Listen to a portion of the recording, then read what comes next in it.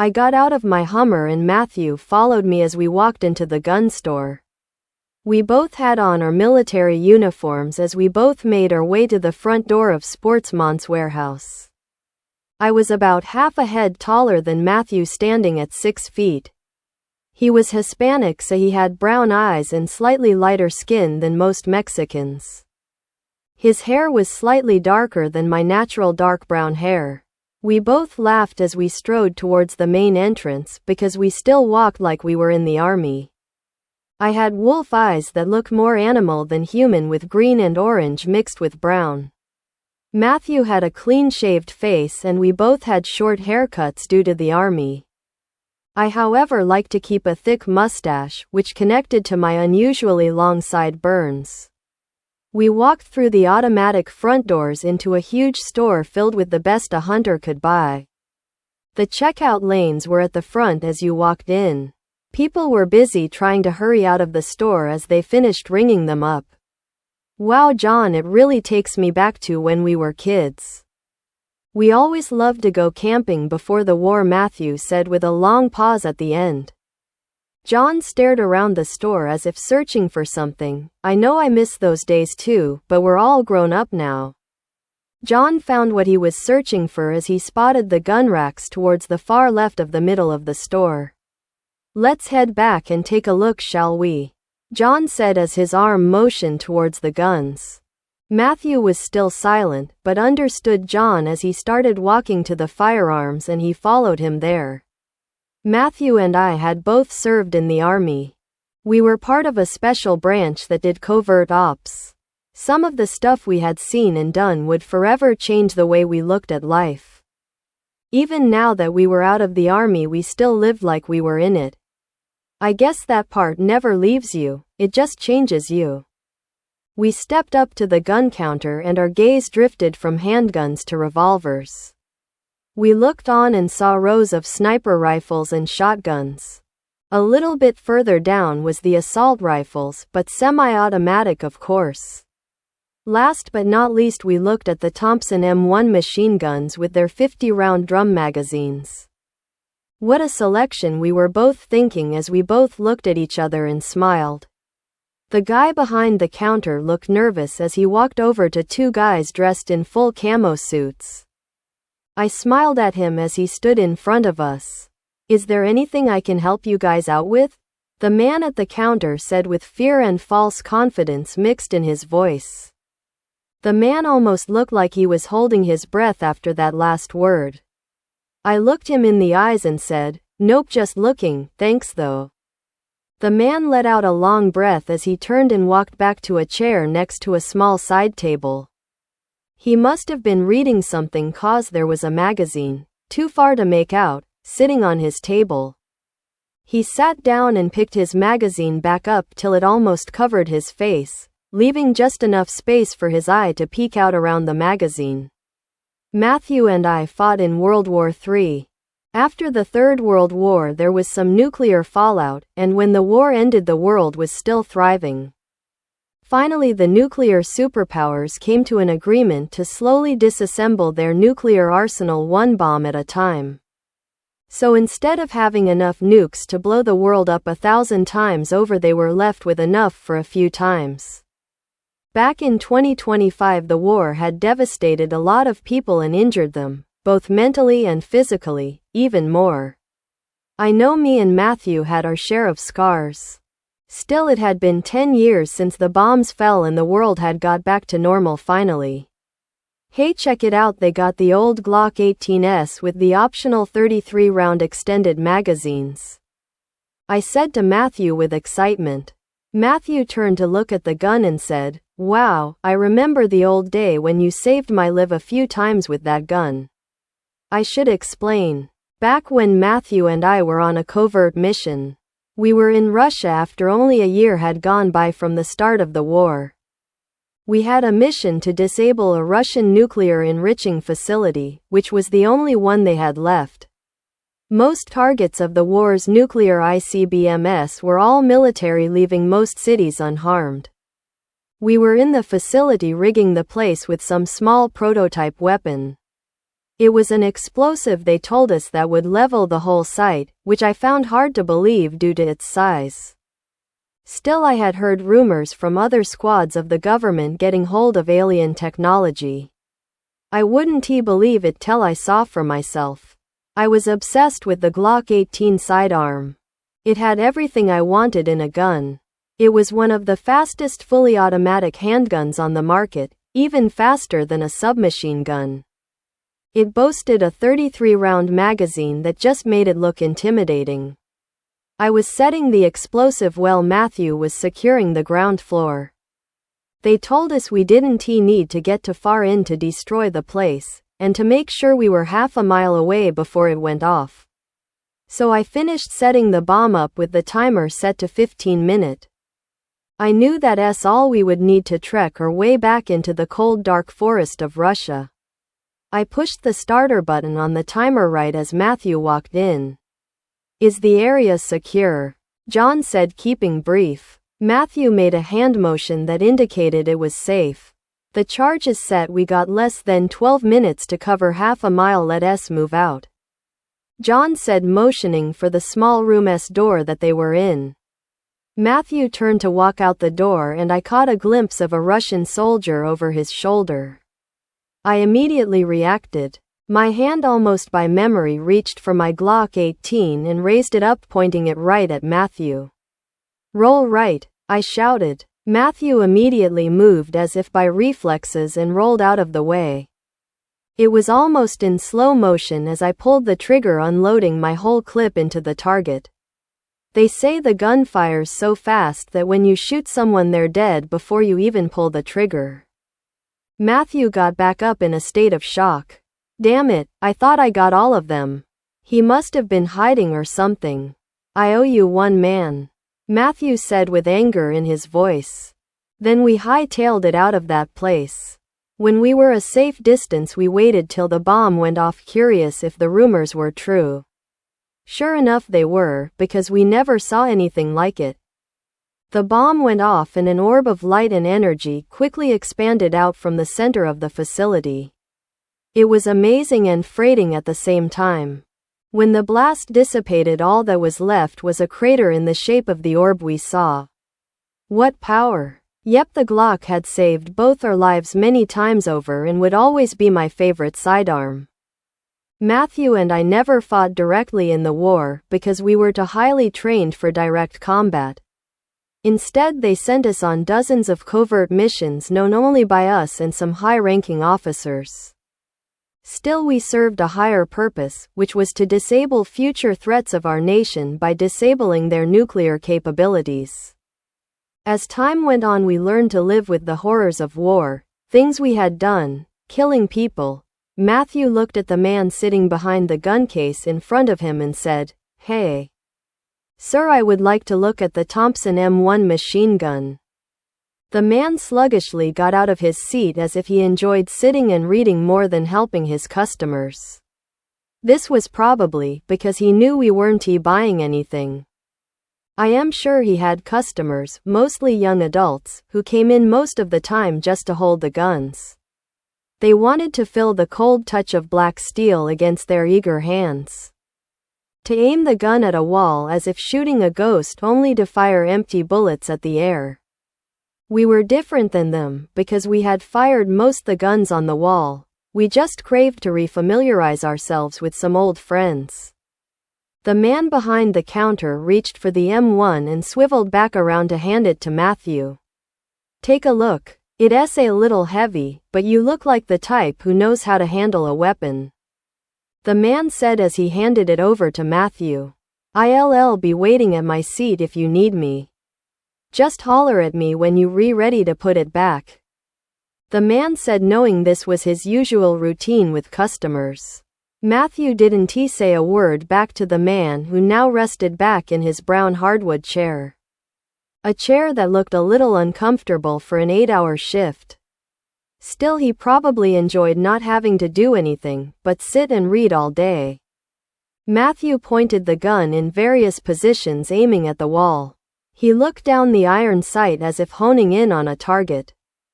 He even tried the classic hip-firing position that Hollywood had made big in old gangster movies.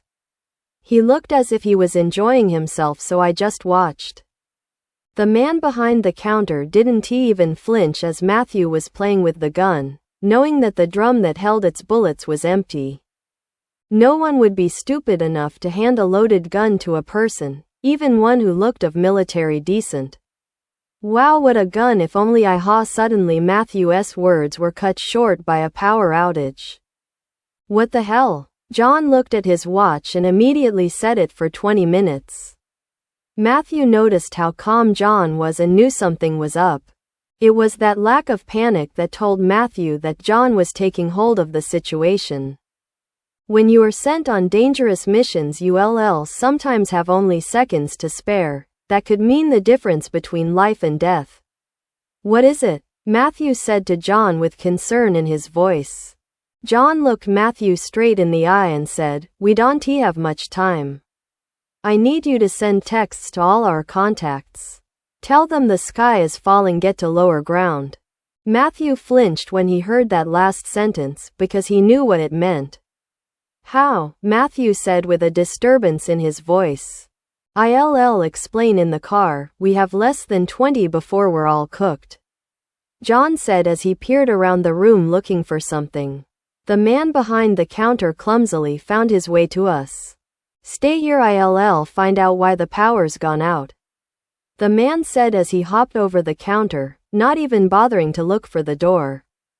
"It's weird the generator should have," the man said as his voice drifted out of range. John looked at Matthew and said, "It's time to move, soldier." The authority in John's voice echoed the words he used. "Send the text now and stay here, I'll be right back. We need eyes before we can see," John said as he disappeared into the darkness of the building.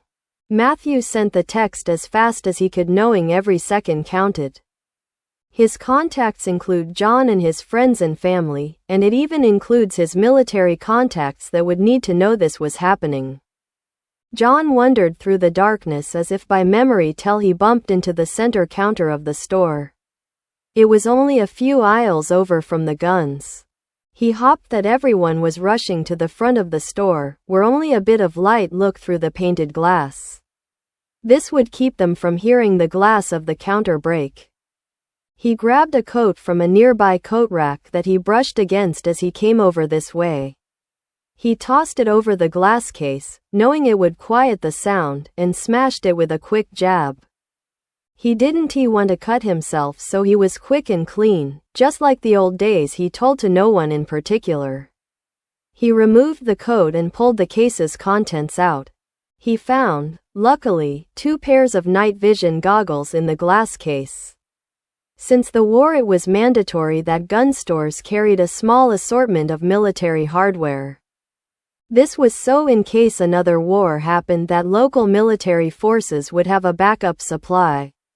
In the war, too many military targets were hit, leaving us with only a reserve supply of guns and hardware. To the military's surprise, next to none of the civilian-populated areas had been hit, leaving us to resupply with local stores to give our troops weapons. The government passed a law that made it mandatory for gun stores to keep on stock so many guns, ammunition, and military armaments in case we went to war. I strapped on a pair of the night vision goggles and flipped the switch on. I immediately could see where Matthew was standing. He was looking around in different directions as if he was trying to spot where I had gone. I walked back to his position and signaled my presence as I approached so he didn't strike me. With all the training we had, we were quite dangerous to be around if you didn't know how to react around us. "Here, take these," I said to Matthew as I handed him the goggles. Matthew put them on as he said, "I thought that might be what you were going for." "All right, we need to grab as much guns and ammo as we can in the next 3 minutes," John said with a hint of excitement in his voice. "And not a minute more." John reached over for a stray cart that someone had carelessly left next to a nearby aisle. He pulled it over by the glass case. Knowing they were short on time, he smashed the case with his elbow, ignoring whether anyone heard it or not. He reached in and grabbed a pair of Glock 18s that laid next to each other like a couple would in bed. They were his friends, he thought, second in line to Matthew, of course. He also grabbed a revolver that had .44 Magnum written on its side. While I was grabbing the handguns, Matthew was loading the cart with shotguns and M16 assault rifles. He also grabbed his favorite gun, the Thompson M1 machine gun. Then we used the rest of the cart's space to pile in as much ammo as we could.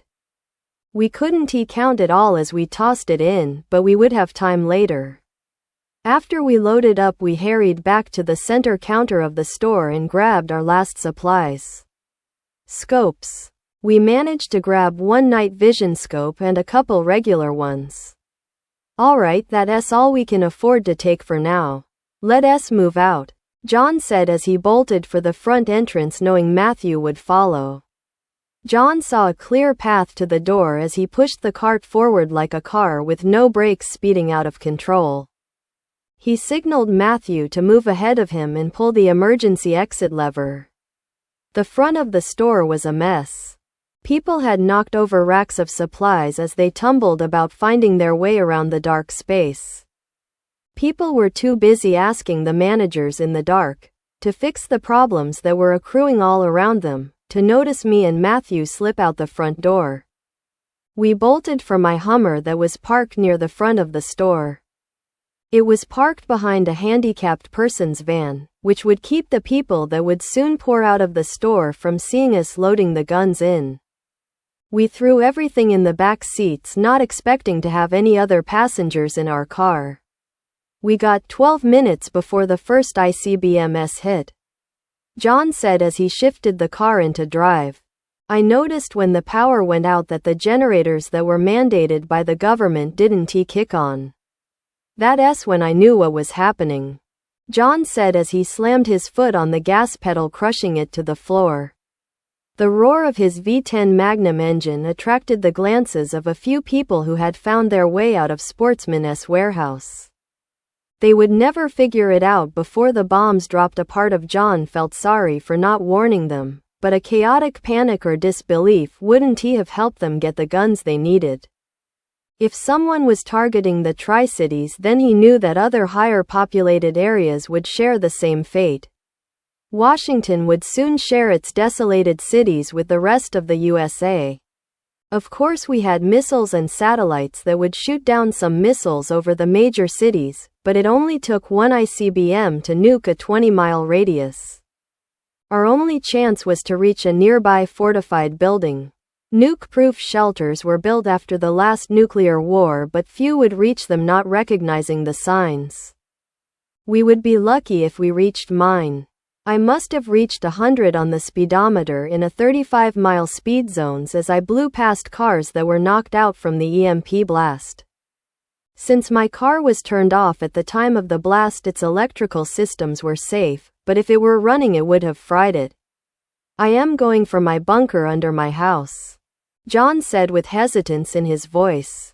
Matthew's eye stared coldly at John's face and he said, but that's clear in Richland, and if the bomb knocks out the bridge you won't be able to get back to Kennewick. I know, Matthew, John said with an eerie cold tone in his voice. John, but your family, my familia, Matthew said as John cut him off. John grabbed Matthew's arm while using his other arm to steady the steering wheel. He swerved around abandoned cars speeding down the freeway that enter the northern side of Richland. I know it's hard, Matthew, but if we're going to survive we need what my bunker has, John said as he glanced at his watch. We only have 3 minutes to reach my house. I am sure they got your text through the secure line. Me, Matthew, and our family and friends carried cell phones that were hardened against EMP attacks for moments like these. They transmitted over a secure line that had also been hardened from EMP attacks. Still, it wouldn't work after the bombs dropped. They would wipe out all the cell towers. I turned onto the overpass, which dropped us right onto the highway, bringing us to the bypass. This would take us straight to the street that my house was at. We had 2 minutes now. We would barely make it even though we were well surpassing the speed limit. I would have to slow down in the residential areas or I would hit someone's car on the sharp winding streets. Matthew looked calmer now and he said, "You're right, we would have killed ourselves trying to get to our families. If we died, any chance they had would die with us. Don't worry, they know the protocol. I am sure they have made it to the nearby designated shelters," John said as he slowed down to turn onto the first street off the bypass. He slowed to about 50 miles an hour and pulled the handbrake, causing the Hummer to slide around the corner. Then he put the gas pedal down again, adjusting his speed so he did not plow into anything. His house was at the end of the street. John reached for a button by his rearview mirror that would leave his garage open and hungrily awaiting his car to enter. I pulled the handbrake one last time, allowing my Hummer to slide in my garage just perfectly. Then I prepared to leap out. "Come on, let's go, the guns will be fine in the car," John said as he leapt out and scurried over to the bunker's control panel. His whole house was military, built from scratch. They made designs for all their high-ranking officers' homes that include materials that I didn't even know. They said to me as long as the blast was far enough from my home it would survive the blast. I, however, never remotely trusted the army, so I modified the house to my likings. This includes the bunker, which was nothing more than a 20-foot by 20-foot room made of a titanium iron metal. It housed all my guns, which the army so kindly allowed me to have for my exemplary duties in covert ops. The house itself was radiation-proof, including a reserve water supply, by titanium shutters that slid shut over the outside wall of the house. I disguised them with rain gutters that circled the house so my neighbors wouldn't weird out. They were set to implement on activating a button on a console that was stationed on my bunker's entrance's control panel. So I hit the button, initiating the lockdown procedures. Red sirens went off around the house to warn anyone in it of the lockdown. I did that in case I had guessed at the time of an event like this happening. I looked at Matthew as I pushed my palm against the biometrics reader and said, "All right, we got 10 seconds to get downstairs, let us hurry." Matthew remained quiet as we hurried down the stairs and the bunker door folded close like a bank vault. I knew when I started the lockdown that the garage had started to close, but we were in the bunker before the garage slid down all the way. The garage took a bit of time due to the materials that they were made from. When the garage door went all the way down, the titanium shutter would be quick to follow. Matthew and I went down some stairs that opened up into a large room. The sirens had stopped, which meant that the house was secure. We walked over to 2 beds that were built into the wall. We both sat and waited silently. We awaited the impending doom that was cast down to earth from the heavens. It was so quiet, then there was nothing. Suddenly the ground shook with a force to be reckoned with. The bunker took most of the force, but if we had been upstairs we might have been knocked out from smacking against a wall or something. Here we would do just fine thanks to my degree in architecture from college before I joined the army. It was almost like a dream. Everything we knew was now, to the best of our knowledge, wiped clean off the face of the earth. Just as one would wipe the dust off of his countertop or the water wiped off the windshield by the wipers. Yes, it was truly over. Then Matthew spoke. "Thank you, John, thank you for saving me again. My head was set on my family the whole time and it would have got me killed," Matthew said in a disheartening tone. I looked over at Matthew, who was rocking back and forth on my spare bed. Knowing that he was overwhelmed by memories of the last World War that left him traumatized. Now it was happening all over again and all we could do is wait now for the dust to settle. It should take a few days, maybe 5, for the radioactivity to drop to safe levels. Then we can go back out and see what's left and plan from there, I said to Matthew with a confident calm in my voice that always soothed him. Matthew stopped rocking, then looked up at me and said, "Thanks for that. You always did know how to keep your cool in the worst situations." We both took in a long breath and looked around the room. "Wow, they really let you have all this stuff," Matthew said with a sudden supply of excitement in his voice. John looked around the room as he said, "Yep, I told them it would allow me to be prepared in case they needed me at a moment's notice." As we stared around the room, we noticed dozens of familiar guns that we had used at one point or another during the war. On the front main gun rack straight across from the beds was a .308 caliber sniper rifle with a suppressor. Bigger still was the long-range Beret .50 cal sniper rifle. Further down the line was the AW-12 auto shotgun with the 50-round drum magazine. I could also see some older guns like the 9mm submachine gun, and its cousin the MP5 submachine gun. I looked further still along this massive wall to see a double-barrel sawed-off shotgun. Along the wall directly to the left were the melee weapons and the explosives. I saw an intimidating 20-inch machete, as if they couldn't get any longer than the standard ones. I also saw some frag grenades next to the smoke grenades. There was also a hunter's crossbow along the wall above the C4, claymores, and termite explosives all dangerously close together. To the immediate right wall was all the ammo and some MREs stored in massive boxes separated by ammo types, and they were all labeled. On the wall rack above the ammo crates and food was lockers next to a small wall. From the wall hang the latest in thermal sniper scopes and the prototype 3-type vision system. The goggles themselves look like a pair of sleek night vision goggles, but they are so much more. The goggles can view in not only night vision, but thermal, and the new prototype radioactivity vision. The vision itself displays the radioactive spots as bright green, and the spots that are not are viewed as white. The more the radioactivity, the brighter the green, and the less the darker green. These would make a fine tool. Matthew in awe looked at John and said, "So why did we grab the guns at the store?" I could see the reason for the ammo, and I figured we could use spares for less experienced shooters, like strays we pick up along the way. Who knows what we might encounter out there, in the wasted, desolated land we will soon call home. There could be people left who are crazed by the trauma, and they might arm themselves. Matthew was quiet while John paused on his last word as if trying to make it a reality in his mind. "I know we might have to put them down," Matthew said with a hardened tone. "If we have to, we will make it our last decision." John looked at the lockers on the wall in the room as if that was the only thing there. His gaze peered into the locker as if he looked right through them. Then his eyes blinked as if his eyes told the story of the sudden excitement he felt.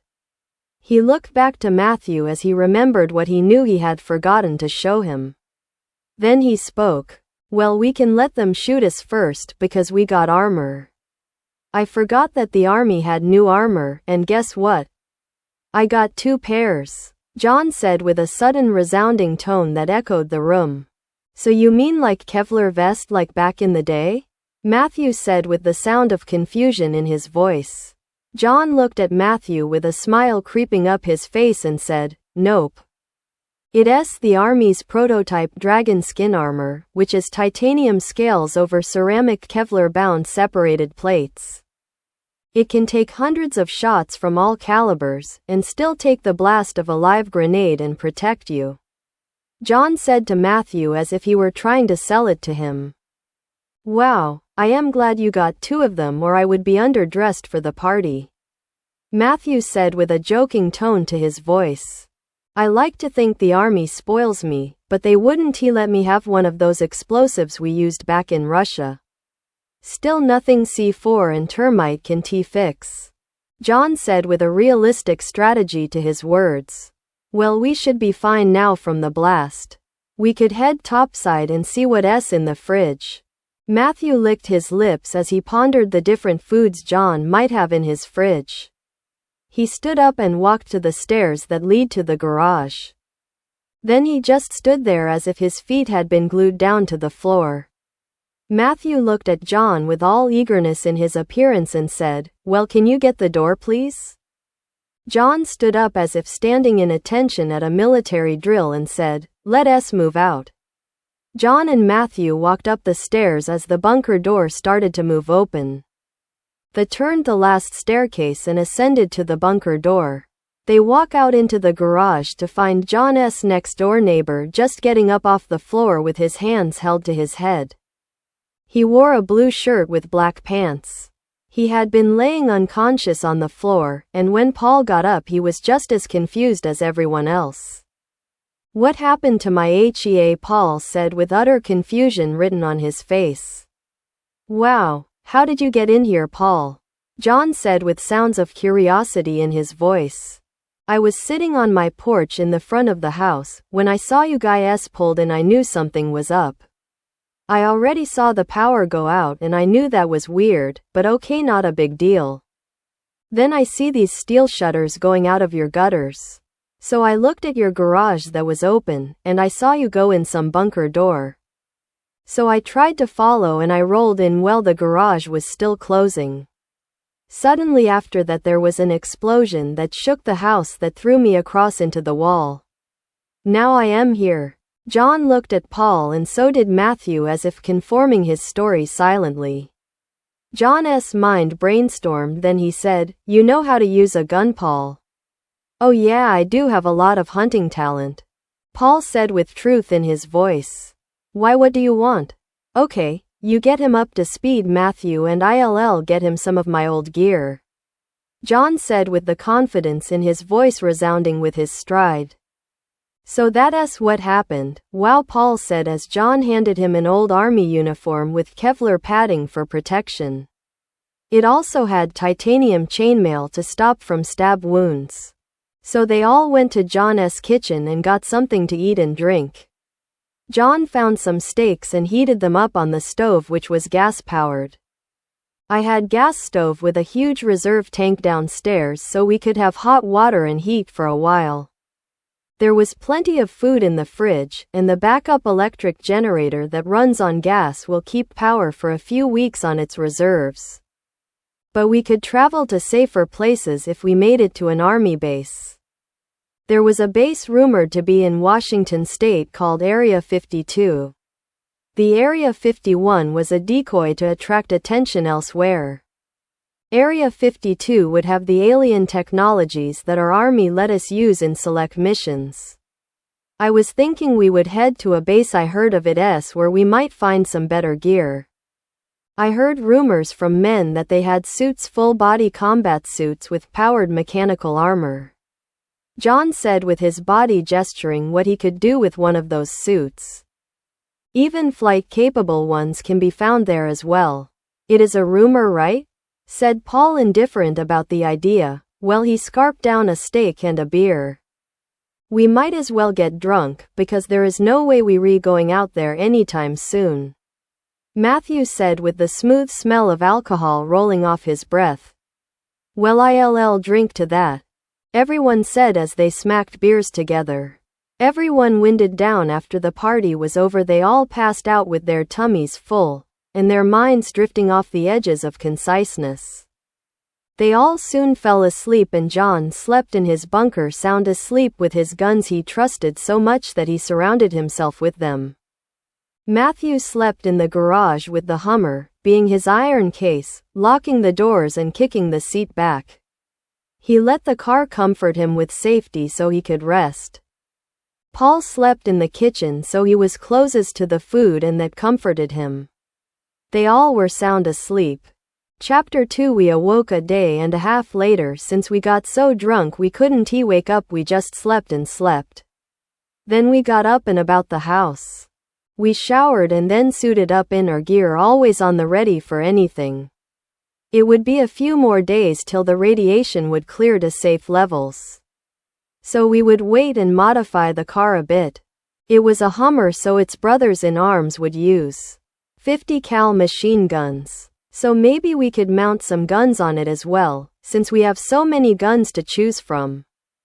Matthew looked at the Hummer and saw it in his mind as a fixed-up ride with guns mounted on it, and most of all how intimidating it would be, and he said, "Let us get to work, we will want this thing ready soon." So they got to work on the Hummer and selected different guns to mount on the vehicle. "I think that if we put the Tommy gun on a swivel on the top front of the car, that will give it some power up front," Matthew said with confidence in his voice, confided in with the power of the Thompson M1. "We mounted the M1 on top of the Hummer and we outfitted it with 100-round drum magazines instead of the standard 50-round ones. Then we saved a couple of the 50-round drums for backups." Then John looked at the rear and spotted a good defensive strategy for the car. "Let us mount 2 shotguns on a swivel on the rear of the back trunk space. We can cut the rear out of the trunk and leave room for the guns to fit," John said as he held up 2 hunting shotguns, one in each hand. So it took them about a day to work this modification into the car, and time was flying like the cool winter breeze. They had only a couple days left before they could check on the outside world like a mother checks on her crying infant. What would be left, I thought to myself as we finished the shotgun modification on the car. "Hey, I have an idea?" came from an unlikely person who could only be Paul, suggesting an idea. "What about mounting that 50 cal sniper rifle you talked about when we were drunk and mounting it with the thermal scope?" Paul said with a joking tone. "Let us do it," John said with eagerness in his voice for their next project. "We will need my best swivel for this one so we can keep it steady on rough terrain," John said as he worked through various junk on his floor in the garage. "Here we go, let us mount this one to the top back." So they worked with diligent hands as they mounted the 50 cal long-range Beret rifle with a thermal scope attached to the gun. When they finished, it had been 4 days since the bombs had dropped and they had plenty of downtime in between days. "I think we should go out and check things out in the neighborhood," John said with a sound of adventure about his voice, or maybe fear. "All right, I am in," said Paul, sounding a little uneasy, but he reassured himself by looking at the now custom Hummer they would drive in. Matthew nodded at John and conformed silently what they both knew they would need to do. John and Matthew walked into the bunker basement and loaded on their gear. First they suited up with the Dragon armor vest and bodysuit. The armor covering most of their body except their heads, which they now slipped the goggles on too, would protect them. Then they grabbed some explosives. John grabbed a termite pipe bomb and a few C4s with time detonators. Matthew grabbed a couple claymores and a few frag grenades and some smoke grenades. John loaded up 2 Glock 18s for himself with 4 other magazines to stop close enemies. Then for the main course he grabbed an auto shotgun, the AW-12 with a 50-round drum magazine. He hand-loaded the drum magazine with 50 titanium pellet shot rounds. Then he loaded the second drum with 50 FRAG rounds and a third drum with slug rounds. Finally Matthew loaded up with the sniper rifle with the long-range scope and suppressor. He looked at the wall, grabbing the 20-inch machete along with the M16 assault rifle. He then mounted it with a single-shot grenade launcher under the bottom of the rifle, and a laser sight to the side. He grabbed a dozen different kinds of ammunition, then he put his pack on to hold everything. John finished packing his pack as well, and they were off to the Hummer where Paul awaited them with a shotgun in his hand. "You guys loaded up? Oh shit, that's a kick-ass body armor, it looks like a dragon's skin with all the yellow and orange on it," Paul said as John and Matthew left the bunker and entered the garage. "Let us get out of here. I'll lift the lockdown only for the garage," John said as he placed his hand on the biometric touch control panel. Then the garage opened and they saw it creep up from the ground as they slowly saw the world that they would not recognize. "Wow, what destruction and devastation," Matthew said as silence gripped everyone's voice from the unusually mute streets of the neighborhood. The world was in ruin. The nuke had hit towards downtown Kennewick on the outer mountains. Everywhere there was destruction. Some of Paul's house was ripped away and still slowly burning. Some houses further down looked okay. Some houses were wiped out completely. I put on my prototype 3-type vision goggles and switched to the rad vision setting as I looked across the street. I saw most parts of the neighborhood were okay, some further down looked real radioactive towards Kennewick. I think we'll have to use the Blue Bridge if we want to get to Kennewick, I told myself silently. We should check out some of the local houses. See if anyone survived around here. John said with the authority in his voice mimicking the times of old. We should bring the car with us too. Matthew's voice echoing John's words. I agree. I am staying in the car. Paul said, sounding a little scared, rightly so in our present predicament, the apocalypse. Okay, let us go to the next house over that's not on fire and search for survivors. John said with a sound of caution in his voice. So they climbed in the Hummer, John driving and Matthew up top on the Tommy gun turret. Paul sat in the back mounting the rear shotguns that stuck out the back trunk, gazing through the trunk. They turned to 45-degree angles in either direction, allowing good rear coverage. John drove across the street to a house just 2 homes down, if a home is what you would call it. We pulled into a partially ruined driveway and Matthew and I jumped out and went into the house. Paul stayed in the car and manned the shotguns, which pointed at the streets. We walked up to the front door of the house and we noticed the door was open. We looked in the house and saw burn marks on some of the places around the house. Then I looked outside on the curb and noticed another burn mark.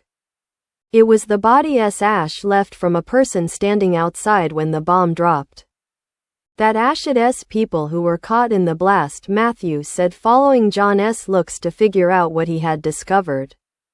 We walked back to the car, lowering our guns in disgust of the deaths of these innocent people, killed, burned at the stake, by a bomb.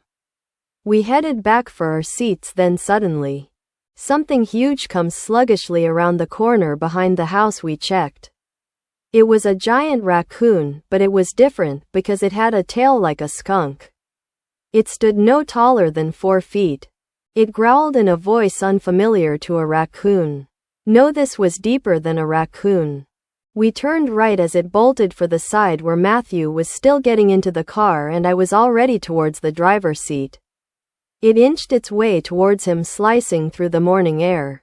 Then out of nowhere I hear a gun blast go off from the back just as the hideous monster passed out of sight. I ran around the bend of the Hummer to find a mutated mess that was this skunk raccoon monster. It had been shot by Paul, who manned the shotguns at the rear. I looked and I saw the pile of animal carcass was dissolving in front of me. I stepped back and saw the whole thing happen, and the body was oozing out this purple liquid. It was not blood, no, too dark for that, it was purple. Then the mutated monster dissolved in front of me completely, leaving a hole of bubbling purple acid. I couldn't believe it. The acid was dissolving the ground in a perfect hole that went down like 15 feet. It was scary to think if that monster sprayed on one of us with that stuff, we would be dead. Still, we dispatched it easily enough. It makes you wonder if that was a raccoon. We'll call it a slimmer, is that big. What about a grizzly bear? Matthew said with a scared look on his face. John looked at Matthew as he got in the car and said, we'll have to stay extra sharp out there now. Who knows what we will encounter, so I say we should use the car for now before walk into some monster. Everyone agreed as Matthew climbed into his seat, slamming his door as he stepped in. I turned the keys and started the Hummer up. Tail, she roared for the open road. I put the car in drive and pulled out of the driveway. Paul leaned out of the trunk space and curled himself over the back seats and said, "Did you guys see that thing? What the heck was that? Some mutated freak from the radiation?" Matthew turned his head back to Paul and said, "Yes, in all truth it appears its DNA grafted and bonded with another animal, making a new species." I think we'll need to conserve our ammo as much as we can, unless we get charged like back at the house," John said as he drove up to the end street and headed for downtown Richland.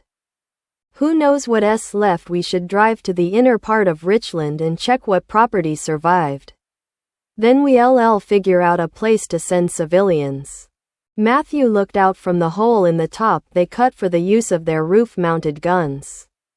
Peering out into the distance, he used his 3-type goggles and switched them to radiation mode. He checked which spots of the land still had lots of radiation and relayed it to John. This way they could avoid cooking to death from radiation poisoning. "Well, another few minutes and we'll be into the main part of town," John said as they turned up onto a double-sided strip of road leading closer to the dark part of town.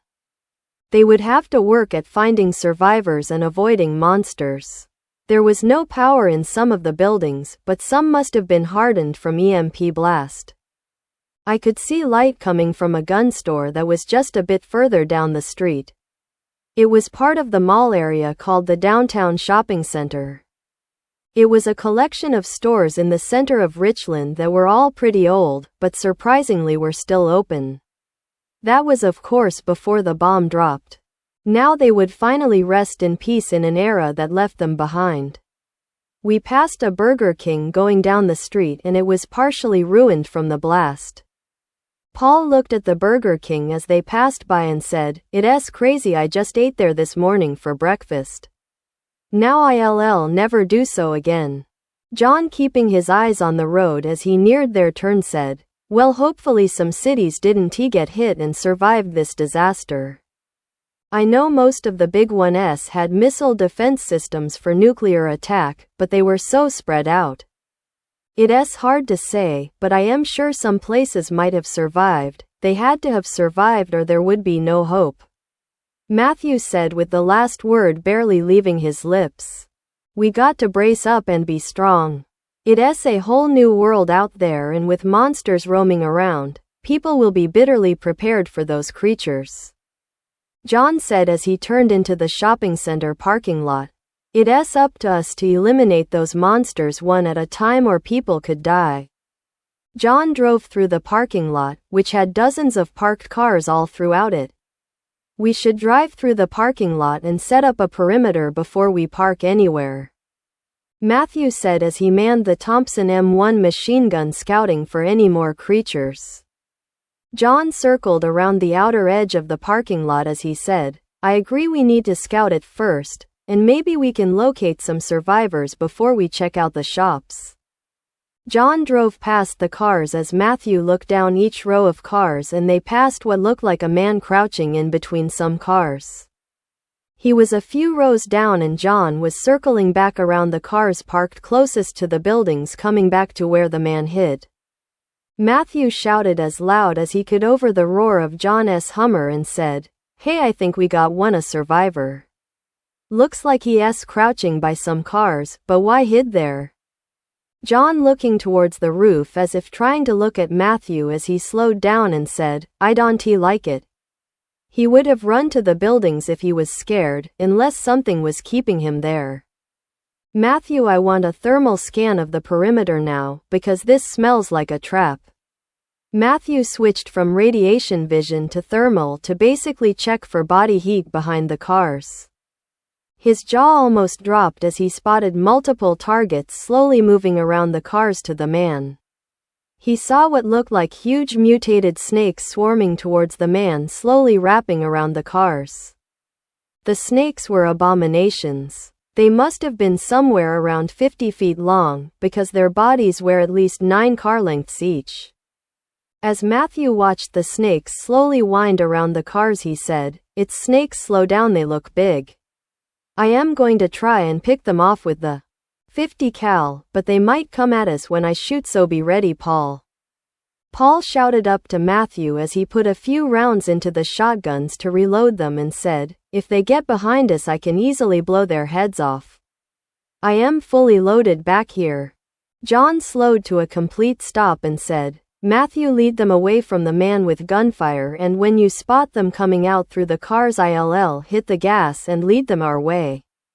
Matthew could see that the man had little time as one snake neared his position, but Matthew knew that the snake would lift its head up before it strikes. This would leave him with a clear headshot from the 50 cal long-range beret rifle. The snake made its move as Matthew singled in on its head, and with the pull of the trigger the rifle recoiled, sending a massive bullet hurtling towards its head. Matthew watched the other snakes as the bullet pierced the snake's head, leaving gravity to do the rest. Matthew saw the man get up from behind one of the many cars and he looked for the source of the noise. The man was short and had on only a green t-shirt and blue jeans. He must be freezing out there. It was like 50 degrees outside and he had no coat on. The man looking at us waved his hands back and forth, but he didn't dare make a noise. The snakes must have noticed us without looking, because they suddenly stopped and changed direction. The snakes moved faster now, heading towards the Hummer, but some drifted further away from the others as if they were trying to flank us. There was 4 snakes left now, one heading around to flank our front, one heading around to flank our back, and 2 heading for our side. These snakes work like a pack. I never have seen snakes act like this, Matthew thought. Of course I have never seen snakes this big ever either. They are trying to flank us. Matthew shouted to everyone. Go, go, they re almost on us. John put the pedal down and the tires squealed as his speedometer rose with remarkable speed. Just then the snakes bolted out going for the Hummer, but the snakes heading for the side of the car were too slow. They caught nothing but air and then quickly turned, joining the pursuit. The snake that came for the back of the car was too late and turned back, slithering away from the pack. It headed back for the man who was just watching the snakes chase us. Matthew spotted the snake heading back and shouted to the man who was between the cars, "Run for the buildings, we'll keep them busy." The man, now drawing strength from the battle at hand, climbed up on the broken cars and hopped between the tightly parked cars. He probably knew that the snakes had used the cars for cover to sneak up on their prey, him. He slowly jumped from car to car, heading for the gun store, which still had its lights on. We would cover him. The snakes behind us were no problem for Paul, who seemed eager to hunt them. He must have been a proud hunter. No game seemed too big for him to take down. He almost didn't even try to hit them. His first shot hit the snake in its back just below its head, leaving a minor gap in the snake. The snake let out a hiss, but didn't lose speed as it moved eagerly towards my car. I looked in the rearview mirror, glancing back and forth to see how well Paul was dispatching them. Then he pumped a round right into one of the snake's head that was inching too close to the car, and the snake's head split open. Good, he has it under control. Got one, Paul said as he quickly pumped both shotguns, loading another round into each chamber. The snake that was left behind us changed its tactics and lifted its head up towards Matthew's position, but it still held its pace in pursuing us. It must be hungry, I thought to myself. Hungry for the 50 cal. Paul fired multiple buckshots into the belly of the snake, only to leave minor flesh wounds. Now I could see distress in his face as he turned towards me. I can stop at the belly, isn't as easy to hit. Paul said, looking at the ceiling, hoping Matthew could deal with it okay. Matthew saw the snake as it inched closer, getting within striking distance. Matthew quickly acted and unlatched the Tommy gun and turned to face the monster. As he turned with his adrenaline pumping, time almost slowed to a stop. The snake lunged at Matthew as he moved the Tommy gun into position. As the snake was just 2 feet from Matthew's head, he pulled the trigger, and the gun erupted with automatic fire. Each bullet at that close of range popped the snake in the face, and the snake jerked back and forth sideways as the pain ripped through it. Then finally the snake, bleeding greatly, dropped back to the ground and lay in the street bleeding out. Matthew used the whole clip to take the sucker down. He put the Thompson M1 back onto the swivel mount, then dropped back into the car. What about the one flanking our front side? Matthew said as he grabbed another magazine for the Thompson. John glanced back at Matthew in the rearview mirror and said, "I think the wheels will take care of him." Everyone looked at John and said, "What?" John hit the gas down as he snapped his thermal goggles on. He spotted the snake gliding on the road behind the row of cars next to them, and it was about 10 feet ahead of them. I knew the snake was racing us and we were running out of road. If it stuck its head around the corner we would have it. Then suddenly snake popped its head out of the cars just enough for John's right tire to run over it. Everyone heard a loud gush as its head popped like a tomato under the weight of the Hummer. The tire rolled on, leaving a fleshly strewn paste on the ground, painting the road a vivid red color. John hit the brakes as everyone shouted, "Yeah." He slowed, then flipped a U-turn and headed back towards the man who was just reached the gun store and headed inside. Matthew got back up into position, looking out over the Hummer's roof. He pulled the empty magazine from the Tommy gun and loaded it with a full one as John raced over to the gun store. Matthew dropped the empty drum into the Hummer through the hole in the roof. He turned and scanned the parking lot for the other snake but found nothing. It must have retreated, seeing its pack die. Who knows what to expect from a giant killer snake who hunts in a pack of snakes, he thought to himself. John pulled up out front of the store parking in the fire zone and said, "Good work back there, guys. We saved someone and nailed those ugly mother-fu." The man from the parking lot looked out the window and knocked on it, waving us into the store. Everyone turned to look at the source of the sound that interrupted John's prideful speech. They saw the man waving at them to come in, and wanting an explanation for how the man got stuck out there. John hopped out of the car first, as any leader would. He had his Glock's right by his side in their holsters, but he still grabbed his AA-12 automatic shotgun. The shotgun was very intimidating, but even more frightening when you heard the loud blast of each shot coming from the barrel. The sound was like the pop of firecrackers, only louder, and when it fires 200 rounds a minute there is no substitute. I also grabbed the C4, which had a time detonator stuck into it. Matthew also grabbed his guns, taking the M16 semi-auto with its mounted grenade launcher. He also had 2 frag grenades hooked to his chest and 2 smoke grenades. Matthew brought his backpack too, because it held all his additional rounds and his spare grenade launcher shells. Matthew stepped out the driver's side door so he didn't have to walk around the car. Paul followed Matthew, grabbing one of the spare shotguns piled in the back passenger seat. Paul pumped the shotgun to see if it was loaded and nothing came out, but he figured he could loaded it inside since they were walking into a gun store. They all walked to the front door and stood there waiting for the man to open the door for them, because they didn't want to lower their guns. John looked at everyone with a quick glance and said, "We need to still be on alert till we know it's safe around here." Everyone agreed and they walked into the now open gun store. The man from the parking lot held the door open for them as they walked in. John gave everything a fast glance, including the man holding the door over, as he stepped in and said, "So what's your name?" The man finally spoke, for he was still shaking from the skirmish outside, and he said, "Call me Jeff. So I wanted to thank you guys for saving my skin back there," Jeff said as he wiped the sweat off his brow. Matthew turned to the man, eager to hear his story, and said, "So how did you get stuck out there anyways?" The man looked at the floor as he viewed dark memories from his past and said, "Well, this is how it started. I work at the pet store and I was on lunch, so I left the store in the capable hands of my coworker Daniela. I walked a couple shops down to a restaurant called Tom's Eatery to grab a nice bowl of hot soup and a sub. I was just enjoying my food, then the power went out. Now Tom's Eatery has a hardwood door and no windows. The rest is solid concrete, so the building was strong and had good lighting till the power went out. I couldn't see a thing, and the generator for this store was busted and didn't work at all.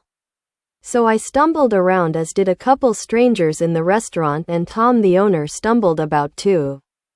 He told everyone to stay in their seats while he grabbed a flashlight. He came out and turned on his flashlight, then helped everyone out of the store, but it took a while to get everyone organized. Almost 20 minutes had passed since the power went out.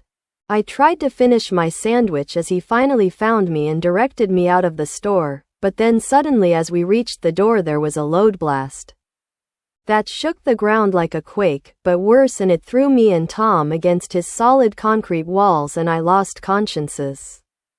Paul piped up and said, "But how did you get to the parking lot?" Jeff cut Paul off on his last word and said, "I was getting to that.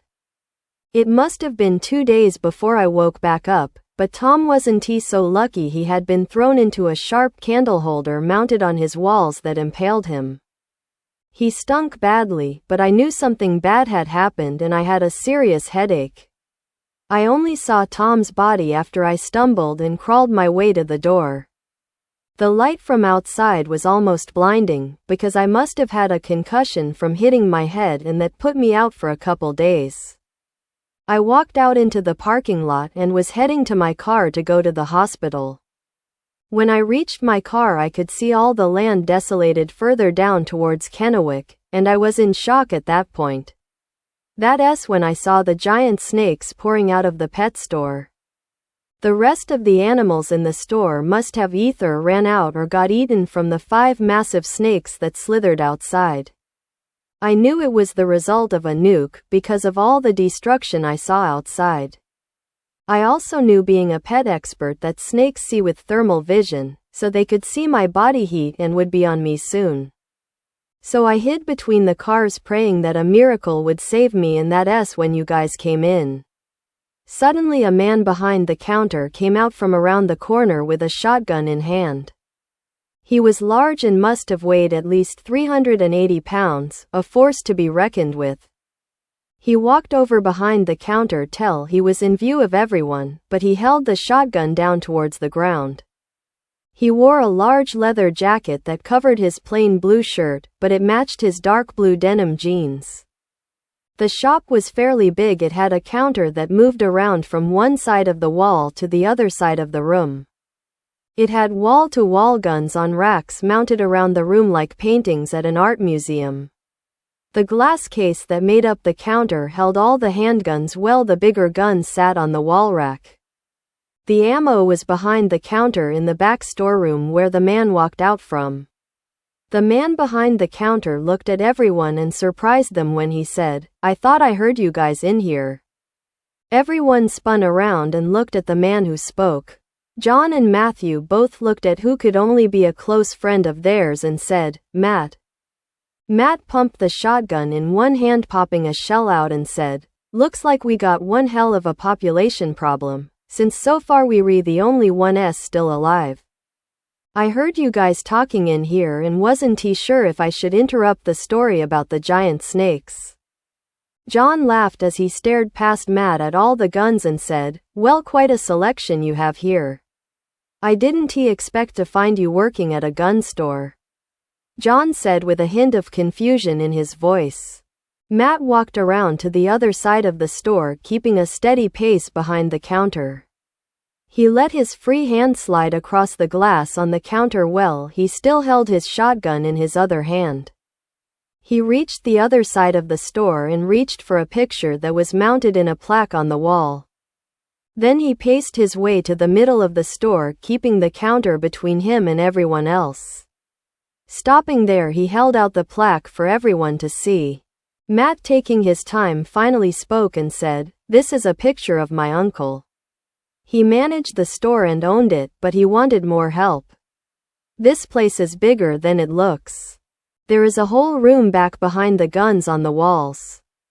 He told me that I was family, and if he was hiring anyone it would be me.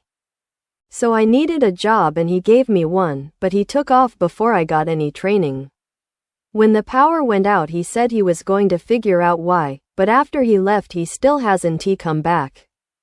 Matthew, filled with compassion knowing Matt's father died in the war, said, "Don't think about him, it only will make you worry more." I know how you feel. My mom and dad's house is pretty close to where the bombs fell, and Matthew had small tears form in his eyes and he turned his face away. You're right, man, I need to focus on the now, Matt said, trying to give back some hope to Matthew's words. Matthew turned back to everyone and held a straight face once again. John walked over to the counter by Matt and stood face to face with him. John lifted up his AA-12 auto shotgun to show Matt what kind of gun he was packing. Well, from what I've seen, there is a lot of mutated monsters running around. John suddenly paused as if someone punched the air out of his chest.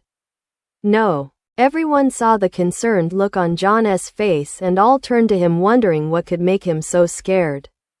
His face was riddled with fear and he was the bravest one out of the bunch. John stood there silent still while Paul worked his way around gun accessories till he was near John, and he said, "What is it, man? You never look this worried or scared." John remained silent as if thinking about something. Matthew looked over at Paul with concern on his face too and said, "That's because John never is scared, even while fighting the unreal giant snakes he kept his cool." Finally, after John finished hearing everyone's concerns, he looked over at everyone and said, "I just realized that if the pet store animals mutated, what about the city zoo, which is only 2 miles away?" Sudden fear gripped everyone's hearts as they realized the truth to John's words. "I was just thinking about all the lethal killing machines that the city has stowed away in the zoo," John said, letting out a long breath, releasing the stress to the wind. Matt cracked his back to relieve himself and said, "Well, what is my uncle's is mine, and what is mine is your guys' stuff also. Let us hunt us some wild beast of the earth, even if they are 5 times the size of us. I think we should first set up a perimeter around this mall area, since it is mostly intact," John said, allowing his fear and doubts to settle in his stomach. John thought to himself, "The thing I am worried about most is why one of the snakes left when all the others acted so desperate for food. They were not intimidated by my car, so it must have been something bigger. The noise from all the shooting could easily draw the attention of a hungry predator out at the zoo. There is so many things at the zoo, if they got any bigger, that are already hard to kill." John turned to the front door and prepared to leave the store and said, "All right, everyone, it's time to head out and set up our perimeter. I want everyone to grab and load a gun, and if you don't know how, Matt will show you." So everyone who already had a gun stood by the front entrance, and that left Jeff as the only one without a gun. So Jeff walked over to Matt, who was unlocking the glass gun case where the handguns were stored. Jeff looked at Matt, who was pulling out a 9mm handgun, and said, "I have never fired a gun before, so I need some help learning." Matt looked at Jeff, allowing his dark brown eyes to line up with his symmetrically, and said, "There is nothing to it. Just point it at something and pull the trigger. Oh, and I almost forgot to tell you to leave your finger off the trigger till you're ready to fire." Jeff nodded the whole time Matt spoke and then said, "All right, I think I got the hang of it, but one thing. How do you load it?" Matt gently removed the firearm from Jeff's hand and allowed it to slide into his, taking care so to not set it off. He squeezed the clip release button on the gun with his hand, and the magazine slid free into Matt's open hand, which patently waited for it. Then he handed the clip to Jeff so he could examine it with his not-so-eager eyes. "Just pop the clip in like this and it's ready to shoot," Matt said as he took the clip back from Jeff and slid it back into place. "All right, I think I got it down for sure this time," Jeff said as he took the gun back from Matt's hand, which lay out in front of Jeff awaiting his response. Jeff now headed to the front door, joining everyone else while Matt walked to a small door in the counter. Matt slid the handle on the door and walked through the gun cases, emerging on the other side. Matt then proceeded to walk towards the group, which now was waiting on him while the small door swung shut. John, watching Matt's approach, looked around at everyone and said, "Okay, listen up. If you encounter anything, hold your fire till I assess its threat level. The last thing I want is some freak charging at us while we have our backs turned. Our goal as a group is to assess the threat, if any, in this area, and if we find one, to take it out. John grabbed hold of the doorknob and turned it, opening the door to a destitute world in ruin. It was as if they walked from reality inside to unreality outside the store. They headed outside, standing on a red brick sidewalk that encompassed a good 10 feet outward from the storefront. John looked out towards a park that was across the street and took note in his head of all the destruction that had become their future. He could see scorched trees and some that had fallen to the ground from poor root systems. He could see some cars that were parked on the curb right by the park. Some cars were okay and others had the paint faded, while still others were missing doors or bumpers. The park was laid waste by the bomb. But even further back from the park was the homes of people that may be dead or may still live. It was all a guess. John looked out at the parking lot that looked like a junkyard, with all the cars left behind by people who frantically ran at the sight of the nuke. The people who ran were already familiar with nukes after the first nuclear war happened. Now we were at war again. The people probably ran for their lives when they heard the whistle of the bomb falling towards the earth like lightning hurtling towards the ground. It was a sound that every ear would have heard as doom quickly came upon us all. All right, let us head down towards the far end to the left of us, and maybe we can see if the gas station is still intact. I will need to fill up before we leave this place, John said with authority echoing in his voice. Matt turned towards his gun store and said, "Hold on, I got to lock up. We don't need anyone ransacking our armory." John let out a laugh and said, "If that's an armory, wait till you see my basement. What I lack in numbers I make up with state-of-the-art firepower, but still your store has numbers for sure, Matt." Everyone nodded in agreement, keeping the sound down to a minimum in hope that the eager mouths of predators would not hear them. Everyone followed John, who stood in front, walking a few feet ahead of the group. He wanted to lead since he packed the biggest gun, his automatic shotgun. He could easily take down even a bear if it was still about the size of a grizzly. He led everyone towards the gas station, passing various stores and bars. Most of the establishments had no power or were void of human life. John made mental notes of any stores that could hold useful supplies, but he found only a few. He saw a bar which would have drinks free of radiation and maybe some clean water. John also noticed a restaurant that he personally liked that would have a lot of fresh food, since its backup generator actually had kicked on, keeping the food good. They would come back for those when they assessed the safety of the area. Now they needed to look for mutated monster and or survivors if the bomb's anger hadn't wiped everything out. John, Matthew, Paul, and the rest of the group approached a side walkway that split through the middle of the mall to the other side of the mall. The walkway was big enough that 3 semi-trucks could easily fit through it, but it had steel posts that protruded out from the ground to prevent that. The steel bars were painted yellow, the caution color, to warn people not to drive through the walkway. The bars were of course spaced about 3 feet apart so bikes and people could move through them. Matthew, following John, motioned everybody to stop when they finally reached the walkway and said, "Maybe we should cut across to the other side, since we have no clue of what is still left over there." "Yeah, it's probably a good idea, since we already cleared the snakes from this parking lot," Paul said with a slight hint of humor to his voice. John nodded at Matthew and Paul and said, "I agree. We need to make sure there aren't any giant snakes still lingering over there, since we haven't even peered over at that side yet." Matt and Jeff gave their nod of agreement, and everyone having given their approval, they proceeded towards the other side of the mall. They slowly and cautiously moved down the alleyway, walking only a few steps every 5 seconds so they could observe their environment. "So far so good," Matt said as he aimed his shotgun to the left of the group to avoid pointing it at anyone. Matt walked beside Jeff, Matthew next to Paul, and John in the lead. Jeff felt more comfortable next to Matt, since he showed him how to use a gun. Matthew and Paul were just watching John's flanks. Everyone peered straight ahead as they reached the middle of the alleyway, which had another alley that split down the middle in between the two sides of shops. The alley contained every store's back doors and garbage cans. John could see various garbage being carried by the wind as water carries a boat through the rough seas of the ocean. Then he glimpsed some movement out of the corner of his eyes as his head was turned to the side.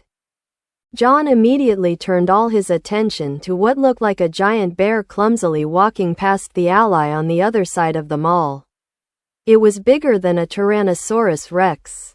It must have been 30 feet tall, but it walked on all fours, so it stood only half that height. Fear gripped everyone's hearts as they watched it walk almost all the way past the alley. Then suddenly it stopped and lifted its colossal body till it towered above the mall, peering at us. The giant grizzly bear sniffed the air, letting its noise communicate with its stomach, telling it what his eyes already knew: food. John knew that a grizzly bear would be unrelenting at eating them, so they had to try and stop it.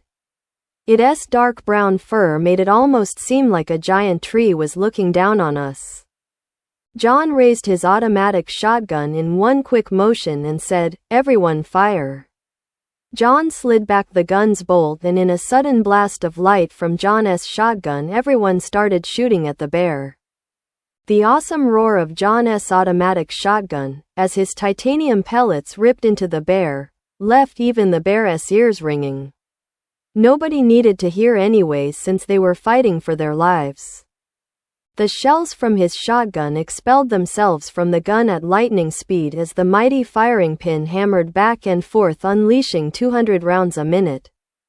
The bear cringed as the shotgun blast tore into its unnaturally hard flesh, but the titanium pellet rounds were harder. The bear's advance was halted while its blood dripped out of all the holes like rain on a cloudy day. At the same time, Matthew began to fire his M16 assault rifle, which, being semi-automatic, barely did anything.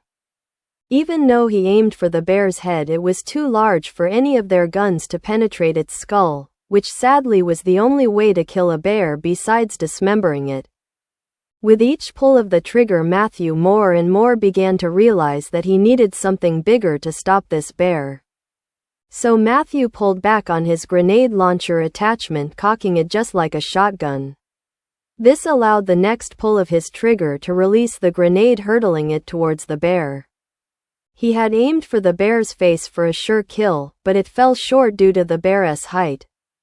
It was just a tower-like to hit in the face with a grenade, but it still hit the bear in its chest, causing a small chunk of meat to fly off about the size of a bicycle. At that, the bear let out a massive roar that had so much force, as it whipped its head back to release it, that the earth itself trembled, causing the ground to quake. Everyone temporarily stopped firing, because they had to steady their feet as the ground shook beneath them. Everyone let out their battle cries, screaming back at the bear, trying to not feel the fear that gripped them all. Paul, Matt, and Jeff fired their guns, but they only angered the bear more. It wasn't enough, and the bear lowered itself to the ground with a strong thud, and the ground quaked again. It was preparing to charge at us, and our only hope now was to run. Since everyone's ears were probably ringing from all the gunfire, John let out a loud scream again and motioned everybody to fall back. Everyone ran for their lives as the bear shook its massive body, releasing the tension from its muscles so it could charge us. Then Matthew remembered the smoke grenades and pulled both from his chest, instantly causing smoke to bellow out of them like a volcano erupting. Then in one decisive move he hurtled them towards the middle of the alley, so they smacked, rattled, and rolled in front of the monster. By then they were all towards the red brick sidewalk again and already turning for the gun store. Except John, who eagerly waited for Matthew to follow as he pulled a new drum out for his automatic shotgun. Matthew ran next to John, who stood there patently as the smoke blotted the bear out of sight. John looked at Matthew with hell in his eyes and said, "Stand back, I loaded the frag rounds." Then Matthew took about 5 steps back and the bear emerged from the cloud of smoke speeding towards them like a freight train. Then John pulled the trigger and a force even stronger than the bear exploded from his stainless steel barrel.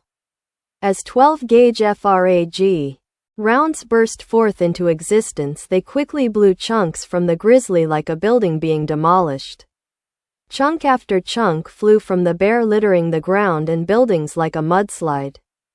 The bear now slowly but surely started to fall backwards from the force of the 50 grenade rounds that barraged its body. It only took 15 seconds to empty the whole drum into the bear. Like dirty polluted waters poured out everywhere, so was the bear's blood soaking the surroundings of its death.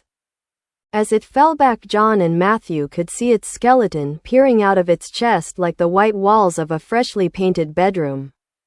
At the sound of the explosions, everyone was rushing back to see what happened in the gruesome battle.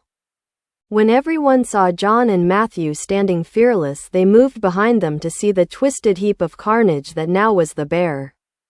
Like a cherry pie that got knocked on the floor, so was the bear's fate. Wow, what a blast! It sounded like 50 grenades going off one after another. Jeff said, peering over Matthew's shoulder at the now lifeless bear. Matt glanced at the bear, then back at John and said, "Well, I would say let's barbecue, but that bear is probably very radioactive." John let out a chuckle and said, "You'll eat half-cooked chicken, Matt, but not radioactive bear meat, and I thought I knew you." Matthew laughed a little too, then turned towards everyone and said, "Yeah, but on a more serious note, we don't want to get radiation poisoning. We should regroup at the gun store and figure out where this bear came from before we proceed with anything," Matthew said with an echo of seriousness in his words. "I mean, I would hate to run into something more agile like a pack of super wolves, if you catch my drift." With nothing else to say and a dead bear that was nearly unmovable due to its size, they all decided going inside was a good idea. Back at the gun store, they all kicked back and had cold drinks that were in short supply from the gun store's break room in the back. It had been a trying day and everyone needed a break before continuing. In the break room there was a small TV monitor for the security camera and a fair-sized dining table. Everyone winded down for the night and tried to get some sleep as they heard disturbing noises like bones snapping and flesh ripping. They would see if there was anything left of the bear tomorrow, but most likely scavenging monsters wouldn't pass up the buffet they left outside. Chapter 3. Everyone awoke to the sound of screaming outside at 6 a.m. John, sleeping with his guns and gear, was first to his feet. Leaping out of bed, John was instantly alert. Growling and screams echoing, and then, "Help me, somebody help." John tossed his automatic shotgun around his back, pulling its strap over his shoulder. He hadn't had time to reload the drums yet, but he never left his guns near anyone. This was a job for his Glock 18Cs, because he needs speed and power. It had both. John knew he had plenty of magazines for his handguns. He had hollow points loaded in both guns with their fat 33-round clips. Anyone and anything would have to listen to his gun's voice. John bolted for the back alley door where he heard the screams originating. He had to run out of the break room, leaving the door wide open. Turning right, he proceeded past the small fire range in the back for sighting the guns.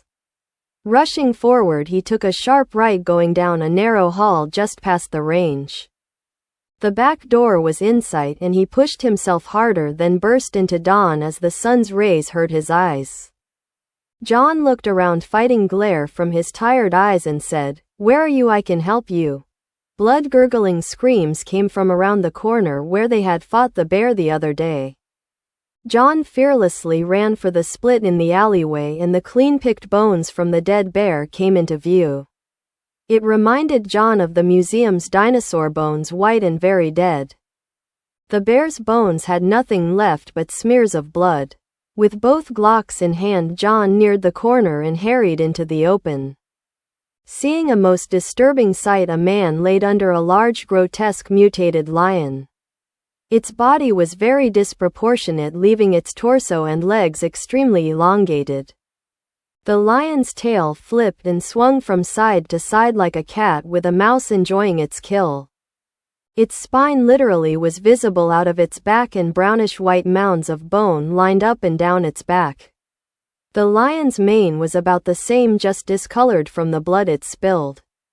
The lion sensed I was behind and made a play for me, swooping its extra long paw right for my face.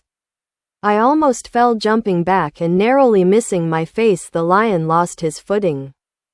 It was angry now and stood up easily, standing 7 feet tall with its long legs. This display of power gave me a window to run, and I darted for the bear's ribcage, leaving me encased in its bones like a man in prison. The lion moved in on me, but smacked into the resilient bones, not giving way. I saw a window, so I opened fire, pumping both clips into the lion's chest. It whipped its head back, revealing its ribcage, which also was deformed and protruded out of its chest. The lion's ribs acted like armor plating when I shot it with hollow points, doing minimal damage, breaking a few bones. "John, are you okay?" came a voice from the back door of the gun store. The lion, knowing it was too big to get at me, saw its next victim out in the open. It turned towards Matthew, who was standing in shock as he saw the beast, and it crouched. I quickly used this distraction to reach for a clip with armor-piercing rounds and slammed them into my gun. I moved out of the ribcage of the bear right as the lion was about to pounce. It leapt with ease, closing on Matthew with its paws awaiting flesh. I had no time. I launched myself forward, diving in the air. Aiming for its spine at the base of its skull, I unleashed a flurry of gunfire, emptying 2 more clips into the monster. This time, though, my armor-piercing rounds punched right into the lion's brain. Then its lifeless body fell towards Matthew, who rolled back towards a dumpster by the gun store side of the alleyway. It smacked the ground with a liquidly thud of blood, bone, and guts. I hit the ground hard, but my armored vest took most of the impact. Matthew stood up, looking at the lion, then back at me, and said, "So a lion, huh?" "Yep, a lion," I said as I came to my feet, brushing dust off my cloths. "First a bear, now a lion. Soon we will have a zoo, and I'm going to be the caretaker," John said with humor lurking in his mind. "Only thing is that while I'm here, the animals are going to be put down. Not with a needle, but with the barrel of my automatic shotgun. For when my gun speaks, everyone has to listen to the sound off 50 rounds, one shout after another." Chapter 3 continued. "Only thing is that while I'm here, the animals are going to be put down. Not with a needle, but with the barrel of my automatic shotgun. For when my gun speaks, everyone has to listen to the sound off 50 rounds, one shout after another." Matthew moved cautiously toward the dead lion, keeping his M16 trained on it despite knowing it was dead. "These mutations are getting worse," Matthew said, kicking at the elongated limb of the beast. "First snakes, then a bear, now a lion. What's next? Elephants." John ejected his spent magazines, replacing them with fresh ones from his tactical vest. "Whatever it is, we need to be ready. But we can't just sit back and wait for them to find us." "What are you suggesting?" Matthew asked, though the look in his eyes said he already knew. "We need to be proactive. Go to the source." John looked up at the morning sky, streaks of orange cutting through dusty gray clouds. "The zoo is only a couple miles from here. That's where these things are coming from." The man who'd been attacked by the lion was beyond saving. His chest had been torn open, innards spilled across the cracked pavement. John knelt beside the body, searching for identification. "His name was Adrian Santiago," John said, holding up a blood-spattered driver's license. "Probably just looking for supplies." Paul and the others came rushing around the corner, weapons drawn. "Holy shit," Paul said, lowering his shotgun as he stared at the mutated lion. "That thing's spine is sticking out of its back." Matt whistled. "Look at those limbs. It's like someone stretched it on a rack." The radiation is accelerating their mutations, John said, standing up. And they're getting hungrier, more aggressive. We can't just keep defending ourselves, we need to take the fight to them. Jeff, still clutching his pistol with white knuckles, looked nervous. What are you saying? We're going to the zoo, John answered, his face set with determination. We need to eliminate these things at the source before they spread further. Plus, we need to get a better idea of what we're up against. Back inside the gun store, they gathered around a city map that Matt had in the back office. John circled the zoo with a red marker. Here's our target, he said, tapping the circled area. It's about 2 miles north of here. We'll take the Hummer, it's already modified for combat. I think we should upgrade it a bit more, Matthew suggested. Those snakes and the lion were tough, but imagine what an elephant or rhino might look like now. John nodded. We have a few hours before we move out. Let's make some adjustments to the Hummer. We need more firepower. They worked through the morning, mounting a second M1 Thompson on the Hummer's roof for better coverage. Paul rewired the vehicle's electrical system to support additional spotlights, which would be useful for identifying threats in shadowy areas of the zoo. Matthew attached a crude but effective battering ram to the front bumper, welded together from metal shelving units from the storage room. By noon, the Hummer looked like something out of a post-apocalyptic movie, bristling with weapons, reinforced with metal plating, and sporting the ominous battering ram on its front. She's beautiful, Matt said, admiring their handiwork. The bitch of the apocalypse. John loaded the last of his AA-12 magazines with a mixture of frag rounds and titanium pellets. He'd also brought along a few of the specialized rounds from his personal bunker. Time to move out. Everyone gear up, full combat load. They packed the Hummer with ammunition, medical supplies, food, and water. John insisted they take enough for 3 days, even though the zoo was only a couple miles away. Better to have it and not need it, he said as he tossed another first aid kit into the back.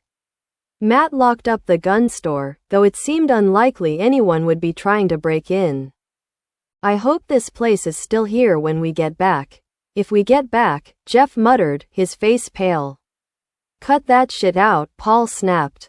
We're going to make it. We've got the firepower, we've got the vehicle, and most importantly, we've got John and Matthew. They know what they're doing. John climbed into the driver's seat, starting the engine. Its powerful V10 roared to life, echoing through the empty streets. Matthew, you take the top gun. Paul, you're on the back guns. Matt, you ride shotgun. Jeff, you keep an eye on our flanks through the windows. Everyone took their positions. John pulled the Hummer out of the parking lot and onto the main road heading north toward the zoo. The streets were littered with abandoned cars, forcing John to weave between them, occasionally using the curb or sidewalk to bypass particularly congested areas.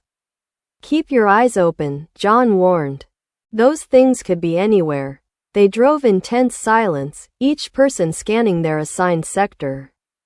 The city looked like a ghost town. Broken windows, scattered debris, occasional dark stains that might have been blood. A few bodies lay in the streets, some partially eaten, others burned to ash from the nuclear blast. As they approached the zoo, John slowed the Hummer. Matthew, what do you see?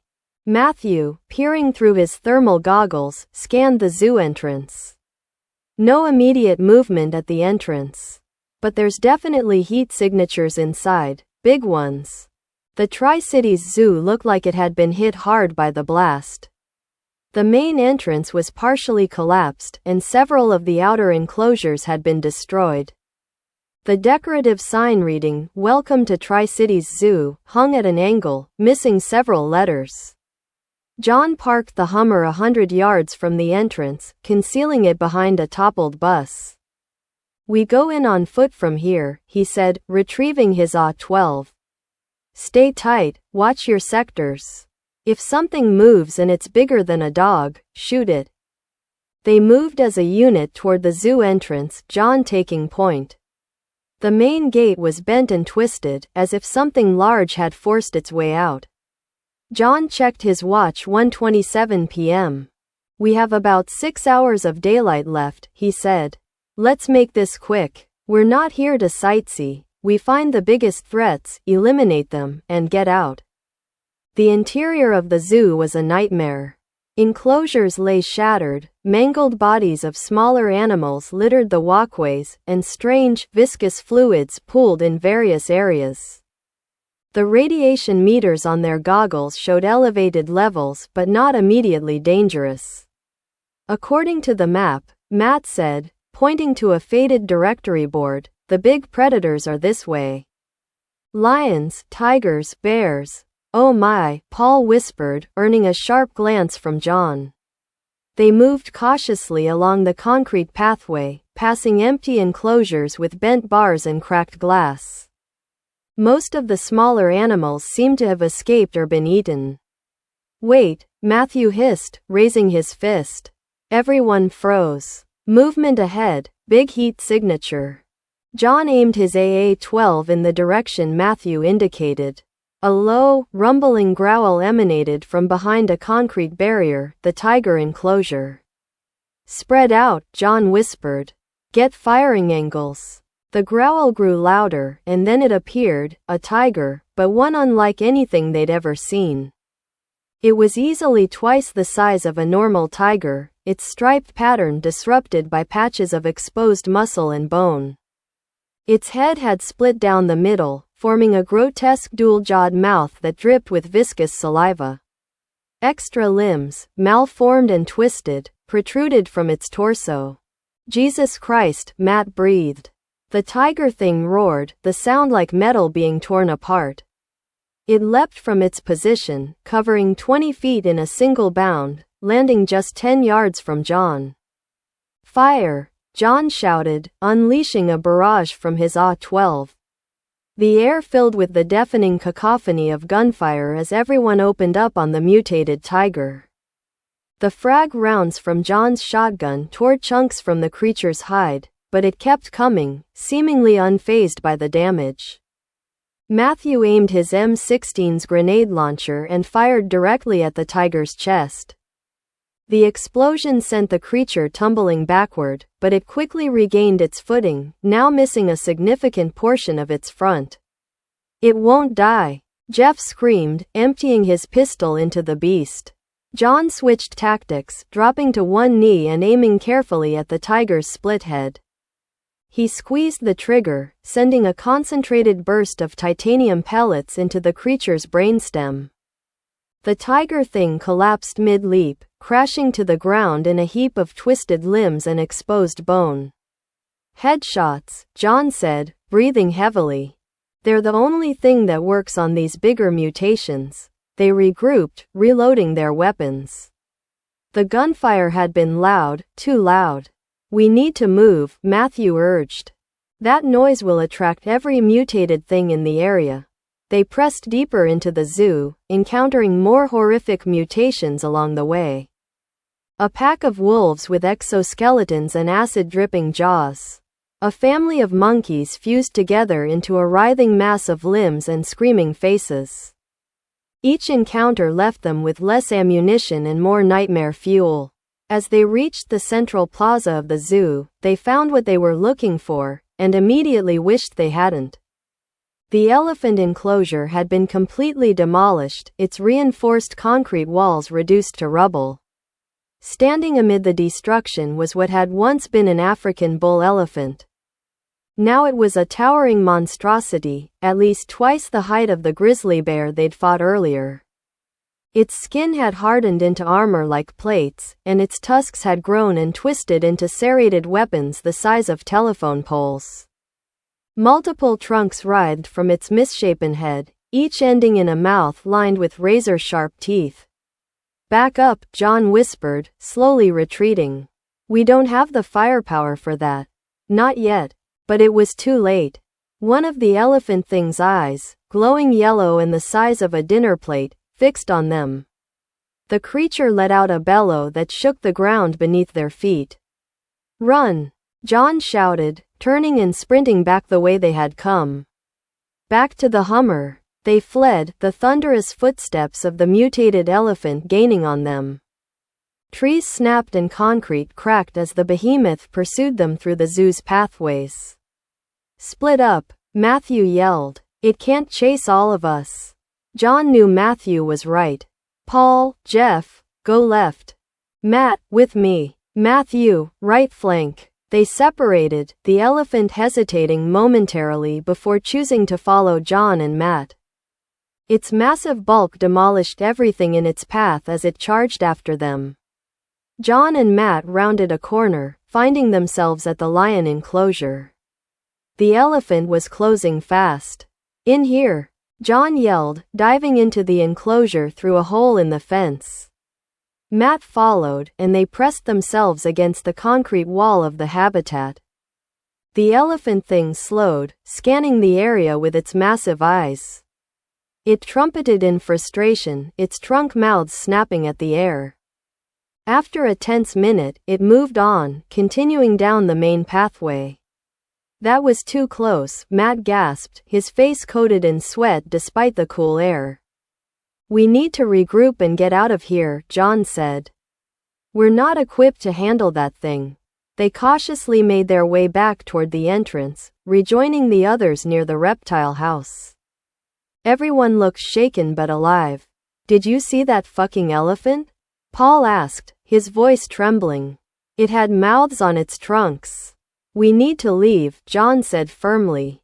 "We'll come back with better equipment." As they neared the exit, a voice called out from one of the administration buildings. "Hey, in here, quickly." John trained his shotgun on the voice's source, a middle-aged man in a zookeeper's uniform waving frantically from a doorway. "There's more coming," the man hissed. "Get in here before they see you." John hesitated, then nodded to the others. They rushed into the building, and the man quickly shut and barricaded the door behind them. The interior was dimly lit by emergency lights. 3 other people, a woman and 2 men, sat huddled in the corner, surrounded by supplies. "I'm Dr. Marcus Reeves," the zookeeper said. "I was the head veterinarian here.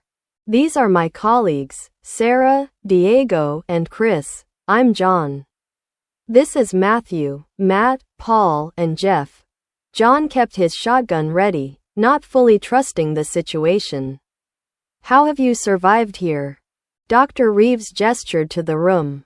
"This building is reinforced concrete. It was designed as a shelter in case any dangerous animals escaped. We've been here since the bombs fell." Sarah, a petite woman with short blonde hair, spoke up. "We've been watching those things evolve. It's happening so fast. Each generation is more mutated than the last." "What do you mean, generations?" Matthew asked. "It's only been a few days since the bombs." Diego, a muscular Hispanic man with a scar across his cheek, shook his head. "Whatever was in those bombs, it's accelerated everything. The animals are breeding, mutating, and evolving at an impossible rate. Some species are going through multiple generations per day." John exchanged a worried glance with Matthew. "That explains why they're getting bigger and more aggressive." "It's not just that," Dr. Reeves said grimly. "They're getting smarter, too. The predators are coordinating their attacks, developing strategies.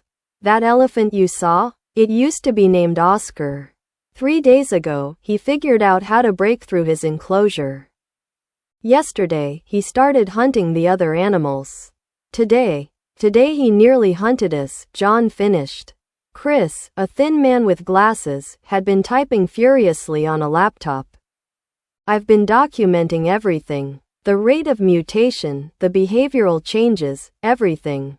It's fascinating from a scientific perspective, but we're all going to die if we stay here," Sarah finished bluntly.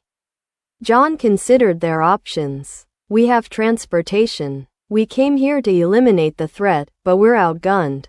We need to regroup, get more firepower." Take us with you, Dr. Reeves pleaded. We have valuable information about these creatures, weaknesses, behaviors. And frankly, we can't stay here much longer. Our supplies are running low, and the building won't hold against the larger mutations. John looked at his companions, receiving nods of agreement. All right, grab only what you need. We leave in 5 minutes. The zoo staff quickly gathered their essential supplies, research notes, medical kits, and personal items. John peered out the window, scanning for threats. Clear for now, but that won't last. When we move fast and quiet. Stay tight, head straight for the exit. They slipped out of the building, moving as a group toward the zoo entrance. The sounds of roars, howls, and otherworldly shrieks echoed through the facility, but they encountered no immediate threats. As they reached the toppled bus where the Hummer was parked, John breathed a sigh of relief. Everyone in. It'll be tight, but we'll manage. They piled into the vehicle, the zoo staff cramming into the back among the supplies. John started the engine, its powerful rumble seemingly amplified in the eerie quiet. Hold on, he said, putting the Hummer in gear. We're going to move fast. As they pulled away from the zoo, John couldn't shake the feeling that they were being watched. A glance in the rearview mirror confirmed his suspicion. Standing at the zoo entrance was the mutated elephant, its yellow eyes tracking their movement. But it made no move to follow.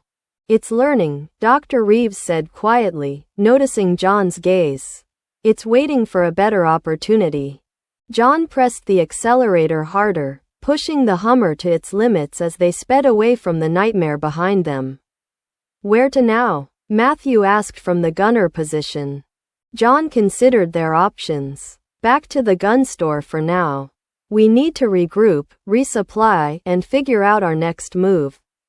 But one thing's for sure, we're going to need a lot more firepower. As they drove through the ruined streets, John's mind raced with possibilities. The gun store wouldn't be enough.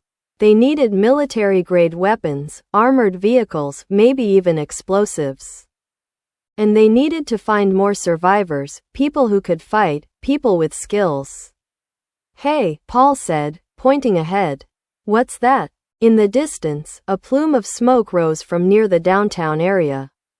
Not the lingering smoke from the nuclear blast, but fresh smoke. Someone had started a fire. And where there was fire, there were people. Looks like we might have found more survivors, John said, changing direction to investigate the smoke.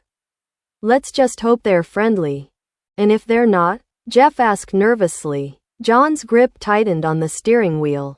Then we'll do what we have to do. The Hummer roared down the debris-strewn street, heading toward the unknown smoke signal in the distance.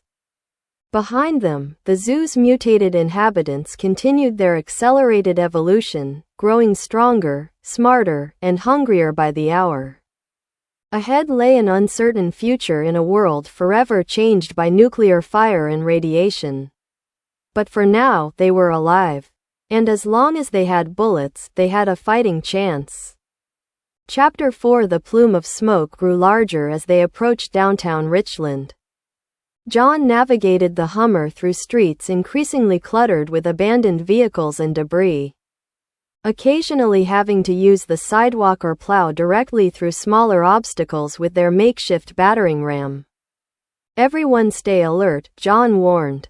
That smoke could be a signal fire, but it could also be trouble. Dr. Reeves leaned forward from the cramped back seat. If there are other survivors, they might have information about what's happening in other parts of the city. Or they might try to kill us and take our stuff, Paul countered grimly. That's what happens in situations like this.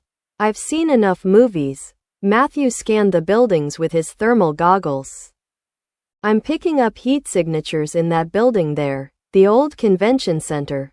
The Tri-Cities Convention Center had been partially damaged by the blast, but its main structure remained intact. The smoke was coming from a barrel fire on the loading dock, visible through a half-open metal door. As they drew closer, John could make out figures moving around the fire. He parked the Hummer a block away, concealing it behind a delivery truck. Matthew, Paul, you're with me. The rest of you stay here.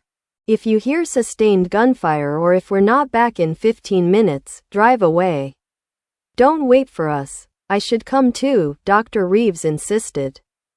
If these are regular people, they might respond better to someone who isn't armed to the teeth. John considered this, then nodded. Fine, but stay behind us. The four of them approached the convention center cautiously, weapons ready but not raised. As they neared the loading dock, a voice called out from above. That's far enough. Identify yourselves. John looked up to see a man with a hunting rifle positioned on a catwalk above the loading dock. Two more armed figures appeared at the half-open door. My name's John. This is Matthew, Paul, and Dr. Reeves. We're survivors, just like you. There was a pause, then the man on the catwalk lowered his rifle slightly. You military? John and Matthew exchanged glances. Former military. Special ops. Another pause. How many in your group? 9 total, John answered truthfully. No point in lying, if things went south, they'd need everyone anyway. The loading dock door rolled up fully, revealing a group of about 20 people of various ages. A tall, bearded man stepped forward. I'm Daniel Kozlov. We've got about 50 survivors in here. Most of them civilians from the suburbs. He eyed their weapons and tactical gear. Looks like you boys came prepared for the end of the world. Just doing our jobs, John replied evenly. We're looking for other survivors, gathering information. Trying to figure out what's left. Daniel seemed to consider this, then gestured for them to come inside. Come on in. We could use some good news if you've got any. The interior of the convention center had been transformed into a makeshift refugee camp. Families huddled in exhibition booths, using display panels for privacy. A communal kitchen had been set up in what had been a cafe area, and a medical station occupied the former registration desk. We've been gathering people since the bombs fell, Daniel explained as he led them through the space. Anyone who could make it here on foot. We've got food for a few weeks, clean water thanks to the convention center's filtration system, and enough medical supplies to handle minor injuries. Have you encountered any of the mutated animals? Dr. Reeves asked. Daniel's expression darkened. Yeah, lost 3 people to some kind of giant wolf pack 2 days ago. They were out scavenging when they got cornered. We only know what happened because one of them made it back before he bled out. They reached what had been the main conference room, now serving as a command center. Maps were pinned to the walls, marked with various notations. A ham radio sat on a table, occasionally emitting static. This is our brain trust, Daniel said, introducing them to a small group of people gathered around a table. Colonel Richard Hayes, retired Army, he's been trying to establish contact with military installations. Dr. Lydia Chen, biologist, she's been studying the mutations.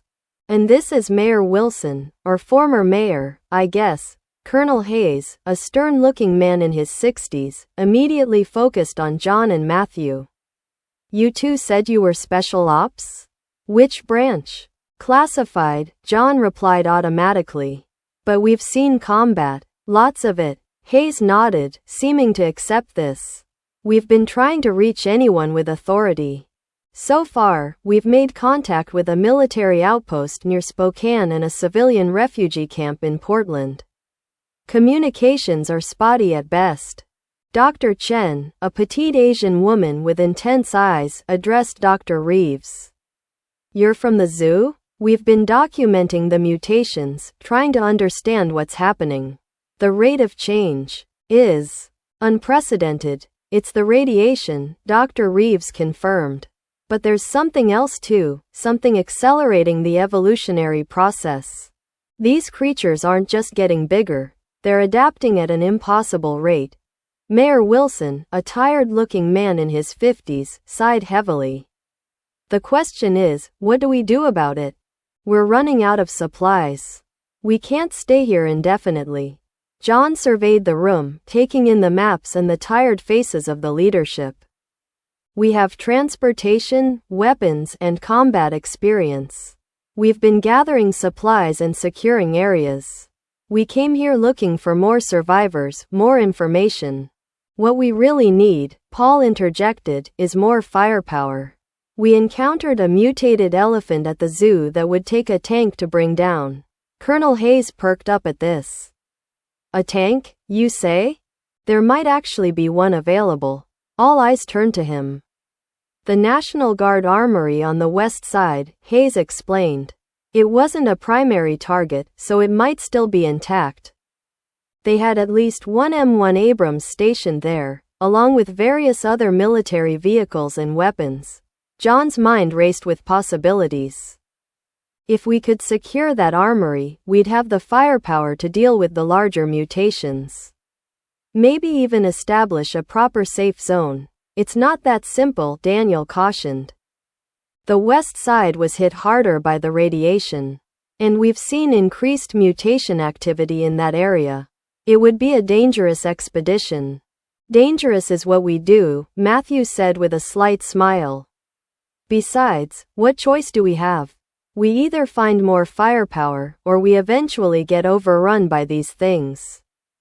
Mayor Wilson looked thoughtful. If you could secure that armory, bring back vehicles and weapons. We could evacuate these people, find a safer location. Maybe link up with the outpost near Spokane. It's worth a shot, John agreed. We'll need a detailed map of the area, and any information you have on what we might encounter on the way. Colonel Hayes unrolled a military map on the table. I can do you one better. I'll come with you. I know the armory layout, security protocols, everything. If there's anything left to salvage, I can help you get it. Daniel looked concerned. Colonel, we need you here. What you need, Hayes countered, is firepower and transportation. I'm more useful helping them secure the armory than I am sitting here watching our supplies dwindle. John studied Hayes, assessing the older man. Despite his age, the colonel carried himself with military discipline and his eyes were sharp and alert. We leave at first light tomorrow. We'll bring our vehicle back here, stock up on supplies, and head out with the colonel. As they discussed the details of the mission, a commotion erupted from the entrance area. Shouts and the sound of running feet drew their attention. They're coming. Seal the doors. Someone yelled. Daniel sprinted toward the entrance, John and the others close behind. They reached the main lobby to find people frantically barricading the glass doors. Outside, illuminated by the emergency lights, a pack of mutated dogs circled the building. But these weren't ordinary mutations. Each dog had multiple heads, their skin transparent enough to reveal pulsing organs and circulating blood. Their legs had elongated, giving them a spider-like appearance as they prowled around the convention center. They found us, one of the guards said, his voice shaking. They've been testing the perimeter for days, but there are more of them now. And they're working together. John assessed the situation quickly. The glass doors wouldn't hold if the pack decided to charge. And based on what they'd seen at the zoo, these creatures were getting smarter by the hour. We need to eliminate them now, John decided. Before they bring reinforcements. Those are just the scouts, Dr. Chen said, having followed them to the lobby. Their pack structure has evolved. They send smaller groups ahead to locate prey, then the larger members come for the kill. How long do we have? Matthew asked. Based on previous patterns, less than an hour. John turned to Daniel. Get your best shooters on the roof. Matthew and I will take the Hummer and draw them away from the building. Once they're in the open, your people can pick them off from above. And if the bigger ones show up while you're out there? Daniel asked. John smiled grimly. Then we see if our modifications to the Hummer were worth the effort. They moved quickly, John briefing the rest of their group while Matthew prepared the Hummer. Within minutes, they were back in the vehicle, engines rumbling as Daniel positioned his shooters on the convention center roof. "Ready?" John asked, gripping the steering wheel. Matthew checked the Thompson M1, ensuring it was fully loaded. "Born ready." John gunned the engine, the Hummer bursting from its hiding place behind the delivery truck. He swerved directly toward the pack of mutated dogs, honking the horn to get their attention. The creatures turned as one, their multiple heads swiveling to track the new threat. John drove past them at high speed, close enough for Matthew to get a good look but far enough to stay out of reach. "They're following," Matthew confirmed, watching through the back window. The pack had abandoned the convention center and was now pursuing the Hummer, their spider-like legs allowing them to move at alarming speed. John led them down a wide avenue, away from the convention center and into an open area that had once been a park. He circled the Hummer, creating distance between them and the mutated dogs. "Now!" he shouted into the radio. Gunfire erupted from the convention center roof as Daniel's shooters opened fire on the exposed pack. Dogs fell, their bodies twitching, but several continued their pursuit, undeterred by the loss of their packmates.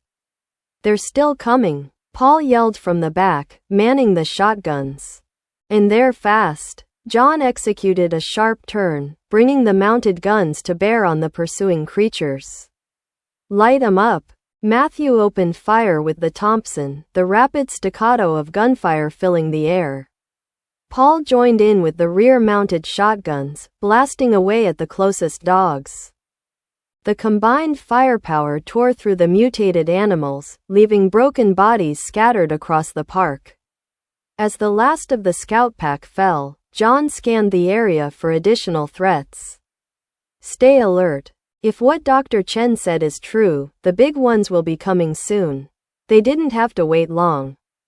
A deep, resonating howl echoed through the streets, followed by another, then another.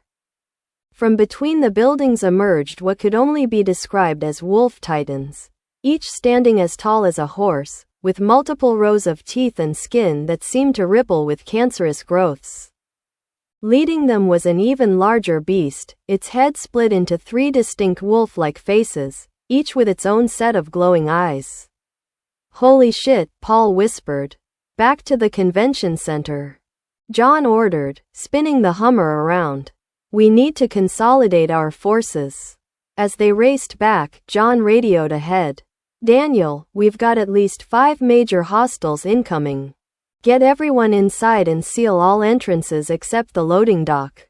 They reached the convention center just as the wolf titans rounded the corner, their massive forms moving with unnatural speed despite their size. John drove the Hummer directly up the loading dock ramp and into the building. Men rushed to close the massive door behind them, securing it with chains and makeshift barricades. "That won't hold them for long," Colonel Hayes warned, joining them as they exited the vehicle. "We need a plan." John scanned the interior of the convention center, his military mind quickly assessing defensive options. "We funnel them. The main corridor is wide enough for only 1 or 2 of those things to come through at a time. We set up a kill zone, concentrate our firepower." Hayes nodded in agreement. "We've got about 20 people with firearms, plus your team. It might be enough." They worked quickly, positioning armed survivors along the main corridor leading from the loading dock. John, Matthew, and Paul took the front position with their heaviest weapons.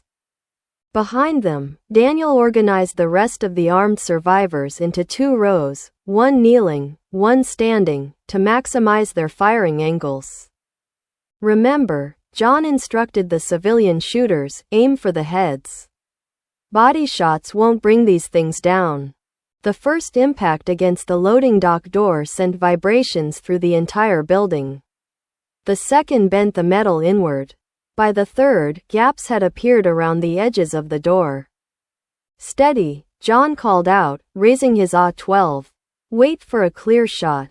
With a final, tremendous crash, the loading dock door gave way, crumpling inward and falling to the floor with a deafening clang. For a moment, nothing moved in the darkness beyond.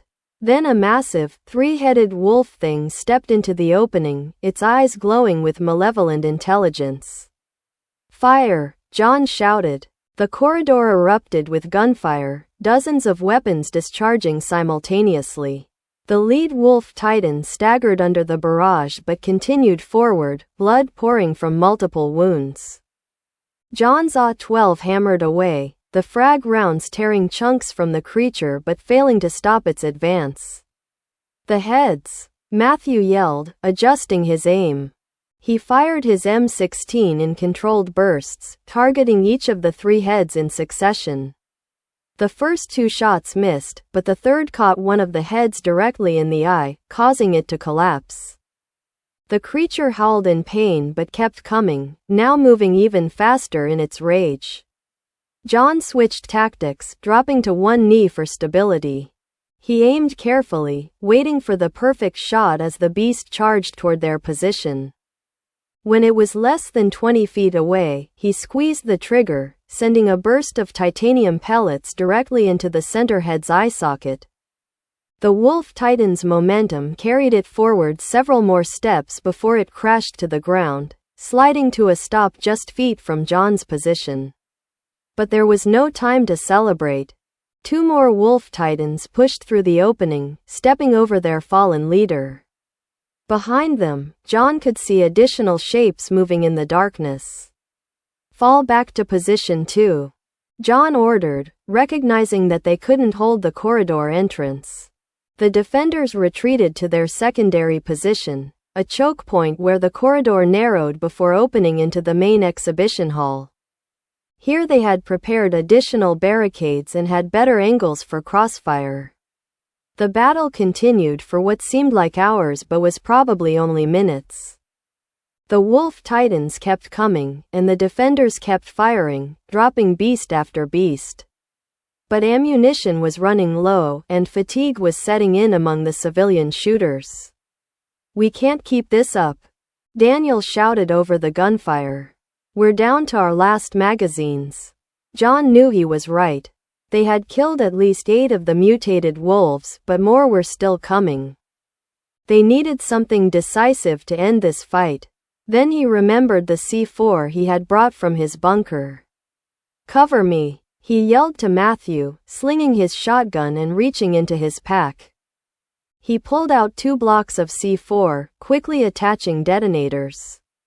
"What's the plan?" Matthew asked, continuing to fire controlled bursts at the advancing creatures. "We bring the ceiling down on them," John replied, pointing up at the structural supports above the corridor. "Those beams look compromised already from the blast. A well-placed charge should collapse the entire entrance." Matthew nodded in understanding. "You'll need a clear shot to place the charges. I'll draw their attention." Without waiting for John to respond, Matthew stepped forward, firing his grenade launcher directly into the pack of wolf titans.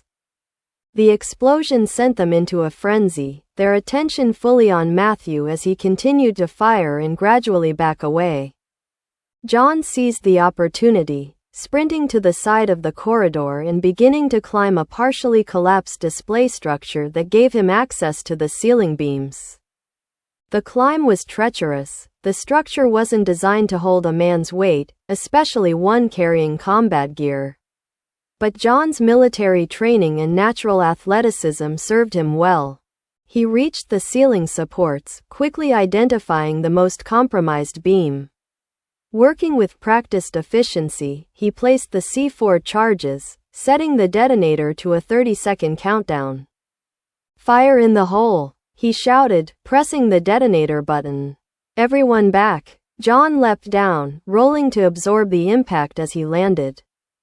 The defenders retreated further into the exhibition hall as John sprinted to catch up.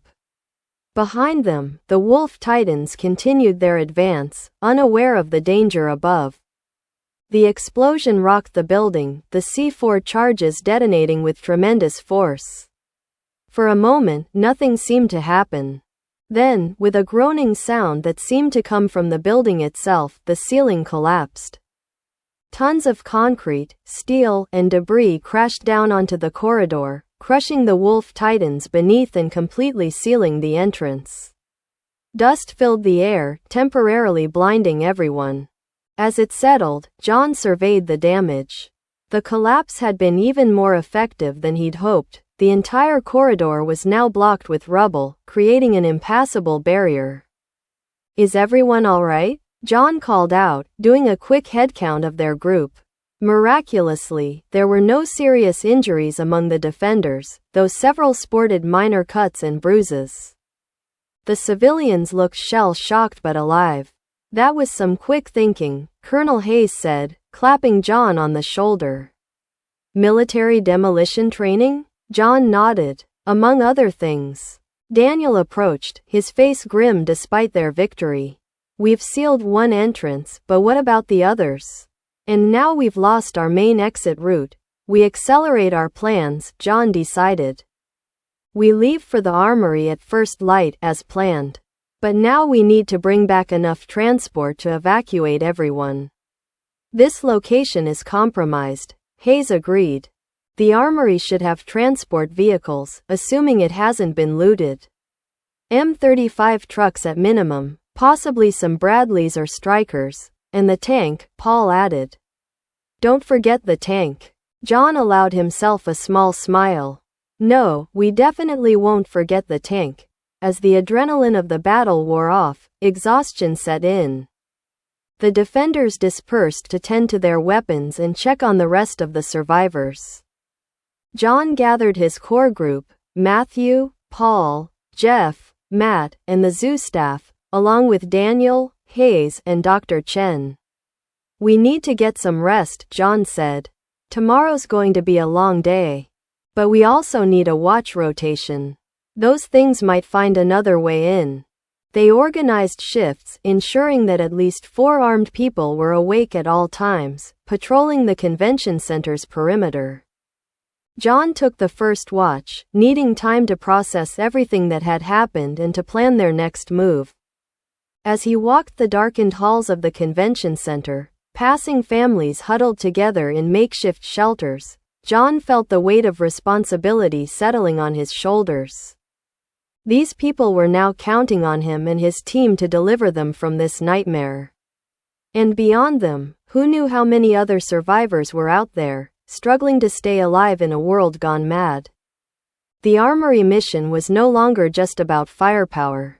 It was about hope. Hope for these survivors, hope for whatever remained of civilization. And as the night wore on, John found himself hoping that the base he'd mentioned to Matthew, Area 52, wasn't just a rumor after all. Because if the mutations continued to accelerate, conventional weapons might not be enough. They might need the kind of advanced technology that only a top-secret military installation could provide.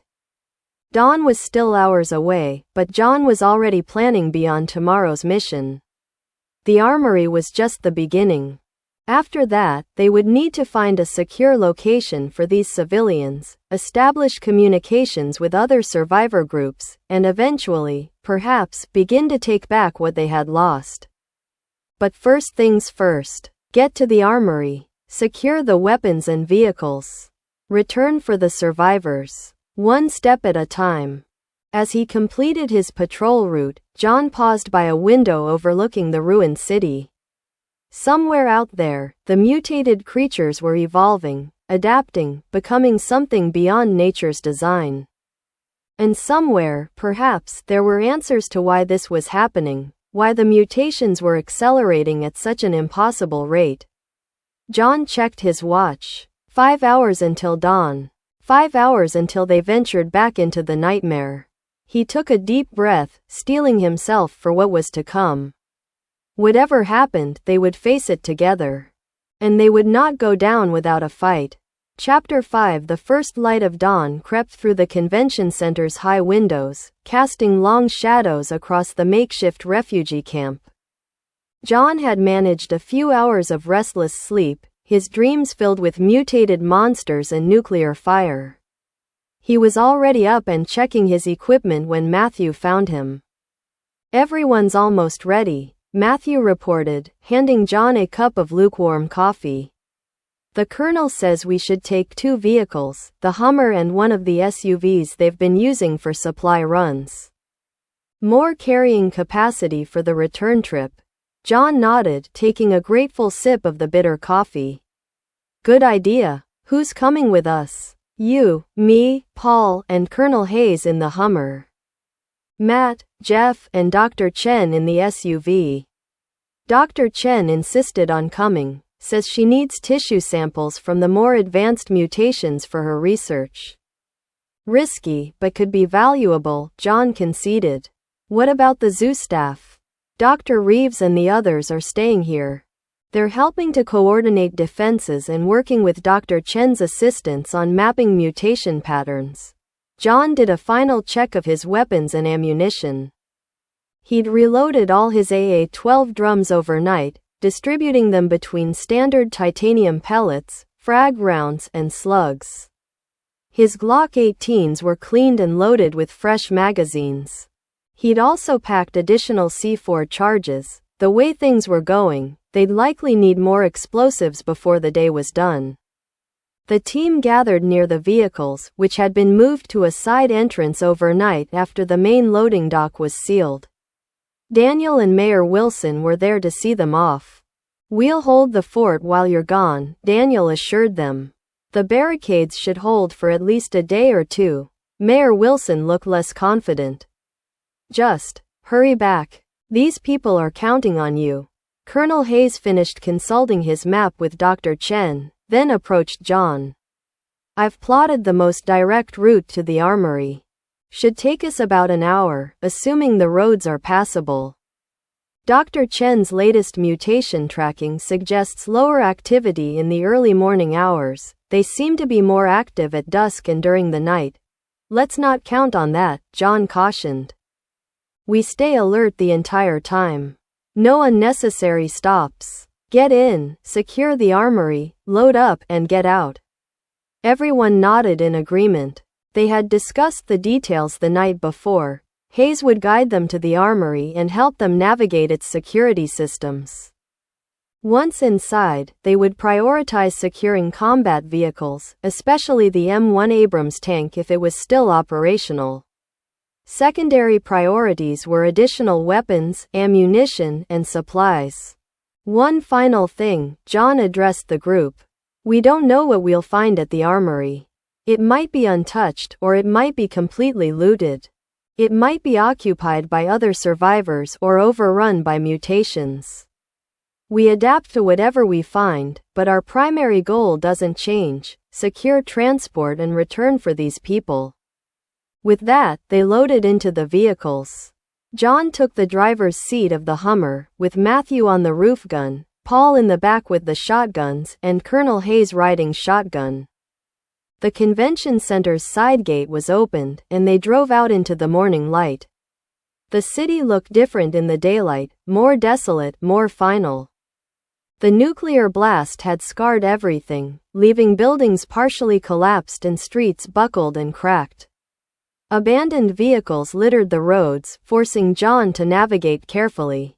Occasionally, they passed bodies, some burned by the blast, others showing signs of animal attacks. Take a left up here, Hayes directed. We'll use the bypass to avoid downtown. Less debris, and the radiation levels should be lower. John followed his instructions, turning onto a wider road that circled around the city's core. He kept the speed moderate, fast enough to make good time, but slow enough to react to any threats. The SUV followed closely behind, Matt keeping pace without difficulty. So far so good, Paul commented from the back, his eyes constantly scanning for movement. They had covered about half the distance to the armory when Hayes suddenly held up his hand. Stop. Look there. John braked, following Hayes' gaze. Ahead, the bypass curved around a small industrial area. Just visible beyond a row of warehouses was a plume of black smoke. That's in the direction of the armory, Hayes said grimly. And that's not leftover from the blast, that's a fresh fire. John grabbed his binoculars, scanning the area. I don't see any movement. Could be a random fire, or could be trouble. Matthew swiveled the roof gun toward the smoke. Only one way to find out. John radioed the SUV. We've spotted smoke near the armory. We're going to proceed with caution. Stay close, be ready for anything. They continued forward, tension building as they approached the source of the smoke.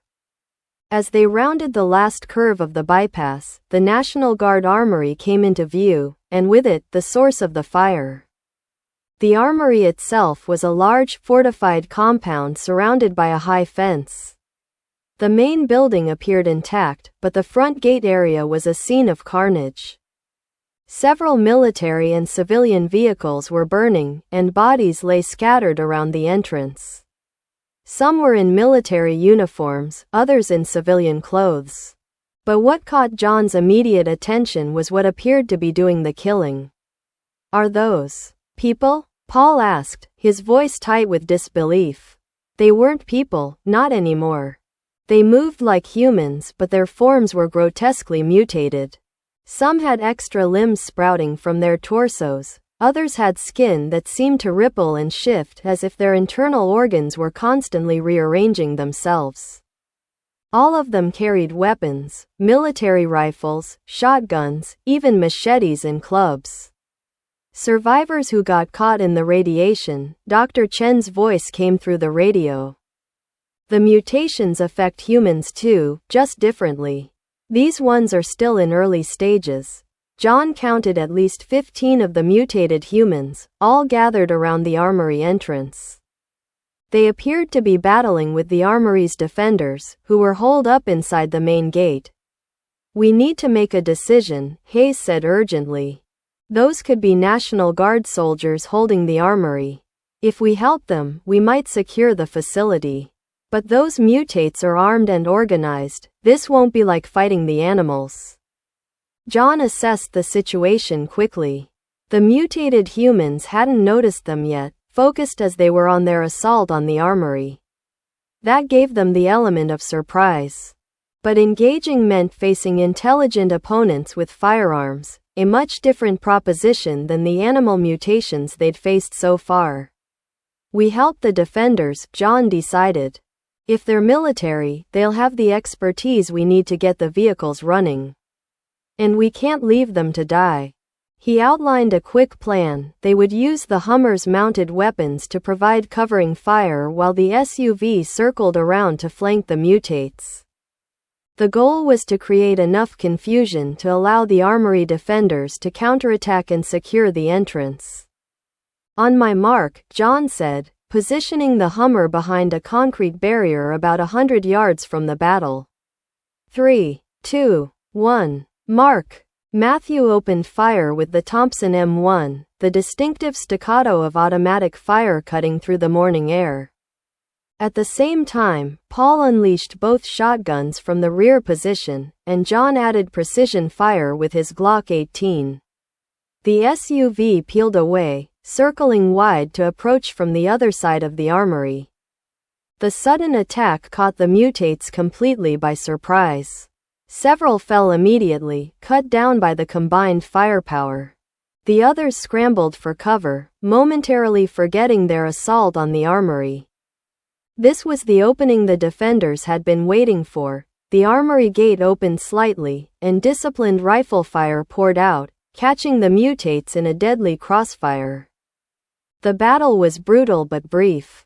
Caught between the armory defenders and John's team, the mutated humans were quickly eliminated. As the last one fell, John drove the Hummer cautiously toward the armory gate, keeping his weapon ready. The SUV rejoined them, everyone on high alert. National Guard. John called out as they approached. We're friendlies. Former military. There was a pause, then a voice responded from within the armory. Identify yourselves. Hayes leaned out the window. Colonel Richard Hayes, U.S. Army, retired. We're here to secure vehicles and equipment for evacuation. After a moment, the gate opened wider, revealing a group of soldiers in National Guard uniforms, their weapons still trained on the approaching vehicles. Their leader, a captain by his insignia, stepped forward cautiously. Captain Michael Diaz, Washington National Guard, he introduced himself, his eyes scanning their vehicles and weapons. You picked a hell of a time to visit, Colonel. Hayes climbed out of the Hummer, approaching Diaz with his hands visible. We're organizing an evacuation of civilians from the convention center. We need transport and heavy weapons to deal with the mutated animals that are overrunning the city. Diaz seemed to relax slightly. You're the first organized rescue effort we've seen. We've been holding this position for 5 days, waiting for orders that never came. Comm systems are down, chain of command is shattered. What's your situation here? John asked, joining Hayes. We've got 23 guardsmen still alive, Diaz reported. We've been under constant attack from those things. He gestured to the mutated human bodies. They started showing up 2 days ago. Smarter than the animals, coordinated. They've been trying to breach the armory, take our weapons. What about vehicles? Matthew asked, scanning the compound. Specifically, tanks. Diaz's expression brightened slightly. We've got 2 operational M1A2 Abrams, 3 Strykers, and half a dozen transport trucks. Fuel is limited, but we've been conserving it, knowing we'd need to move out eventually. John and Matthew exchanged looks of relief. This was better than they had hoped for. Captain, John said, we're proposing a joint operation. We combine forces, evacuate the civilians from the convention center, and establish a more defensible position outside the immediate blast zone. We've got combat experience, especially with these mutations, and you've got the heavy firepower we need. Diaz considered this. What makes you think anywhere is safe? These mutations are spreading. And those human ones, they're getting worse, more organized. We have scientists working on understanding the mutations, Dr. Chen said, stepping forward. The key is finding a location with minimal radiation exposure. The further from the blast zones, the slower the mutations progress. Diaz looked to his men, then back to John and Hayes. My standing orders are to protect civilian life and maintain military assets. What you're proposing aligns with that. We're in. The tension broke, and both groups began to integrate, sharing information and planning their next moves. John and Matthew joined Diaz for a tour of the armory's resources, while Dr. Chen collected samples from the mutated human bodies for her research. The interior of the armory was a military gear enthusiast's dream. Racks of weapons, crates of ammunition, and best of all, the vehicles. The 2 M1 Abrams tanks sat in the center of the motor pool, their massive turrets and heavy armor promising the firepower they desperately needed against the larger mutations. Beautiful, aren't they? Diaz said, noticing John and Matthew's appreciation. Both fully operational, full ammunition load. We've kept them maintained, just in case. They're exactly what we need, John confirmed. The mutations are getting bigger and tougher every day. We encountered an elephant at the zoo that would take nothing less than a tank to bring down. Diaz led them through the rest of the facility, showing them the Stryker armored vehicles, 8-wheeled combat vehicles with mounted guns, and the transport trucks that could carry dozens of civilians each. The armory also had a substantial arsenal of infantry weapons, including M4 carbines, M249 saws, AT-4 anti-tank weapons, and even a few javelin missile systems. This changes everything, Matthew said as they completed the tour. With this firepower, we can actually establish a secure zone, maybe even start pushing back against the mutations. John nodded, already formulating plans. We need to move quickly. Load up the vehicles with as much ammunition and supplies as we can carry. We head back to the convention center by noon, begin the evacuation immediately. Captain Diaz assigned his men to prepare the vehicles while John's team helped load supplies. The plan was to bring all the operational vehicles, both tanks, 3 Strykers and 4 transport trucks. The convoy would be formidable, capable of both evacuating the civilians and defending against any threats they encountered. As they worked, Dr. Chen shared her findings from the mutated human samples. The progression is alarming, she told John and Hayes. These mutations are only a few days old, but they're already showing signs of coordinated neural activity beyond normal human parameters. Their brains are changing, adapting to the radiation. Are they still human? John asked, the question weighing heavily. Dr. Chen's expression was grim. Genetically, yes, they started as human. But their cellular structure is being rewritten. Whatever they are now, they're becoming something else entirely. Something dangerous. How long before they evolve further? Hayes pressed. Based on the rate of mutation we've observed in the animals, I'd estimate new evolutions every 36 to 48 hours. And each generation is more adapted, more lethal. John absorbed this information, his concern deepening. Then we need to move even faster than we thought. Captain Diaz, he called out. We need to accelerate our timeline. How soon can we be ready to roll? Diaz checked with his team leaders. We can be ready in 30 minutes. The tanks are fueled and armed, Strykers are good to go, and we're loading the last of the supplies into the trucks now. Good. We leave in 30. The convoy assembled at the armory gate, an impressive display of military might. John would lead in the Hummer, followed by the 2 M1 Abrams tanks. Behind them would come the 3 Strykers, then the transport trucks. The SUV would bring up the rear, carrying Dr. Chen and her samples. Just as they were about to depart, one of Diaz's men called out from the perimeter fence. Captain, we've got movement to the north. Lots of it. John and Diaz rushed to the fence, using binoculars to scan the indicated direction. What they saw sent a chill down John's spine. A massive horde of mutated humans was approaching, at least 50, maybe more. And these were further evolved than the ones they had fought earlier. Some moved on all fours like animals, others had limbs that seemed to have fused into new appendages. All were armed, and all were heading directly for the armory. They must have heard the gunfire, Diaz surmised. Or they're drawn to the armory itself. John made a snap decision.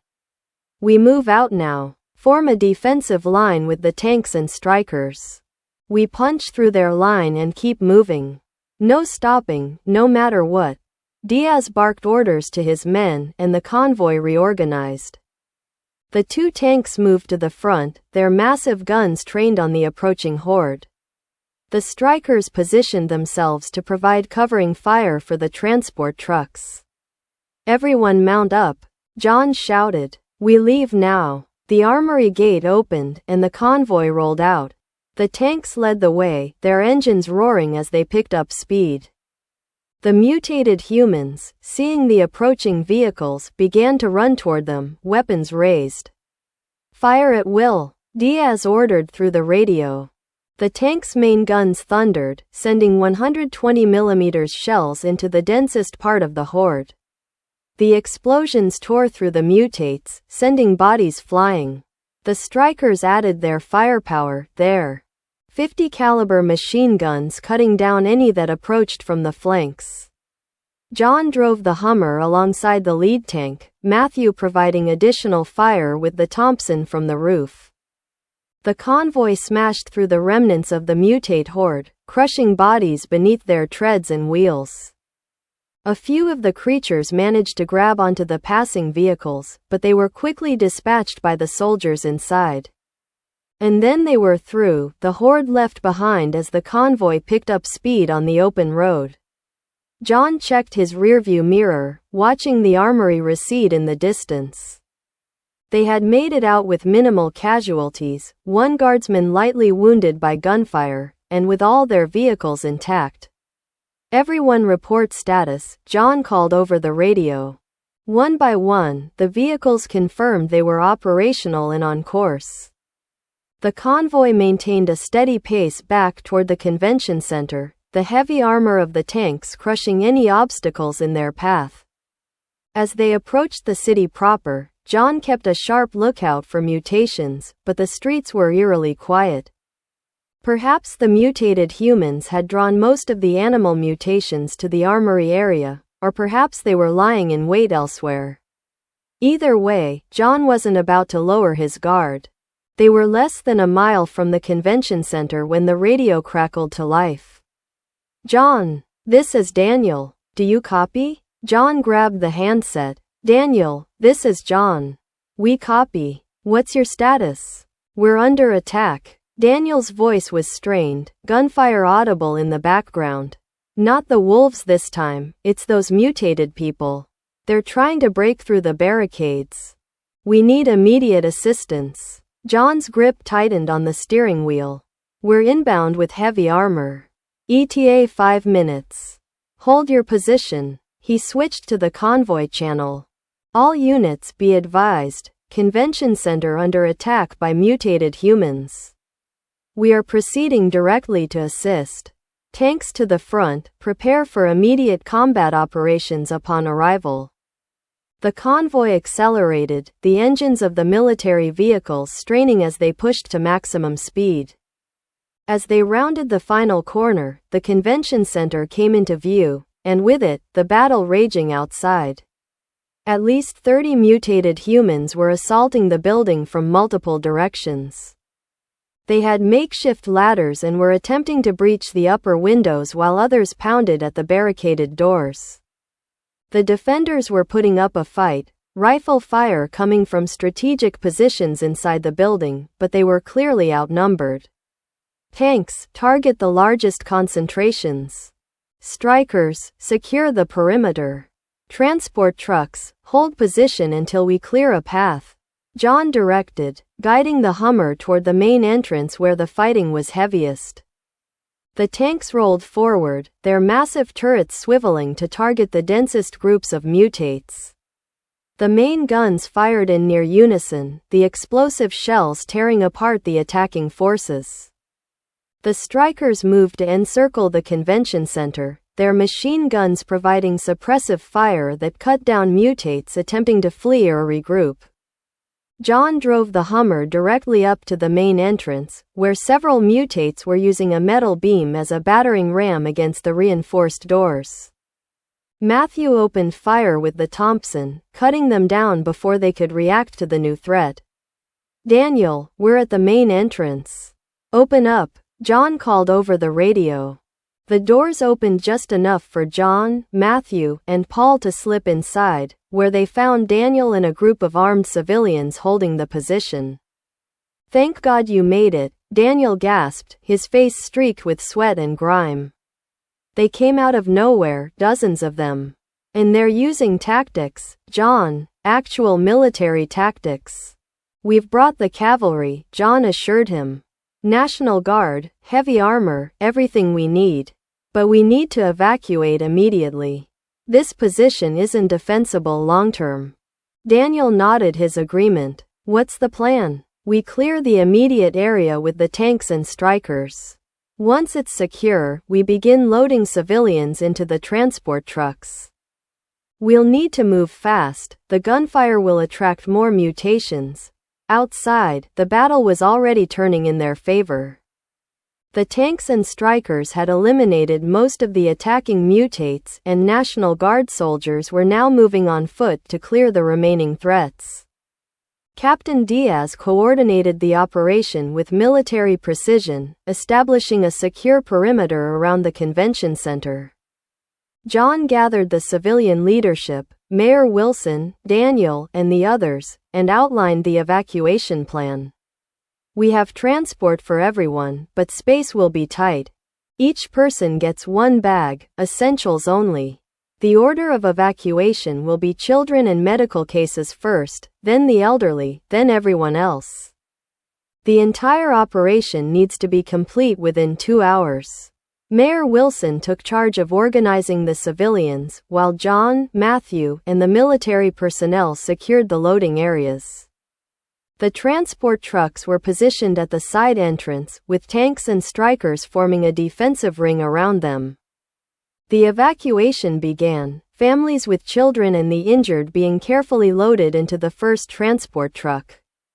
The operation proceeded smoothly, the civilians showing remarkable discipline in the face of the crisis. Perhaps the days of living in the shadow of death had hardened them, or perhaps the sight of military vehicles and armed soldiers gave them the confidence they needed. John monitored the perimeter, watching for any signs of additional threats. The earlier battle had been violent but brief, and the gunfire had certainly been heard for miles around. It was only a matter of time before more mutations, animal or human, were drawn to the area. He was proven right an hour into the evacuation. Matthew, scanning the area from the Hummer's roof position, suddenly tensed. "John, we've got movement to the east, big movement." John raised his binoculars, focusing on the direction Matthew indicated. What he saw made his blood run cold. The mutated elephant from the zoo was approaching, its massive form unmistakable even at a distance. But it wasn't alone. Flanking it were several other large mutations, what might have been rhinos, but with armored plates growing from their skin and horns that had multiplied and elongated into spear-like protrusions. Behind them came a wave of smaller mutations, wolves, lions, and other predators. And leading them all, walking upright and carrying what appeared to be a makeshift staff, was a human mutation more evolved than any they had seen before. Its form was barely recognizable as human, its body elongated and its skin covered in what looked like natural armor plating. It moved with purpose, directing the other mutations like a general commanding troops. They're organized, John realized with growing horror. The mutations, they're working together.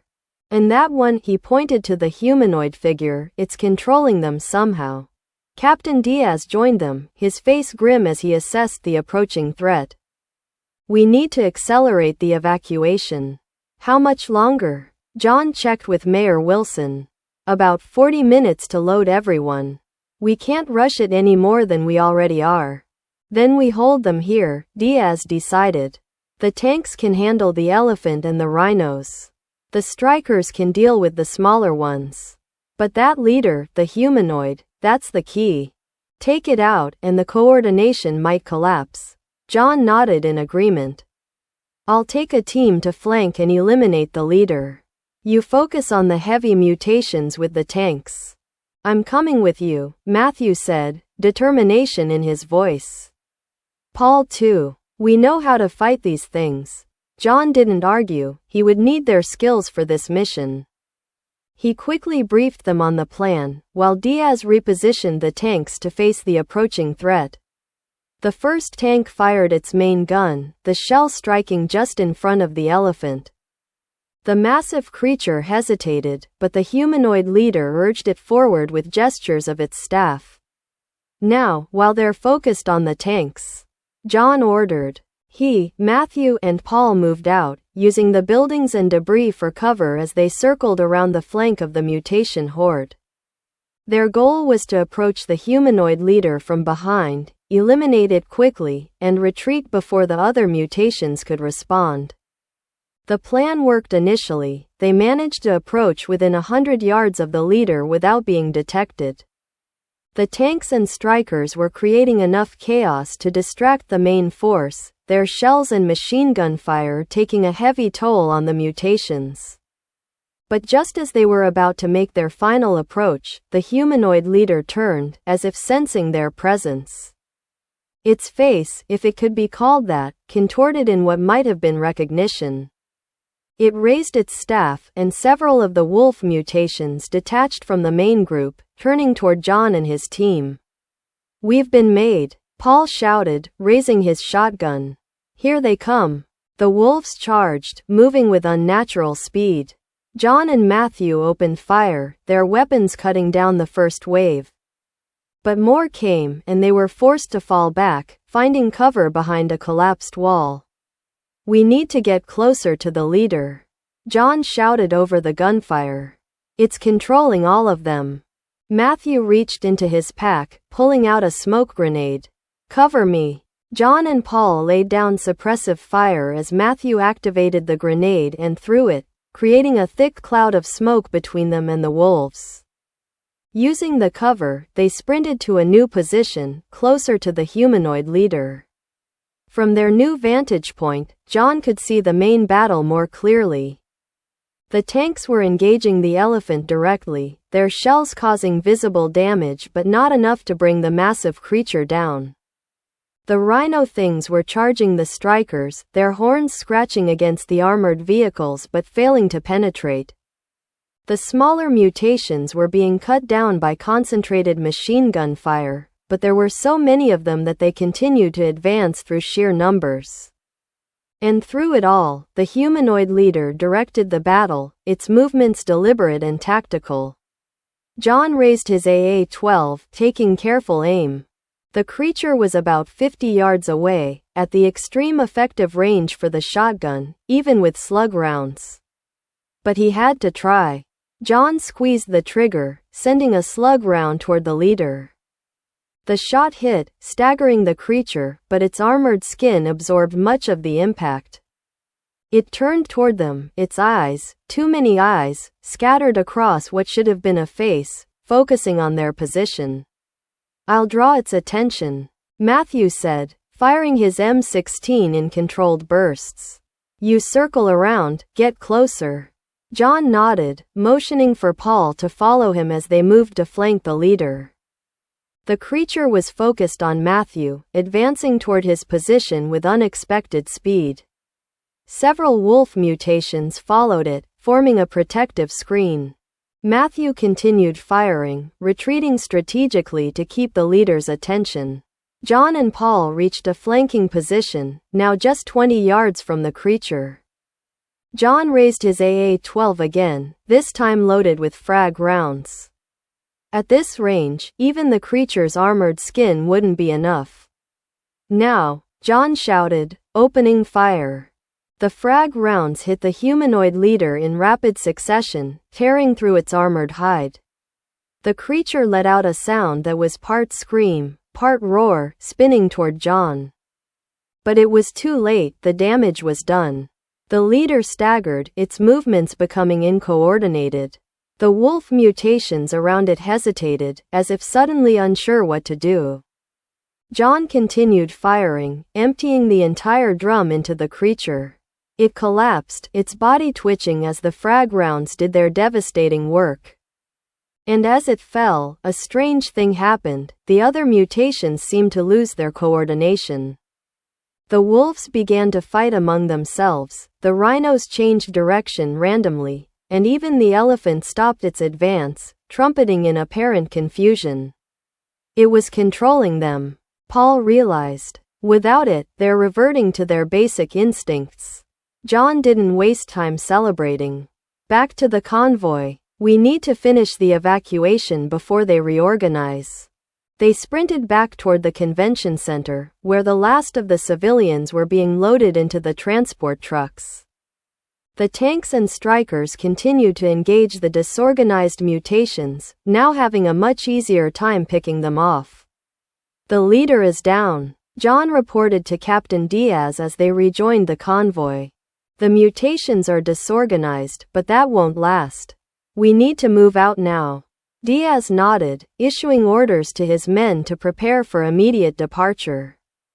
The last civilians were hustled aboard the transport trucks, and the convoy formed up for movement. Where are we headed? Mayor Wilson asked as he climbed into one of the trucks. John had been considering this question since they secured the armory. There's a military installation about 100 miles north of here, Area 52. It's hardened against nuclear attack, remote enough to have minimal mutation activity, and should have the resources we need to establish a long-term safe zone. Area 52? Diaz asked skeptically. I've never heard of it. It's classified, John explained. Matthew and I were briefed on it during our special ops days. It's real, and it's our best hope. Whether out of trust or lack of alternatives, no one argued with John's plan. The convoy moved out, the tanks leading the way and clearing a path through the scattered mutations. The elephant, having lost its controller, had wandered off, apparently uninterested in the vehicles now that it wasn't being directed to attack them. As they left the city behind, John allowed himself a moment of cautious optimism. They had vehicles, weapons, and supplies. They had rescued dozens of civilians. They had even discovered a weakness in the mutation's evolving social structure. It wasn't a victory, not yet, but it was a start. But as they drove north, toward what John hoped would be sanctuary, he couldn't shake the image of the humanoid leader. That level of mutation, that degree of intelligence and control, it suggested a terrifying possibility. The mutations weren't just random effects of radiation.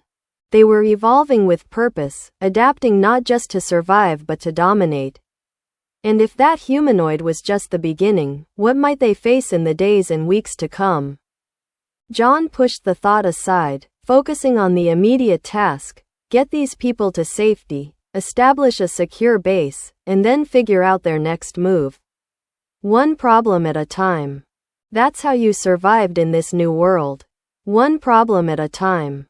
The convoy drove on, leaving the ruined city behind. Ahead lay an uncertain road, but for now, they were alive, armed, and together. And in this post-apocalyptic nightmare, that was as much as anyone could hope for. Chapter 6. The convoy moved steadily northward, maintaining a cautious pace to accommodate the slower transport. Trucks. They had been on the road for nearly 5 hours, covering approximately 60 miles of the 100-mile journey to Area 52. The landscape had gradually transformed as they moved away from the blast zone. Less destruction, fewer mutations. Though signs of hasty evacuation were still evident in the abandoned vehicles and occasional roadside camps. John led the convoy in the Hummer, constantly scanning the road ahead for obstacles or threats. Matthew was on the roof gun, while Paul maintained watch from the rear. Colonel Hayes sat in the passenger seat, helping navigate using military maps that showed routes not marked on civilian GPS systems. We should reach the first checkpoint in about 20 minutes, Hayes informed John, tracing their route on the map. It's an old highway patrol station. Good place to refuel and let the civilians stretch their legs. John nodded, his eyes never leaving the road. We'll establish a perimeter first, make sure the area is secure. Even this far from the blast zone, we can't take chances. The radio crackled with Captain Diaz's voice from the lead tank. John, we're picking up movement on our long-range sensors. About 2 miles ahead, crossing the highway. John tensed, reaching for his binoculars. Roger that. Can you identify? Negative. Too far for visual confirmation. But it's big, tank-sized or larger. All units, reduce speed, John ordered over the radio. Prepare for possible engagement. Civilian transports, maintain your distance behind the combat vehicles. The convoy slowed, the tanks moving forward to take point while the strikers shifted to protect the flanks of the transport trucks. John drove the Hummer to a slightly elevated position off the road, giving Matthew a better firing angle with the roof-mounted gun. Through his binoculars, John scanned the area ahead. The highway cut through a stretch of open farmland here, providing good visibility but also limiting cover if they needed to disperse the convoy. In the distance, he could just make out movement, something large crossing the road and disappearing into a stand of trees on the other side. I have visual, John reported. Elephant-sized mutation, moving east across the highway. It's in the tree line now. Just one? Diaz asked. That I can see. Could be more. John weighed their options. They could wait to see if the mutation moved on, or they could proceed with caution and be prepared to engage if necessary. Waiting meant burning fuel and extending their exposure time, while proceeding meant potential combat with an unknown threat. We proceed, John decided. Tanks up front, weapons hot. We maintain current speed and formation. If it engages, we respond with overwhelming force. We can't afford to lose time or fuel sitting here. The convoy resumed its advance, everyone on high alert.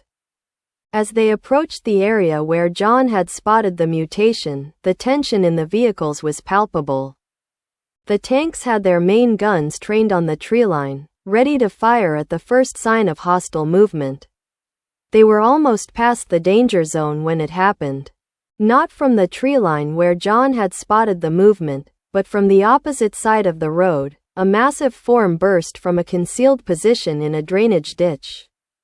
It was an elephant, just as John had feared, but even larger than the one they'd encountered at the zoo. Its body was covered in thick, armored plates, and multiple trunks writhed from its misshapen head, each ending in a mouth filled with razor-sharp teeth. "Ambush!" John shouted over the radio. "All units, engage!" The lead tank swiveled its turret, firing its main gun at the charging elephant. The shell struck the creature directly in its chest, staggering it but not stopping its advance. The elephant trumpeted in rage, the sound distorted and multiplied by its multiple trunks. "It's still coming," Diaz reported. Reloading main gun. John made a split-second decision. Transport trucks, continue forward at maximum speed. Get past the engagement zone. Combat vehicles, form a defensive line. The transport trucks accelerated, the drivers pushing the heavy vehicles to their limits as they raced past the elephant. The mutation seemed focused on the tanks, perhaps recognizing them as the primary threat. It charged directly at the lead tank, its massive bulk moving with surprising speed. "Brace for impact," Diaz warned just before the elephant slammed into the tank. The collision was tremendous, the 60-ton tank actually sliding sideways from the force of the impact. But its heavy armor held, and the tank immediately counterattacked, firing its main gun at point-blank range directly into the elephant's face. The explosion tore through one of the trunks and gouged a massive wound in the creature's head, but still it fought on, using its tusks to try to flip the tank. The second tank circled around, targeting the elephant's rear quarters with its main gun. The shell detonated against the creature's hindquarters, tearing through armor plates and exposing raw flesh beneath.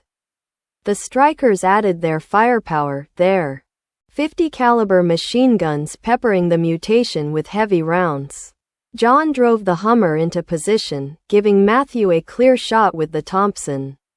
"Focus fire on the exposed areas," John directed. "We need to put this thing down fast." Matthew opened fire, the Thompson's rounds adding to the barrage hitting the elephant. Paul joined in with the rear-mounted shotguns, while John used his Glock 18s to target the creature's eyes. Despite the concentrated firepower, the elephant continued its assault on the lead tank, actually managing to get its tusks under the vehicle's track and beginning to lift one side off the ground. If it succeeded in flipping the tank, the crew would be vulnerable. "We need something bigger," Paul shouted over the gunfire. "Our rounds aren't penetrating deep enough." John remembered the Javelin missile systems they had loaded from the armory. "Diaz, do you have a Javelin team ready?" "Affirmative," came the reply. "Deploying now." From one of the strikers, 2 National Guard soldiers emerged, carrying the Javelin anti-tank missile system. They quickly set up the launcher, the targeting system locking onto the elephant's massive heat signature. With a whoosh, the missile launched, streaking toward the mutation. The Javelin was designed to destroy tanks with top attack capability, hitting the typically thinner armor on the top of the vehicle. Against the elephant, it was devastatingly effective. The missile arced up, then plunged down, slamming into the creature's back and detonating its tandem warhead. The explosion tore through the mutation, sending chunks of armored hide and internal organs flying in all directions. The elephant let out a final, distorted trumpet as it collapsed, its massive body crashing to the ground beside the tank it had been trying to overturn. Its multiple trunks twitched and spasmed for several seconds, then went still. Target down, Diaz confirmed. All units report status. One by one, the vehicles reported in. The lead tank had sustained damage to its tracks and would need repairs but was still operational. No casualties among the military personnel, and the civilian transport trucks had successfully cleared the area. John directed the convoy to continue to the highway patrol station, where they could make repairs and assess the situation. As they drove, he couldn't shake the feeling that the elephant's ambush had been deliberate, a coordinated trap, not a random encounter. "It was waiting for us," he said to Hayes. "It knew exactly where to hide, how to stage an ambush." Hayes nodded grimly. "These mutations are adapting faster than we anticipated. They're learning, evolving not just physically but behaviorally. Which makes me wonder what we'll find at Area 52, John mused. If the mutations are this advanced already, what about the more heavily irradiated areas we'll have to pass through? 20 minutes later, the convoy reached the highway patrol station, a small complex consisting of a main building, garages, and a fueling area. John ordered the tanks and strikers to establish a perimeter while a team cleared the buildings. They found no survivors, but thankfully no mutations either. The station had been abandoned in good order, with much of its equipment and supplies still intact. The civilians were allowed to disembark from the transport trucks, stretching their legs while staying within the security perimeter. John gathered the leadership team: Hayes, Diaz, Matthew, Dr. Chen, and Mayor Wilson, to assess their situation and plan the next phase of their journey. "The lead tank needs track repairs," Diaz reported. "We can handle it here, but it will take at least 2 hours. That gives us time to refuel and rest," John said. "But we need to be on high alert. That elephant ambush was too coordinated to be random." Dr. Chen had been examining tissue samples collected from the elephant mutation. "The cellular changes are accelerating," she informed them, her expression troubled. "This specimen shows signs of neural development far beyond what we've seen before." The multiple trunks weren't just for show, each had its own cluster of neural tissue, like a secondary brain. "Are you saying it was getting smarter?" Mayor Wilson asked, his face pale. "More than that," Dr. Chen clarified. "It was evolving specialized neural structures for different functions. One for movement, one for sensory processing, one for what might be termed tactical thinking. It's as if the radiation is pushing these creatures toward specialized evolutionary paths at an incredible rate." John processed this information, his concern deepening. "So the closer we get to higher radiation zones, the more advanced the mutations we can expect to encounter." "Precisely," Dr. Chen confirmed. "An Area 52 is located in what direction from the blast site?" Hayes consulted his map. "North-northwest. We're moving away from the primary blast zone, but we'll have to pass through a secondary fallout area about 20 miles ahead." "I've been monitoring radiation levels," Dr. Chen said, showing them readings from her equipment. "They're increasing slightly as we move north, despite being farther from the initial blast. It suggests a secondary radiation source." "Another bomb?" Matthew asked, his expression grim. "Possibly," Hayes acknowledged. "The initial attack likely targeted multiple strategic locations. We know Hanford was hit, that was the blast that affected the Tri-Cities. But there could have been others." John studied the map, tracing their route with his finger. "We need to adjust our course. Instead of going directly north, we swing east first, then north again.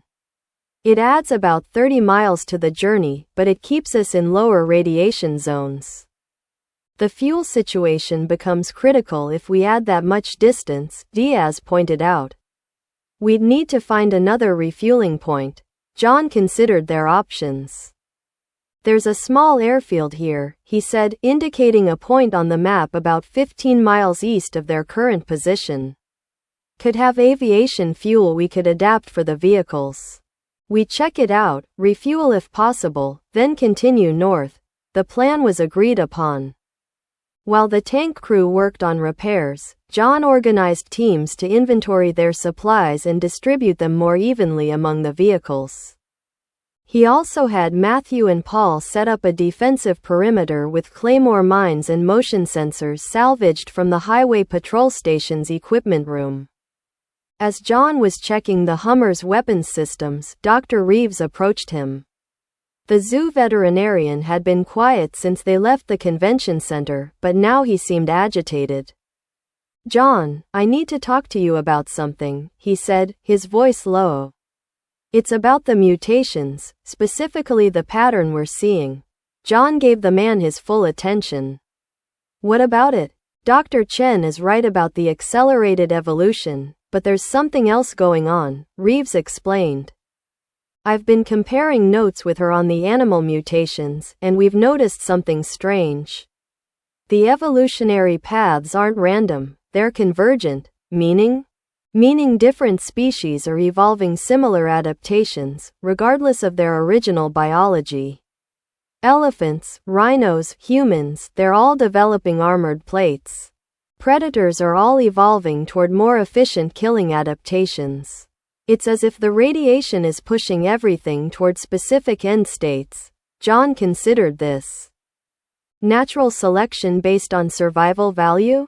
That's just it, it's too directed to be natural selection alone. Natural selection is opportunistic, random.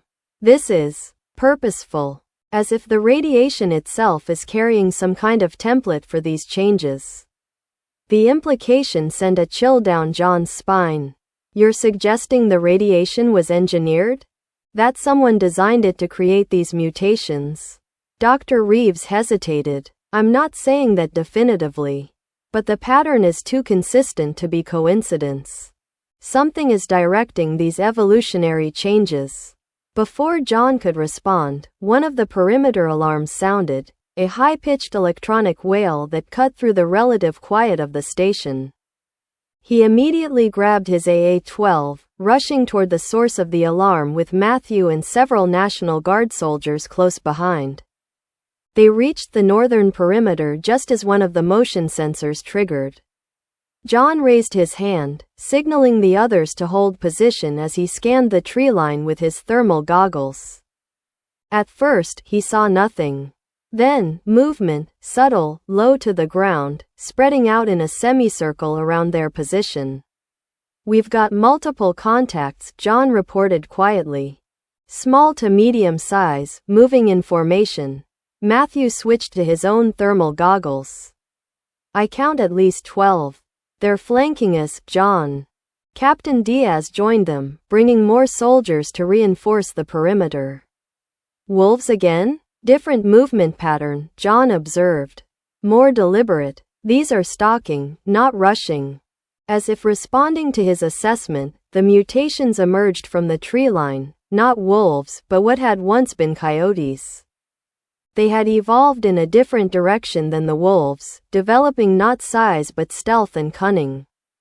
Their bodies were lean and low to the ground, covered in what looked like natural camouflage that shifted colors to match their surroundings. Their heads had flattened, eyes moving to the sides to provide better peripheral vision while hunting.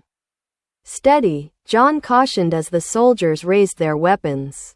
"They're testing us, looking for weaknesses in our perimeter." The coyote mutations continued their approach, moving with eerie coordination. They would advance a few steps, then freeze, almost invisible against the background. Then advance again, spreading out to encircle the station. "We can't let them complete their encirclement," John decided. "Diaz, have the tank target that cluster to the northwest. Matthew, Paul, we take the ones to the northeast. Rest of you, cover the southern approach." On John's signal, they opened fire. The tank's main gun obliterated 3 of the coyote mutations with a single shell, while John, Matthew, and Paul engaged the northeastern group with precision fire. The creatures were fast, darting between cover, but the combined firepower of the defenders was too much. Within minutes, most of the coyotes were down, the survivors retreating into the woods. "That was too easy," Matthew commented as the last of the mutations disappeared. "They barely fought back," John shared his concern. "They weren't here to fight. They were scouting, assessing our defenses, our weaponry." "For what?" Diaz asked. John's answer was grim. "For whatever's coming next." They didn't have to wait long to find out. Less than 30 minutes later, as the tank crew was completing their repairs, a new threat emerged from the northern forest. Not coyotes this time, but humans, mutated humans, dozens of them, more evolved than the ones they had faced at the armory. These mutations walked upright but had developed armor-like skin similar to the elephant. Their arms had elongated, ending in clawed hands, and their faces had flattened, eyes moving to the sides of their heads like the coyotes'. Most disturbing of all, they carried weapons, not just scavenged guns and tools, but what appeared to be natural weapons that had grown from their bodies. Some had bone spikes protruding from their forearms, others had what looked like organic projectile launchers embedded in their chests. And leading them was a figure even more evolved, tall, its body covered in shifting plates of natural armor, its head elongated and crowned with what resembled antennae. It carried no visible weapons, but John could sense its intelligence, its purpose, as it directed the other mutations into attack formations. "Everyone to battle stations," John shouted over the radio. "Civilians to the transport trucks. Prepare to move out." The National Guard soldiers rushed to their positions, manning the tanks and strikers. John, Matthew, and Paul took up defensive positions around the Hummer, while the civilians were hurriedly loaded back into the transport trucks. "They're jamming our sensors," Diaz reported, his voice tense. "Some kind of natural electromagnetic interference." John could see it now. The antenna-like protrusions on the leader's head were pulsing with electrical energy, creating a field that disrupted their electronics. This was beyond adaptation. This was the development of entirely new biological capabilities. "We're looking at the next stage of their evolution," Dr. Chen said, having joined John at the perimeter. "These aren't just mutations anymore, they're transforming into something new entirely." "We can philosophize later," John said grimly. "Right now, we need to survive this encounter." He keyed his radio. "All vehicles, prepare for immediate departure. Combat vehicles form a defensive screen. We're punching through their line to the east." The mutated humans began their advance, moving with coordinated precision that was terrifyingly effective. Some took cover, providing suppressive fire with scavenged weapons, while others charged forward, using their natural armor to absorb the defenders' initial shots. The tanks opened fire, their main guns targeting concentrations of the mutations, but the explosions seemed less effective than they had been against the elephant. These creatures were smaller, more dispersed, and they reacted to the tank fire with tactical withdrawals and flanking maneuvers. "They're learning," Matthew observed as he fired his M16 at a group trying to approach from the west. "Adapting to our tactics in real time." John focused his attention on the leader, recognizing it as the key to the mutation's coordination. "We need to take out the leader. Same strategy as before, disrupt their command structure." But this leader was more cautious than the previous one, staying behind the front lines and continuously moving to avoid becoming a target. John tried to line up a shot with his AA-12, but the creature was always just out of effective range. "We need a different approach," John decided. "Matthew, get ready with the last of our C4. We're going to create a diversion, draw the leader into the open." Matthew understood immediately, retrieving the explosives from their pack. John explained his plan. They would detonate the C4 on the western perimeter, creating the impression of a breakout attempt in that direction. When the mutations shifted to respond, they would make their actual escape to the east. The plan was set in motion. Matthew planted the charges while John coordinated with Diaz to position the vehicles for a rapid departure. When everything was ready, John gave the signal.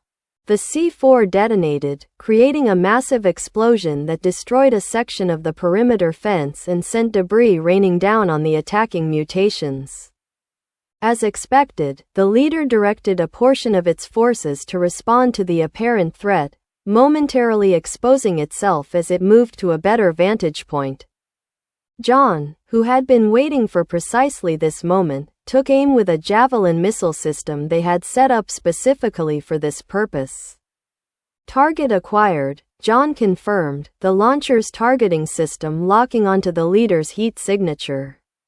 Firing. The missile streaked toward the leader, covering the distance in seconds. The creature sensed the danger at the last moment, attempting to dodge, but the javelin's top attack profile made evasion nearly impossible.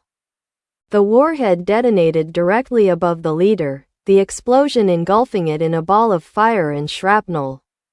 Direct hit, Paul shouted. Is it down? When the smoke cleared, they saw the answer. The leader was still standing, its natural armor charred and damaged but intact. It had somehow survived a weapon designed to destroy tanks. But the explosion had clearly injured it, and more importantly, it had disrupted whatever electromagnetic field it had been generating. Sensors are back online, Diaz reported. And the mutations, they're disorganized. John could see it. Without the leader's direct control, the mutated humans were falling back into more primitive attack patterns, losing the coordination that had made them so dangerous. This was their chance. All vehicles, move out now. John ordered. Eastern escape route. The convoy lurched into motion, the tanks smashing through the remains of the eastern perimeter fence while the strikers provided covering fire. The transport trucks followed, accelerating away from the station as quickly as their heavy loads allowed. John, Matthew, and Paul were the last to leave, covering the convoy's retreat with sustained fire from the Hummer's mounted weapons. As they pulled away, John looked back to see the leader attempting to reorganize its forces, but the damage had been done. The mutations were in disarray, and the convoy was escaping. They drove east at maximum speed, putting as much distance as possible between themselves and the highway patrol station. Only when they were several miles away did John allow the convoy to reduce speed to a more sustainable pace. Everyone report status, John called over the radio. The responses were better than he had expected. No casualties among the military personnel, though several had sustained minor injuries. One of the transport trucks had taken damage to its rear axle but was still operational. Most importantly, all the civilians were safe. That was too close, Hayes said, his face grim. Those mutations are evolving faster than we anticipated. If they continue at this rate, John finished the thought. If they continue at this rate, conventional weapons won't be enough to stop them much longer. Which makes reaching Area 52 even more critical. They continued east toward the airfield, the convoy moving with renewed urgency. The encounter at the highway patrol station had demonstrated just how quickly the situation was deteriorating. What had begun as simple mutations, larger, more aggressive versions of normal animals, was rapidly evolving into something unprecedented. As they drove, John's mind returned to what Dr. Reeves had said about the directed nature of the mutations. If the radiation itself was somehow guiding these evolutionary changes, what was the end goal? And more importantly, was it accidental, or was it designed that way? The answers, he suspected, might lie at Area 52 if they could reach it in time. The secret base was rumored to house not just advanced weapons but advanced knowledge, information about technologies beyond conventional understanding, including, potentially, information about the strange radiation that was transforming their world. But first they had to survive the journey. And with each passing hour, that was becoming an increasingly difficult proposition. How much further to the airfield? John asked Hayes. The colonel checked his map. About 10 miles. Should reach it within the hour, assuming no further encounters. John hoped Hayes was right. They needed that fuel, and they needed the relative safety of a defensible position to regroup and plan their next move. The path to Area 52 would take them through increasingly dangerous territory, and they needed to be prepared for whatever lay ahead. As the convoy pressed on, John couldn't shake the feeling that they were racing against time. Not just for their own survival, but for the survival of whatever remained of humanity in this new, mutated world.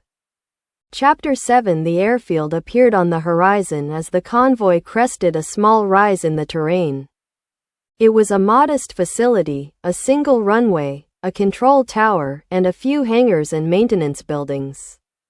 From a distance, it appeared intact, showing minimal damage from the nuclear blast that had devastated the region. John halted the convoy a mile from the perimeter, using binoculars to assess the situation. No obvious signs of activity, he reported to the group. But that doesn't mean it's clear. They had learned their lesson from previous encounters. John organized a reconnaissance team, himself, Matthew, and 4 National Guard soldiers, to scout the airfield before bringing in the entire convoy. They approached cautiously, using the terrain for cover, weapons ready. The perimeter fence had been breached in several places, but not by force. The gates stood open, suggesting a hasty evacuation. As they entered the facility, John noted signs of organized departure, aircraft missing from their hangars, equipment packed up, fuel trucks parked in neat rows. Looks like they evacuated in good order, Matthew observed. Probably military or government control of the evacuation. They cleared the buildings one by one, finding no survivors but also no mutations. The control tower provided a commanding view of the surrounding area, allowing them to confirm that the airfield was currently secure. Bring in the convoy, John directed over the radio. We'll set up a defensive perimeter while we refuel and make repairs. The vehicles rolled into the airfield, the civilians once again allowed to disembark and stretch their legs within the secured area. Technical teams immediately began assessing the fuel situation, while others worked on repairing the damaged transport truck. Good news, Captain Diaz reported after consulting with his fuel specialists. The aviation fuel can be adapted for our vehicles with minimal modifications. There's enough here to fill every tank and then some. How long will the refueling take? John asked. About 2 hours for the entire convoy. The tanks are the most time-consuming. John nodded. We can use that time to make repairs and prepare for the next leg of our journey. Hayes, let's review our route. In the control tower, John, Hayes, Matthew, and Dr. Chen gathered around a large map table. Hayes had combined his military maps with civilian charts found at the airfield, creating a comprehensive view of their path to Area 52. Here's our current position, Hayes indicated on the map. Area 52 is approximately 70 miles north-northwest from here. The direct route would take us through this valley, but as Dr. Chen pointed out, there's elevated radiation in that area. Dr. Chen nodded, consulting her readings. The radiation levels increase dramatically along this corridor, she said, tracing a path with her finger. It suggests a secondary fallout pattern, possibly from another detonation site. So we need to go around, John concluded. What are our options? Hayes considered the map. We can continue east for another 20 miles, then turn north here, following this mountain range. It adds distance but keeps us in lower radiation zones. The terrain is rougher, but the tanks and strikers can handle it. John studied the proposed route. What's this? He asked, pointing to a marked area along the mountain path. That's what I wanted to discuss, Hayes said, his expression grim. It's a research facility, Clearwater Biological Research Station. It was doing classified work for the government. What kind of research? Matthew asked. Hayes hesitated. That's the problem. I don't know exactly. It was compartmentalized, need to know. But there were rumors. Genetic research, biological enhancement studies. John exchanged a concerned look with Matthew. You think there might be a connection to the mutations we're seeing? I can't say for certain. But the facility is directly in our path, and if there is a connection, we need to know about it. Dr. Chen leaned forward, her interest piqued. If they were conducting genetic research, their data could be invaluable in understanding the mutations. Perhaps even finding a way to counter them. John weighed the risks against the potential benefits. Investigating the research facility would delay them further, but the information might be crucial to their long-term survival. We check it out, he decided. But cautiously. We don't bring the civilians anywhere near the facility until we've confirmed it's secure. With the route decided, they returned to overseeing the refueling and repair operations. John used the time to conduct a thorough inventory of their weapons and ammunition. Despite the heavy fighting they had engaged in, their supplies were holding up well thanks to the haul from the National Guard Armory. As the sun began to set, casting long shadows across the airfield, John gathered the civilian leadership to brief them on the plan. Mayor Wilson, Daniel, and Dr. Reeves listened attentively as John outlined their route and the stop at the research facility. How much longer until we reach safety? A woman in the back asked, a child clutching her hand. John was careful not to make promises he couldn't keep. Area 52 is secure and well supplied. If we maintain our current pace and avoid major conflicts, we should reach it within 2 days. But I want to be clear, the journey remains dangerous. The mutations are evolving rapidly, becoming more organized and more lethal. And you believe this research facility might have answers? Dr. Reeves asked. It's a possibility. At minimum, it might provide insight into what we're facing and how to combat it more effectively. The meeting concluded with the civilians returning to the transport trucks for the night. John organized a rotating watch, ensuring that all approaches to the airfield were monitored continuously. He took the first shift himself, needing time to think and plan. From his position on top of the control tower, John had a commanding view of the surrounding terrain. The setting sun painted the landscape in hues of orange and red, a deceptively peaceful scene given the dangers they faced. In the distance, he could make out movement, wildlife, perhaps, or possibly mutations. But nothing large enough or close enough to pose an immediate threat. Matthew joined him as the last light faded from the sky, bringing coffee and rations. Thought you could use these, he said, handing John a steaming cup. John accepted gratefully, the warm liquid welcome in the cooling night air. Thanks. How are our people holding up? The civilians are scared but holding together. The National Guard troops are solid, professional, disciplined. Diaz runs a tight ship. John nodded, taking a sip of coffee. And our core team? Paul's become the de facto morale officer for the civilians, keeps them laughing, takes their minds off things. Matt's working with the guardsmen, maintaining the weapons. Jeff? Well, Jeff's still processing everything, but he's stepped up, helping with the supplies and logistics. And Dr. Chen? Dr. Reeves? They're comparing notes, theories about the mutations. They seem convinced that understanding the science is key to our survival. John considered this. They might be right. If the mutations continue at their current rate of evolution, conventional weapons won't be enough. We need to understand what we're dealing with, find a weakness we can exploit. They fell into companionable silence, scanning the darkening landscape. John's thoughts turned to the path ahead, the research facility, Area 52, and whatever lay beyond. They had a plan, resources, and a capable team.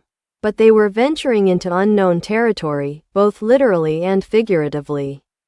"What do you think we'll find at Area 52?" Matthew asked, as if reading John's thoughts. John hesitated before answering. "If the rumors are true, technology beyond conventional understanding. Weapons, equipment, maybe even knowledge that could help us make sense of all this. And if the rumors aren't true? Then we find another way. We always do." The night passed without incident, the convoy enjoying a rare period of uninterrupted rest. By dawn, the refueling was complete, the damaged transport truck repaired, and everyone ready to move out. John gathered the convoy leaders for a final briefing before departure. "We're heading east for 20 miles, then north along the mountain range," he reminded them, indicating the route on the map. "First stop is the Clearwater Biological Research Station. We'll send a small team to investigate while the main convoy holds at a safe distance." "What exactly are we looking for at this facility?" Captain Diaz asked. "Information," John replied. "Data on the mutations, research that might help us understand what we're facing. And if we're lucky, equipment or supplies that could be useful." With the briefing complete, the convoy moved out, John letting in the Hummer with Matthew on the roof gun. They traveled east along a secondary highway, encountering little resistance. Occasionally, they spotted mutations in the distance, creatures that might once have been deer or elk, now transformed into something unrecognizable, but none approached the convoy. The landscape gradually shifted as they moved east, the flat farmland giving way to rolling hills that presaged the mountain range ahead. Radiation levels remained stable, reassuring Dr. Chen that their chosen route was sound. By mid-morning, they had covered the 20 miles east and began turning north, following a winding road that skirted the base of the mountains. The terrain became more challenging, with steeper inclines and tighter turns that slowed their progress. The tanks handled the conditions with ease, their powerful engines and tracks designed for exactly this kind of terrain, but the transport trucks struggled on the steeper sections. "We're about 10 miles from the research facility," Hayes informed John as they navigated a particularly sharp turn. "Should be visible once we clear this ridge." John acknowledged with a nod, his focus on the road ahead. As they crested the ridge, the valley below opened up before them, and with it, their first view of the Clearwater facility. It was larger than John had expected, a sprawling complex of buildings surrounded by a high-security fence. Unlike the airfield, it showed signs of damage, with one section partially collapsed and what appeared to be impact craters around the perimeter. "Looks like it was targeted," Matthew observed from his position on the roof. "Secondary target, maybe, not a direct hit, but close enough to cause damage." John brought the convoy to a halt on the ridge, using binoculars to survey the facility more closely. "No obvious signs of activity," he reported. "But there's damage to the perimeter fence. Something could have gotten in, or out." He made a decision. "We'll establish a secure position here for the civilians. Combat vehicles will proceed to the facility for investigation." The convoy reorganized, the transport trucks forming a defensive circle on the ridge while the tanks and strikers prepared to move down into the valley. John selected his team for the close investigation, himself, Matthew, Paul, Dr. Chen, and a squad of National Guard soldiers led by Captain Diaz. They would take the Hummer and one striker, leaving the other combat vehicles to protect the civilian convoy. "Remember, this is a reconnaissance mission," John emphasized as they prepared to move out. "We get in, gather information, and get out. No unnecessary risks." They descended from the ridge, the road winding down into the valley where the research facility waited. As they got closer, the extent of the damage became more apparent. The main gate had been blown open, not from the outside but from within, the metal bent outward as if something had forced its way out with tremendous power. "I don't like the look of this," Paul muttered as they approached the shattered gate. John shared his concern but kept it to himself. They needed the information this facility might hold, regardless of the risks. "Stryker, hold position at the gate. Provide cover for our exit if needed. We'll proceed in the Hummer to the main building."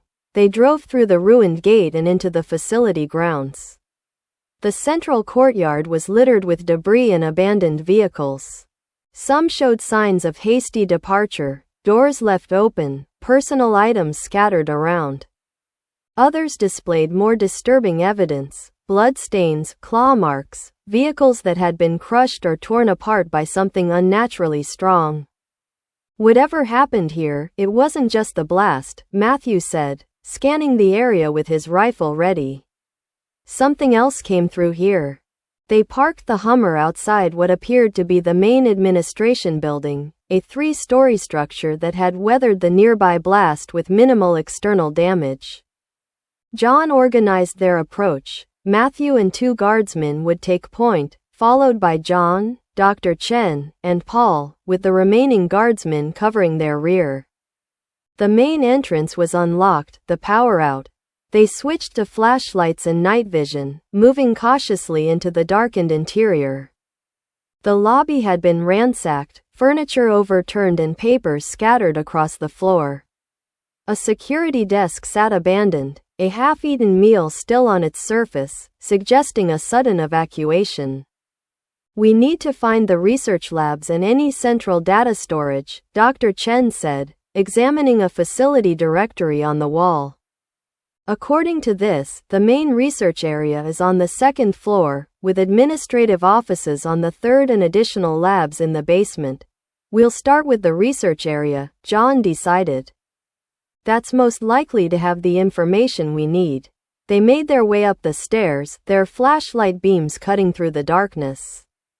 The 2nd floor showed signs of more deliberate evacuation. Equipment had been removed, filing cabinets emptied, computer hard drives missing. They took the most sensitive materials with them, Dr. Chen observed, examining an empty laboratory. "Standard protocol for classified research facilities. But they might have left something behind in their haste." They continued their search, room by room, finding little of immediate value. Most of the labs had been stripped of anything useful, leaving only basic equipment and furniture. But as they approached the far end of the corridor, they encountered a sealed door marked, "Restricted Access, Level 4 Biohazard." "This looks promising," John said, examining the electronic lock. Unlike the rest of the facility, this door had backup power, the lock still active. "Dr. Chen, can you get us in?" She studied the keypad. "It's a standard government security system. I've worked with similar ones before. Give me a minute." While Dr. Chen worked on the lock, John and Matthew kept watch, alert for any sign of danger. The facility had been quiet so far, but John couldn't shake the feeling that they weren't alone. "Got it," Dr. Chen announced as the lock disengaged with a soft click. "But I should warn you, Level 4 biohazard means the most dangerous class of biological agents. Whatever they were working with in there, it was considered extremely hazardous." John nodded grimly. "All the more reason for us to find out what it was." Everyone, masks on. They donned the protective masks they had brought, simple filtration devices that wouldn't provide complete protection against a true biohazard but were better than nothing. John pushed the door open, revealing a darkened laboratory beyond. Unlike the other rooms they had searched, this one appeared largely intact. Equipment hummed softly, running on emergency power. Computer terminals glowed in the darkness, still active. And along the walls, illuminated by soft blue light, were rows of containment units, glass cylinders filled with what looked like nutrient fluid. Most were empty, but a few still contained. Something. Dr. Chen moved immediately to the nearest computer terminal, her fingers flying over the keyboard. This is incredible, she murmured, scrolling through files. They were conducting advanced genetic research here, specifically, studying accelerated evolution under radiation exposure. John approached one of the containment units, shining his flashlight on the cloudy fluid within. Floating in the center was what appeared to be a small animal, a rat, perhaps, but grotesquely altered. Its limbs had elongated, its skin transparent to reveal modified internal organs. Its skull had expanded to accommodate what was clearly an enlarged brain. They were experimenting with directed evolution, Dr. Chen continued, her voice tense with discovery. Using controlled radiation exposure to guide genetic mutations along specific paths.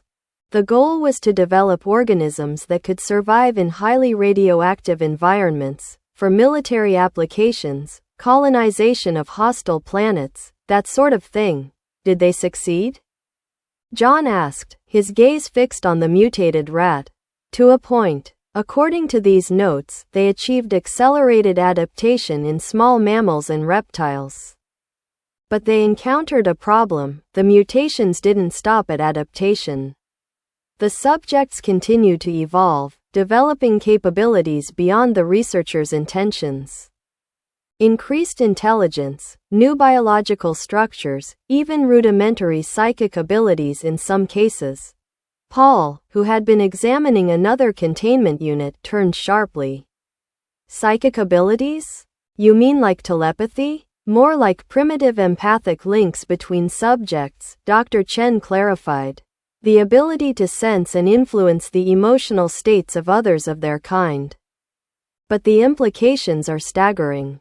The radiation wasn't just changing their bodies, it was altering their neural structures, creating new pathways for communication and coordination.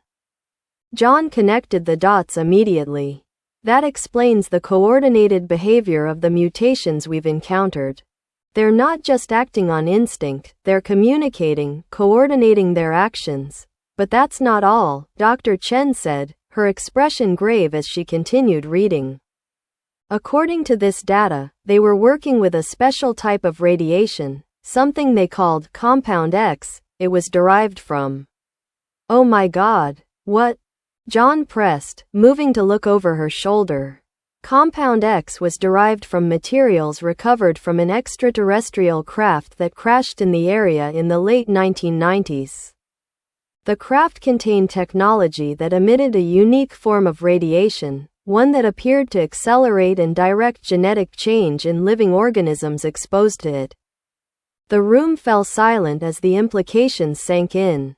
What they had been facing wasn't just the result of nuclear fallout, it was something else entirely, something alien in origin.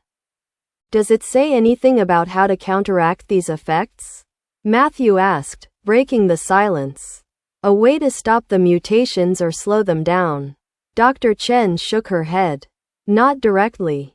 But there are references to a containment protocol developed at another facility, Area 52. John and Matthew exchanged knowing looks. Their destination was now even more critical than they had realized. Download everything you can, John instructed Dr. Chen. Any data that might help us understand what we're dealing with and how to fight it.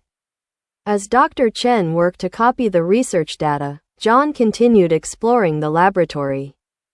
At the far end, behind a secondary containment barrier, he discovered something that sent a chill down his spine, a large glass tank, shattered from within. Surrounded by dried blood and signs of violence. They had a larger specimen, John called to the others, examining the area around the broken tank. Something big enough and strong enough to break through reinforced glass. And based on the blood spatter, it killed people on its way out. There's more, Dr. Chen said, her voice tight with tension as she read from the computer screen. They had a breakthrough subject, designated Subject Alpha. A primate, enhanced with Compound X, showing unprecedented cognitive development and adaptive mutation. According to the final entry, Alpha escaped containment just as the nuclear attack began, killing several researchers in the process. A super-intelligent, radiation-enhanced primate, Paul muttered. That's just great. John was about to respond when his radio crackled to life. John, this is Diaz at the gate. We've got movement outside the perimeter. Multiple contacts approaching from the north. John keyed his radio. Hostiles. Can't confirm, but they're moving with purpose. At least 20, varying sizes. ETA 3 minutes. Dr. Chen, we need that data now, John said urgently. Everyone else, prepare to move out. We've got company. Dr. Chen quickly finished downloading the research data onto a portable drive while the others gathered their equipment. As they prepared to leave, a final screen caught Dr. Chen's attention. Wait, she said, pointing to a map displayed on one of the monitors. This shows additional research sites, including detailed coordinates for Area 52. John glanced at the map, committing the key details to memory before giving the order to move out. They exited the biohazard lab, moving quickly through the darkened corridors toward the building's entrance. Just as they reached the main lobby, a tremendous crash echoed from somewhere deeper in the facility. What was that? One of the guardsmen asked, his rifle trained on the darkened hallway leading to the rear of the building. They got their answer moments later as a massive form burst through a set of double doors, a creature that might once have been a gorilla but was now something far more terrifying. Standing nearly 9 feet tall, its body covered in armored plates, its limbs elongated and ending in vicious claws, it moved with a speed and grace that belied its enormous size. Most disturbing of all was its face, recognizably primate, but with a cranium expanded to house an enlarged brain, and eyes that burned with unmistakable intelligence. Subject Alpha, Dr. Chen whispered in horror. The creature paused, its gaze sweeping across the group before settling on Dr. Chen.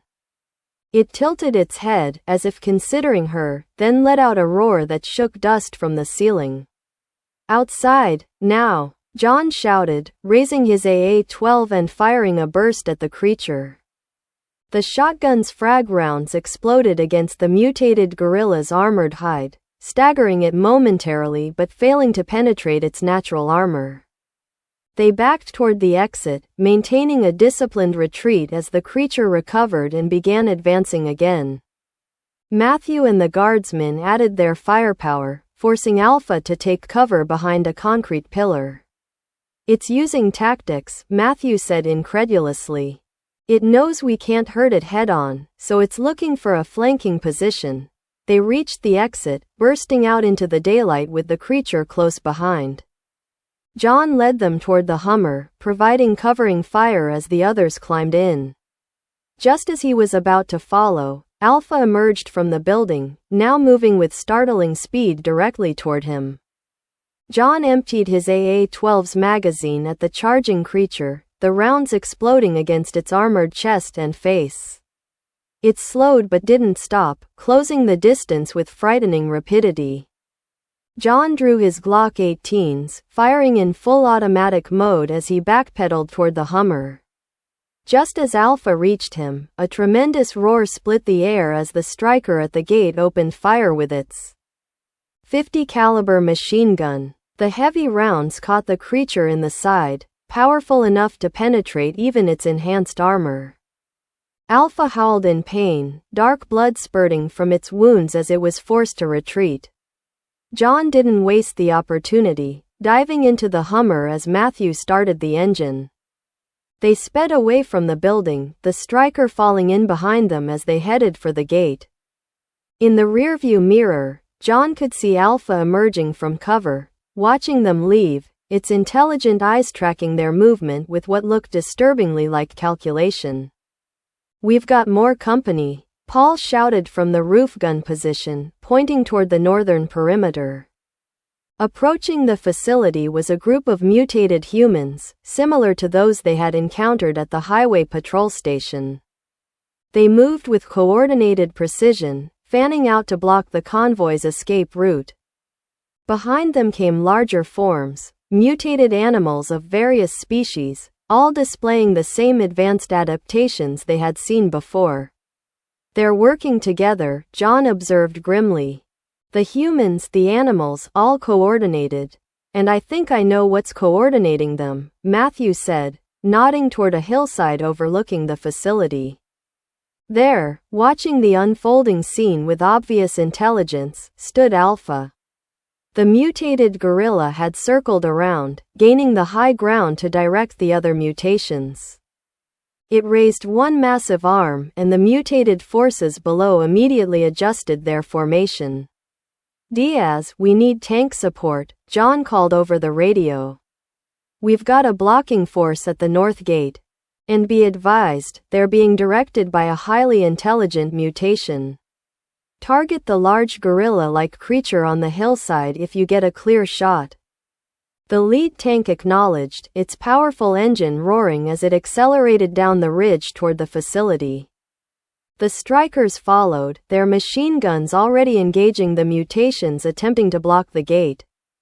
John drove the Hummer directly toward the weakest point in the blocking formation, Matthew laying down suppressive fire with the roof-mounted Thompson.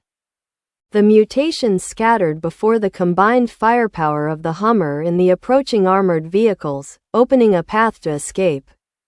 As they burst through the gap and onto the road leading away from the facility, John glanced back to see Alpha still watching from the hillside, making no move to pursue.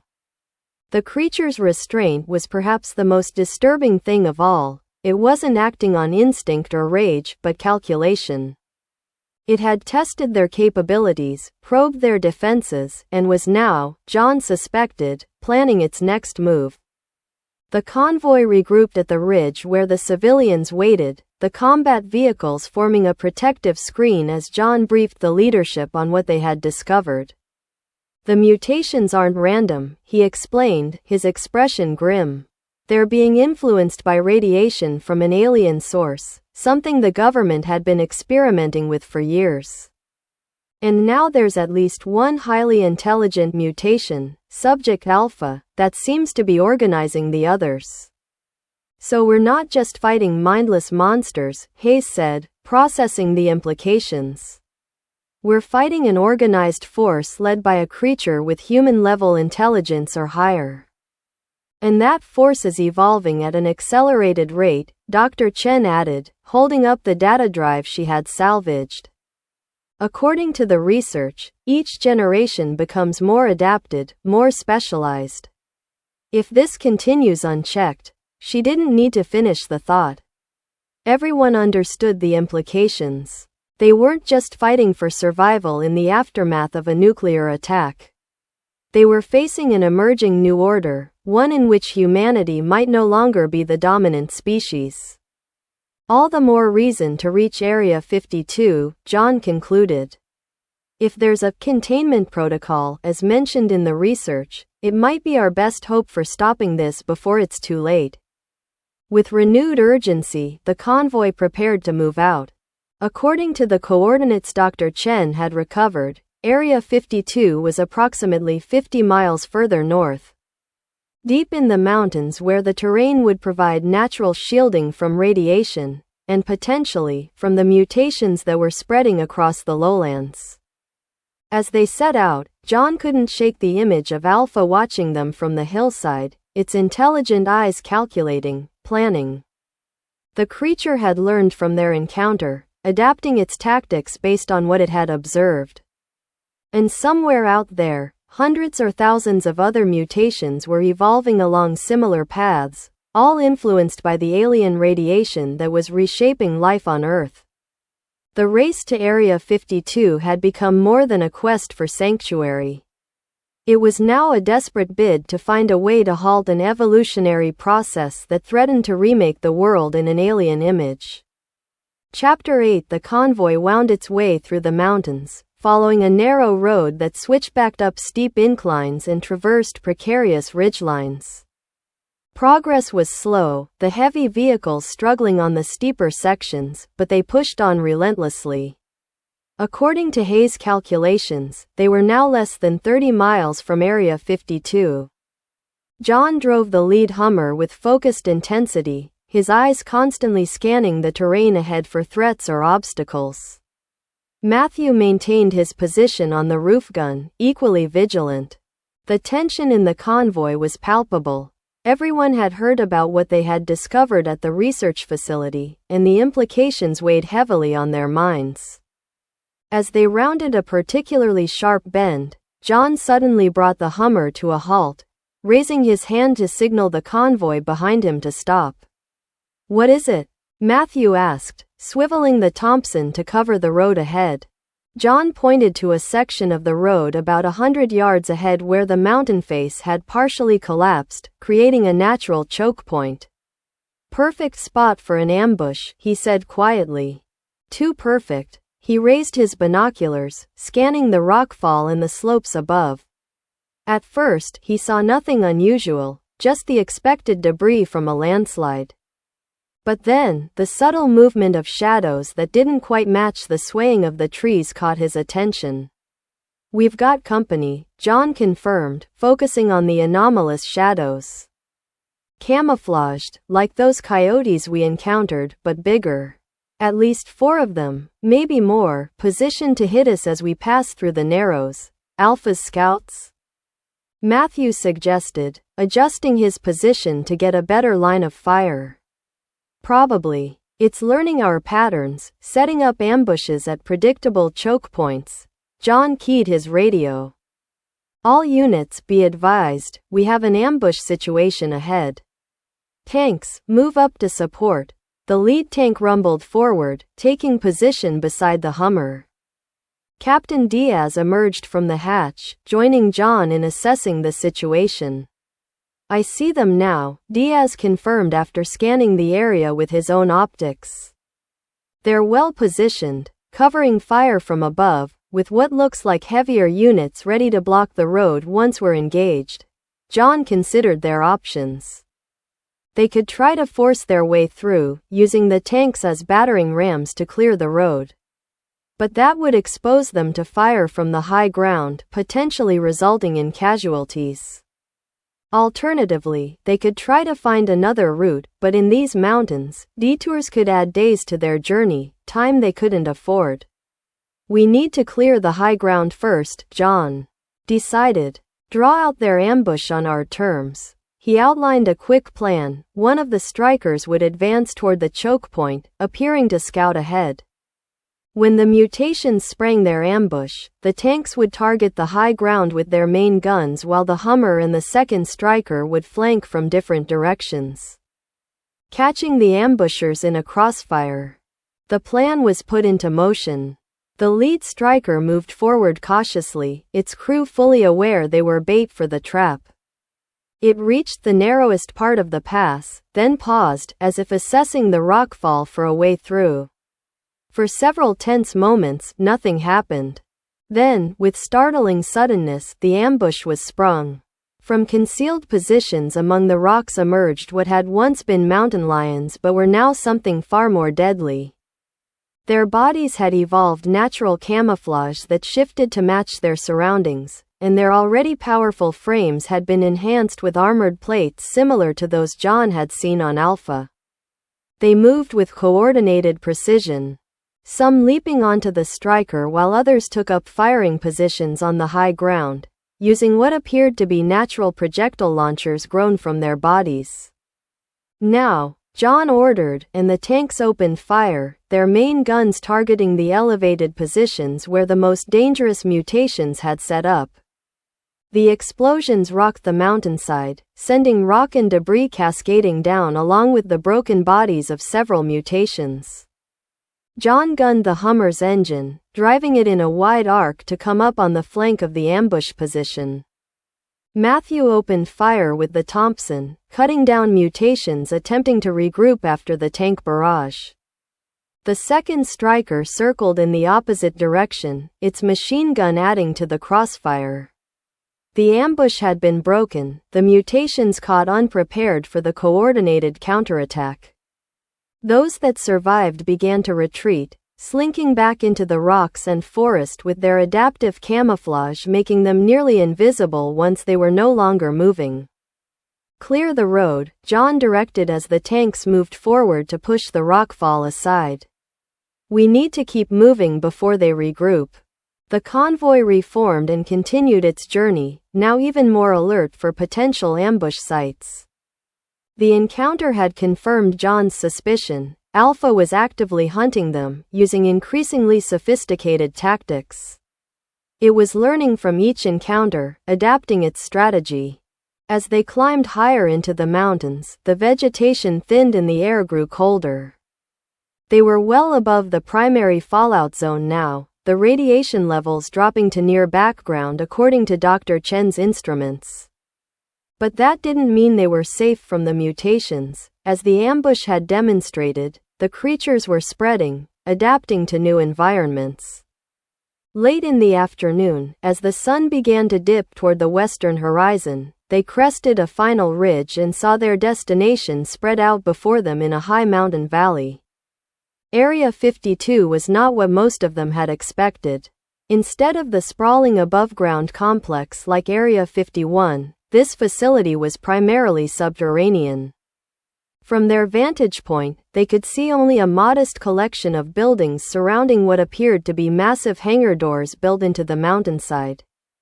"There it is," Hayes said, a note of relief in his voice. Area 52, one of the most classified facilities in the country. John studied the complex through his binoculars.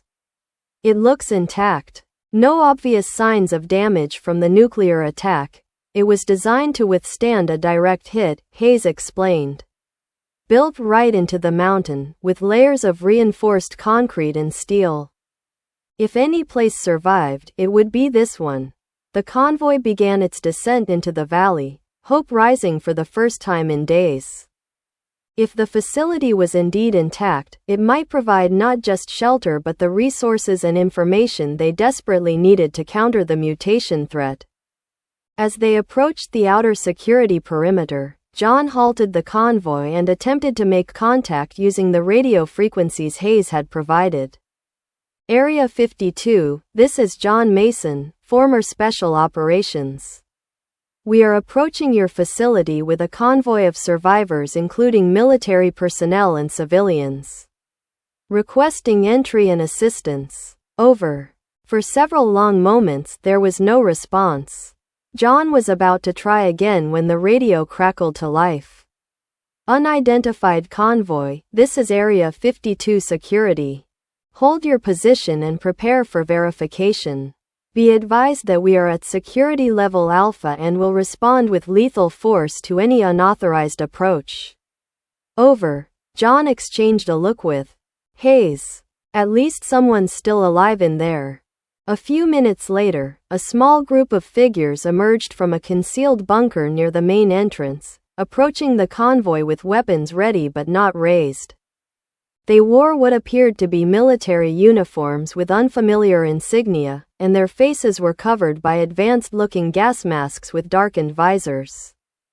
John stepped out of the Hummer to meet them, keeping his hands visible but staying near his weapons.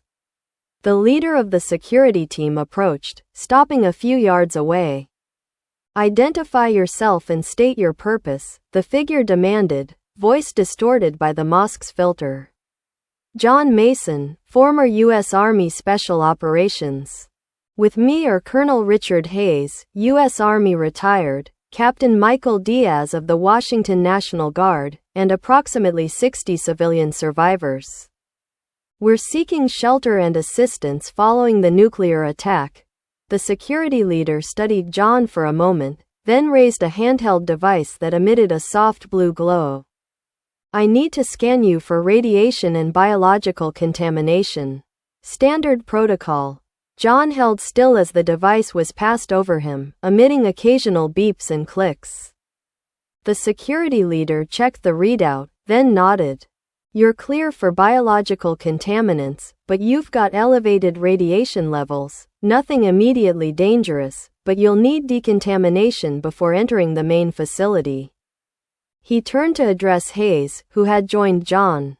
"Colonel Hayes, we'll need to verify your identity before proceeding." "Security protocols." Hayes stepped forward. "Of course. I have my military ID and authorization codes. The security leader examined Hayes' identification, then input something into a wrist-mounted device. After a moment, he nodded. Verification confirmed. Welcome to Area 52, Colonel. Turning back to John, he continued, I'm Major Lewis, head of security for this facility. We've been monitoring the situation outside as best we can with limited communication capabilities. Based on what we've observed, things are deteriorating rapidly. You don't know the half of it, John said grimly. We've encountered mutations, animals and humans transformed by the radiation.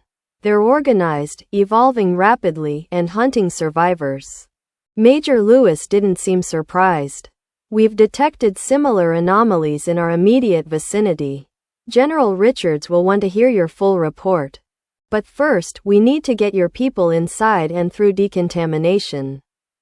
The security team guided the convoy through a series of checkpoints, eventually directing them into what appeared to be a massive vehicle bay built into the mountainside.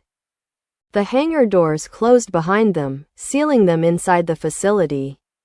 What followed was a carefully orchestrated process of decontamination. The civilians were directed to one area, military personnel to another. Everyone underwent thorough radiation screening, with those showing higher levels directed to specialized decontamination chambers. John, Matthew, and the others who had been most directly exposed to the mutations received particular attention, with medical staff taking blood samples and conducting detailed scans. Throughout the process, John noted the advanced technology in use, equipment he had never seen before, operating on principles that seemed beyond conventional science. It confirmed what he had suspected about Area 52. This was where the military kept its most advanced, most secret technologies. After decontamination, they were provided with clean clothing and directed to a large briefing room where they would meet General Richards, the facility commander. John, Hayes, Diaz, Matthew, Dr. Chen, and Mayor Wilson were escorted there immediately, while the others were shown to temporary quarters where they could rest and recuperate. The briefing room was a state-of-the-art command center, with multiple large screens displaying maps, data feeds, and what appeared to be real-time surveillance of the surrounding area.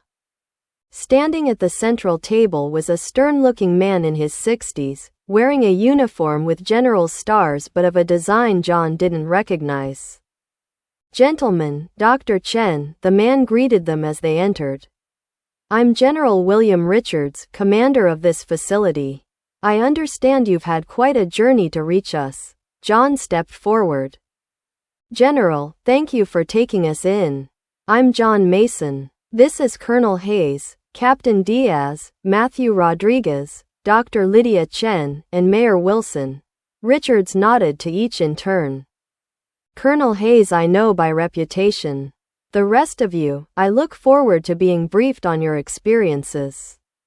But first, you should know the current situation as we understand it. He activated a display on the central table, showing a map of the northwestern United States with various markers indicating blast zones, radiation levels, and other data. The attack 3 weeks ago targeted primarily military installations, command and control centers, and key infrastructure. Civilian population centers were secondary targets at most. This suggests the goal wasn't maximum casualties but disruption of our response capabilities. 3 weeks? Matthew interrupted, surprise evident in his voice. It's only been about a week since the bombs fell in the Tri-Cities. Richards looked grim. I'm afraid not. The attack was coordinated globally, with multiple strikes across the country over a period of several days. The Tri-Cities were hit in the second wave, approximately 18 days ago. John and the others exchanged shocked looks. Had they really lost that much time? The implications were disturbing. If the mutations had progressed this far in just over 2 weeks, how much worse would they become with more time? The situation outside is deteriorating rapidly, Richards continued. Conventional military response has been severely hampered by the destruction of command centers and the emerging mutation threat. We've been monitoring what appears to be organized activity among the mutations, particularly in areas of highest radiation. We encountered something at the Clearwater Research Facility, John said, stepping forward. A highly evolved primate, designated subject alpha in their research, that seemed to be directing other mutations. Dr. Chen recovered data suggesting these mutations are being influenced by radiation from an extraterrestrial source. Richards didn't appear surprised. We're aware of Compound X and its effects. In fact, much of the original research was coordinated from this facility before being distributed to satellite locations like Clearwater. He sighed heavily, seeming to come to a decision. I think it's time you understood exactly what Area 52 is and why it exists. What I'm about to tell you is classified at the highest levels, but given the current circumstances, security protocols are flexible. Richards activated another display, showing what was unmistakably a crashed spacecraft, not of human design, its metallic surface covered in strange flowing patterns that seemed to shift and change even in the static image. In 1947, an extraterrestrial craft crashed near Roswell, New Mexico. That much has become public knowledge, though generally dismissed as conspiracy theory. What remains classified is that it wasn't the only crash. Between 1947 and 2010, we recovered a total of 7 crashed alien vessels of varying designs. Area 52 was established to study the technology recovered from these crashes and, if possible, reverse engineer it for military applications. The room was silent as Richards continued, the displays showing various artifacts and technologies clearly not of human origin. One of the most significant discoveries was what we came to call Compound X, a radioactive material found in the propulsion systems of several crafts. Initial tests revealed it had unique properties, particularly its effect on living tissue. When exposed to controlled doses, test subjects exhibited accelerated healing, enhanced physical capabilities, and in some cases, the development of entirely new biological structures. The directed evolution mentioned in the Clearwater data, Dr. Chen said, understanding dawning on her face. Richards nodded. Exactly. We believed we had discovered a potential super soldier serum, a way to enhance human capabilities beyond normal limits. The research was promising initially, with test subjects showing remarkable improvements in strength, reflexes, and sensory acuity. His expression darkened. But then we discovered the side effects.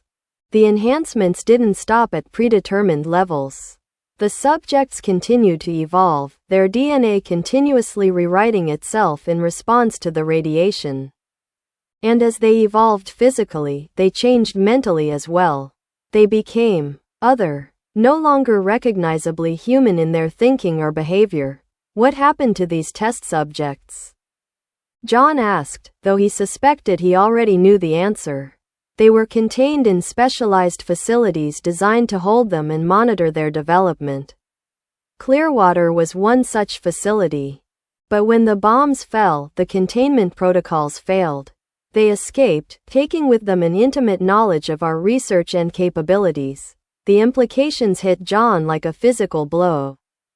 The mutations they had been fighting weren't just random evolutionary responses to radiation. They were the result of deliberate experimentation with alien technology, now unleashed upon a world already devastated by nuclear attack. So these creatures, Alpha and the others, they know about this facility? About what's here? Matthew asked, the worry evident in his voice. It's a possibility we have to consider, Richards confirmed. Which is why we've maintained maximum security protocols. The outer perimeter is heavily monitored and defended, but our primary protection is secrecy. The facility's existence isn't on any public records, and its location is known only to a select few in the highest levels of government and military. But if these mutations continue to evolve at their current rate, and if they're being directed by intellects like Alpha, John didn't need to finish the thought. Everyone in the room understood the threat they faced. Richards nodded grimly. Which brings us to why your arrival is particularly timely. We've been developing countermeasures against the Compound X mutations, anticipating a possible containment breach. One of our projects was a specialized combat suit designed to operate in high radiation environments and engage enhanced hostiles effectively. He activated another display, showing what appeared to be a sleek, form-fitting armor unlike anything John had seen before. It seemed to be composed of overlapping plates of a metallic material that shimmered with an iridescent quality. The XCOM suit, Extraterrestrial Combat Operation Model. It's an integration of human and alien technology, designed to enhance the wearer's natural abilities while providing protection against both conventional and unconventional threats. We have a limited number of prototypes completed. John studied the display with growing interest. And you're suggesting we use these suits to, what, take the fight to the mutations? That's exactly what I'm suggesting, Richards confirmed. My security teams have been conducting limited operations outside the facility, gathering intelligence and eliminating mutation threats when necessary. But we need people with your combat experience and first-hand knowledge of the mutations to lead a more aggressive response. He looked each of them in the eye. The mutations are organizing, evolving towards something beyond our current understanding. If we don't act soon to contain this threat, humanity may find itself facing extinction, not from nuclear fire, but from what rises from its ashes. John exchanged looks with Matthew and the others. They had come to Area 52 seeking sanctuary, hoping to find a safe haven from the horrors outside. Instead, they had found a new mission, perhaps the most important mission of their lives. When do we start? John asked simply. Richards allowed himself a small smile. Immediately. We'll begin with a full briefing on the XCOM suits and their capabilities, followed by training. Time is of the essence. Our long-range sensors have detected large-scale mutation activity moving in this direction. They've found us, and they're coming. As they followed Richards deeper into the facility, John reflected on the journey that had brought them here. They had survived the initial attack, fought their way through a landscape of nightmarish mutations, and discovered the terrible truth behind what was happening to their world. Now they stood on the precipice of the next chapter. Armed with advanced technology, they would take the fight to the enemy that threatened what remained of humanity. The mutations had evolved to hunt them. Now it was time to evolve into hunters themselves. Chapter 9. The training facility deep within Area 52 was unlike anything John had ever seen. A massive chamber carved from the living rock of the mountain, it had been configured to simulate various combat environments, urban ruins, dense forest, open terrain, all constructed with incredible detail. But it was the suits that truly captured John's attention. The XCOM combat suits stood in individual alcoves along one wall, each slightly different in configuration but sharing the same basic design aesthetic: sleek, form-fitting armor composed of overlapping plates that seemed to flow like liquid metal. They ranged in color from midnight black to iridescent blue-silver, with subtle illumination running along seams and junction points. Each suit is tailored to a specific combat role, explained Dr. Valerie Harper, the lead scientist on the XCOM project. She was a tall, austere woman with prematurely silver hair and intense green eyes that missed nothing. Based on your combat experience and physical profiles, we've made preliminary assignments. She led John to a suit of midnight black armor with subtle blue illumination. This is the Recon variant, designed for stealth operations, reconnaissance, and precision strikes. enhanced sensory capabilities, noise dampening, and adaptive camouflage. Given your special operations background, we thought it might suit you. John studied the armor with growing appreciation. It looked both alien and familiar simultaneously, unmistakably advanced beyond current human technology, yet designed with human ergonomics in mind. "How does it work?" he asked, running his hand over the surface. The material felt warm to the touch, almost alive. "That's the remarkable part," Dr. Harper said, her professional demeanor briefly giving way to genuine enthusiasm. The suits incorporate a synthetic neural interface derived from alien technology. It creates a direct link between the wearer's nervous system and the suit's functions, allowing for intuitive control without the need for external interfaces. She directed John's attention to the interior of the suit, where a network of fine, wire-like structures covered the inner surface. These neural connectors synchronize with your nervous system, effectively making the suit an extension of your body. You think, it responds, faster than conventional controls could ever allow. John understood the implications immediately. So reaction time is limited only by how fast I can think, not by how fast I can physically move. Precisely, Dr. Harper confirmed. In practice, this translates to significantly enhanced combat capabilities, faster movement, more precise actions, instantaneous response to threats. She moved on to where Matthew stood examining a slightly bulkier suit in deep crimson with gold accents. This is the assault variant, focused on frontline combat with enhanced strength augmentation and integrated weapon systems. The forearm mounts house adjustable energy projectors derived from alien weapon technology, capable of variable output from non-lethal suppression to, well, considerably more lethal applications. Matthew's eyes lit up with interest. Energy weapons? Like lasers? More advanced than that, Dr. Harper clarified. Directed plasma weapons that can be calibrated for different effects. The suit also incorporates conventional ballistic capabilities and enhanced defensive systems. Paul was assigned to a heavily armored variant in forest green, designated as the heavy support model.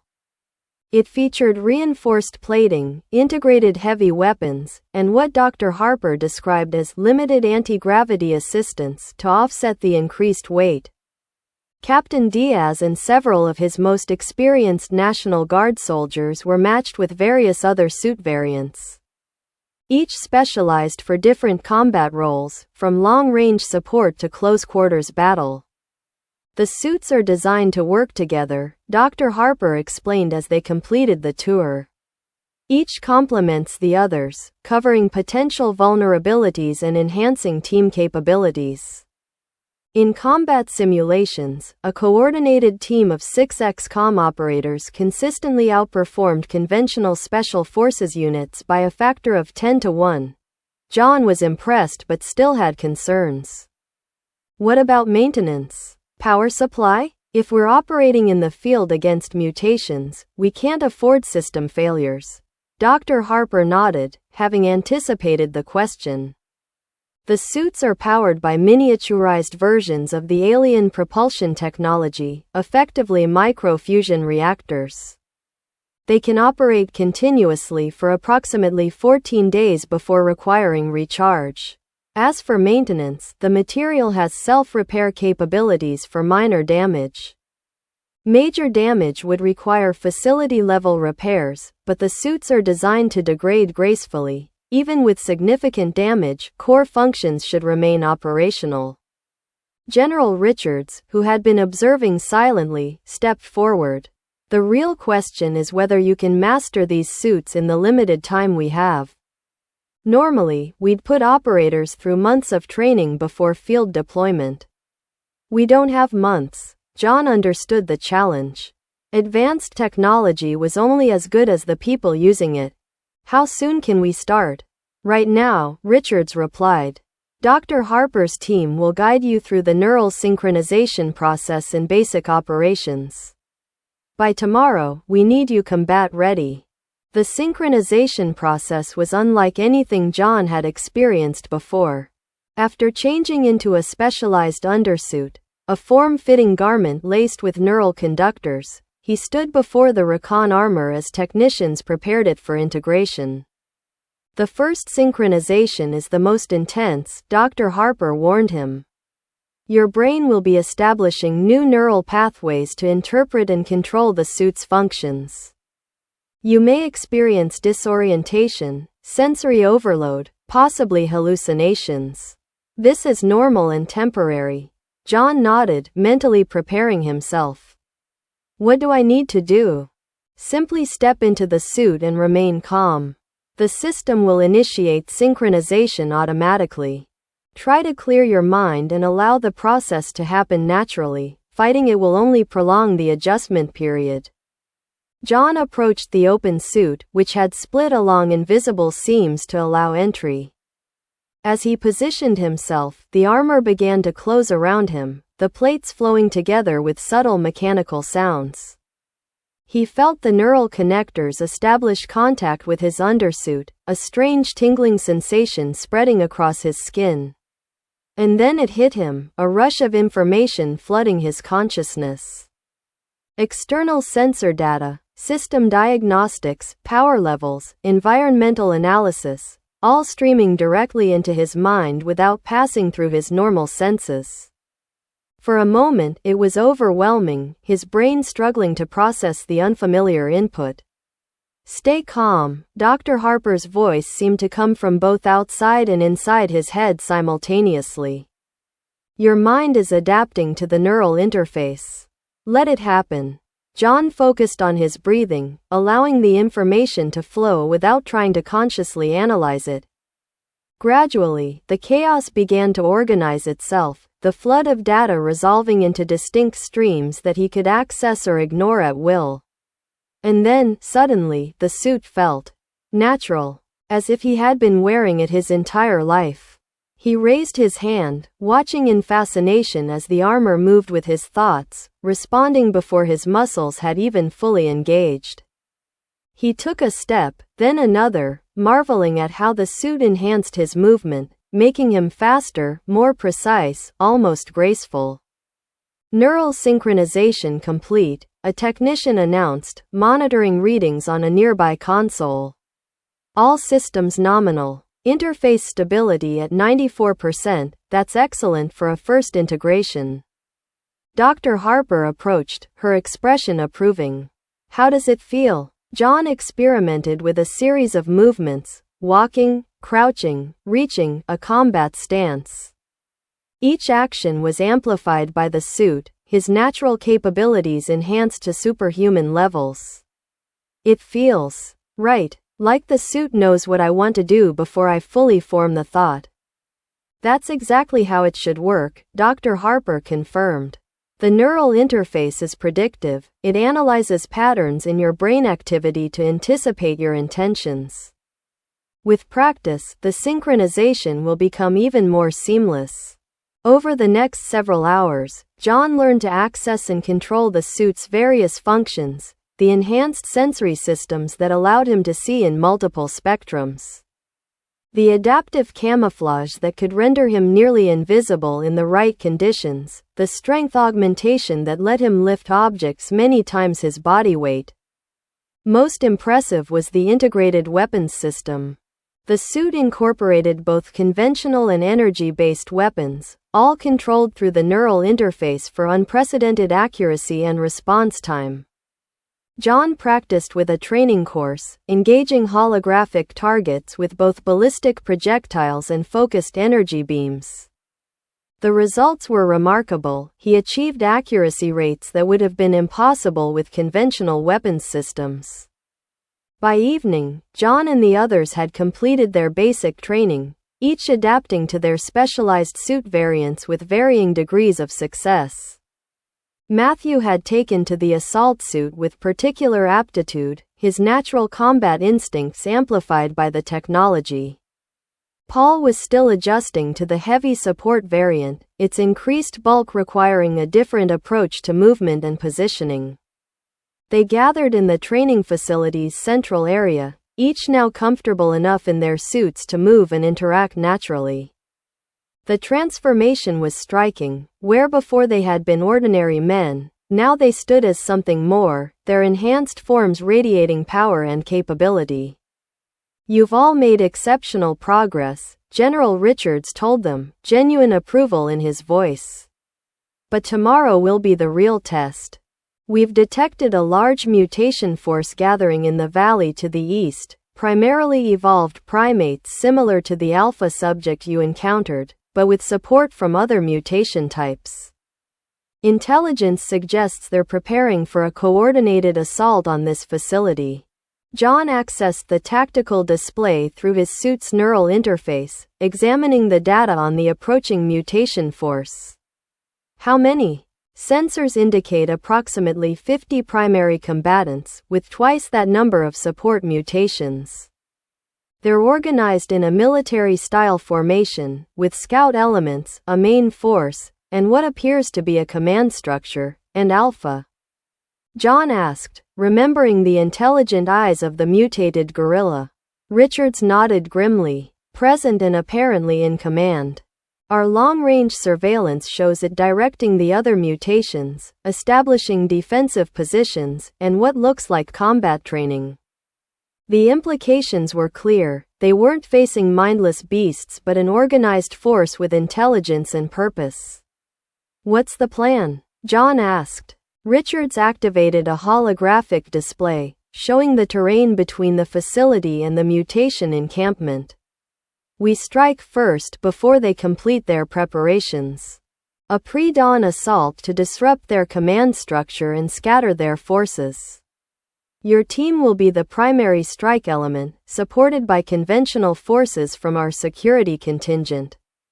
He outlined the operation in detail. John's ex-com team would approach under cover of darkness, using their enhanced capabilities to infiltrate the mutation camp and eliminate Alpha and other leadership elements. Once the command structure was disrupted, Area 52's conventional forces would engage the main body of mutations. "The goal is not to eliminate every mutation," Richards emphasized. "That would be impossible given their numbers and rate of reproduction. Rather, we aim to disrupt their organization and gathering capability, buying time for the development of a more comprehensive countermeasure." John studied the plan, using his suit's enhanced cognitive interface to analyze variables and potential contingencies. It was a solid approach, leveraging their technological advantage while minimizing risk to conventional forces. "We'll need real-world combat testing of the suits before we engage the main force," he suggested. "A preliminary mission to ensure everything functions as expected in field conditions." Richards considered this, then nodded. "We've detected a smaller mutation group approximately 5 miles from the main camp, appears to be a forward reconnaissance element. Neutralizing them would provide both the combat testing you need and eliminate a threat to our main operation." With the plan established, John and his team retired to prepare for the morning's mission. Despite the advanced technology they now wielded, John knew better than to underestimate their adversaries. The mutations had demonstrated remarkable adaptability and intelligence. Tomorrow would show whether humanity's technological edge would be enough to counter nature's accelerated evolution. Before dawn, John stood with his team at the facility's covert exit, a concealed tunnel that emerged in a small canyon a half-mile from the main entrance. Each wore their ex-com suit, weapons ready, systems fully charged. General Richards and Dr. Harper provided final instructions and equipment checks. "Remember, this is both a combat mission and a field test," Dr. Harper emphasized. "We'll be monitoring your suit's performance remotely, but you need to be aware of any unusual system behavior or unexpected limitations." Richards added his own advice. "These mutations are unlike anything conventional military doctrine has prepared you for. They adapt quickly, both tactically and biologically. Don't fall into predictable patterns and be prepared for unexpected capabilities. John nodded, his mind already focused on the mission ahead.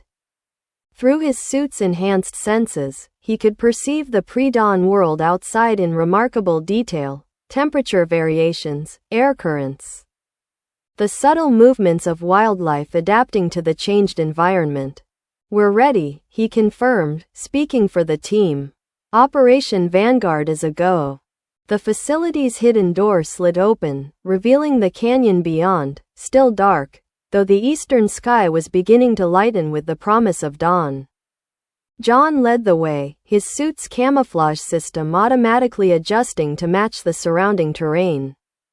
Behind him came Matthew in the assault suit, Paul in heavy support, and Diaz with 3 of his best soldiers in various specialist configurations. They moved through the canyon with a speed and silence that would have been impossible without the suits, covering ground that would have taken conventional forces hours to traverse. The neural interface allowed them to communicate without speaking, sharing tactical information and observations through a direct mind-to-mind link facilitated by the suit's systems. As they approached the position of the mutation reconnaissance group, John signaled the team to deploy into an encirclement pattern. Through his enhanced vision, he could make out the mutations, a mixed group of evolved primates and what appeared to be former humans, now transformed into something barely recognizable. They had established a rudimentary camp in a small clearing, with lookouts posted at strategic points. "Standard encirclement, non-lethal approach until we confirm hostile intent," John communicated through the neural link. Matthew, north position. Paul, east. Diaz and team, south and west. "I'll take center approach once positions are secured." The team acknowledged, moving into position with practiced efficiency.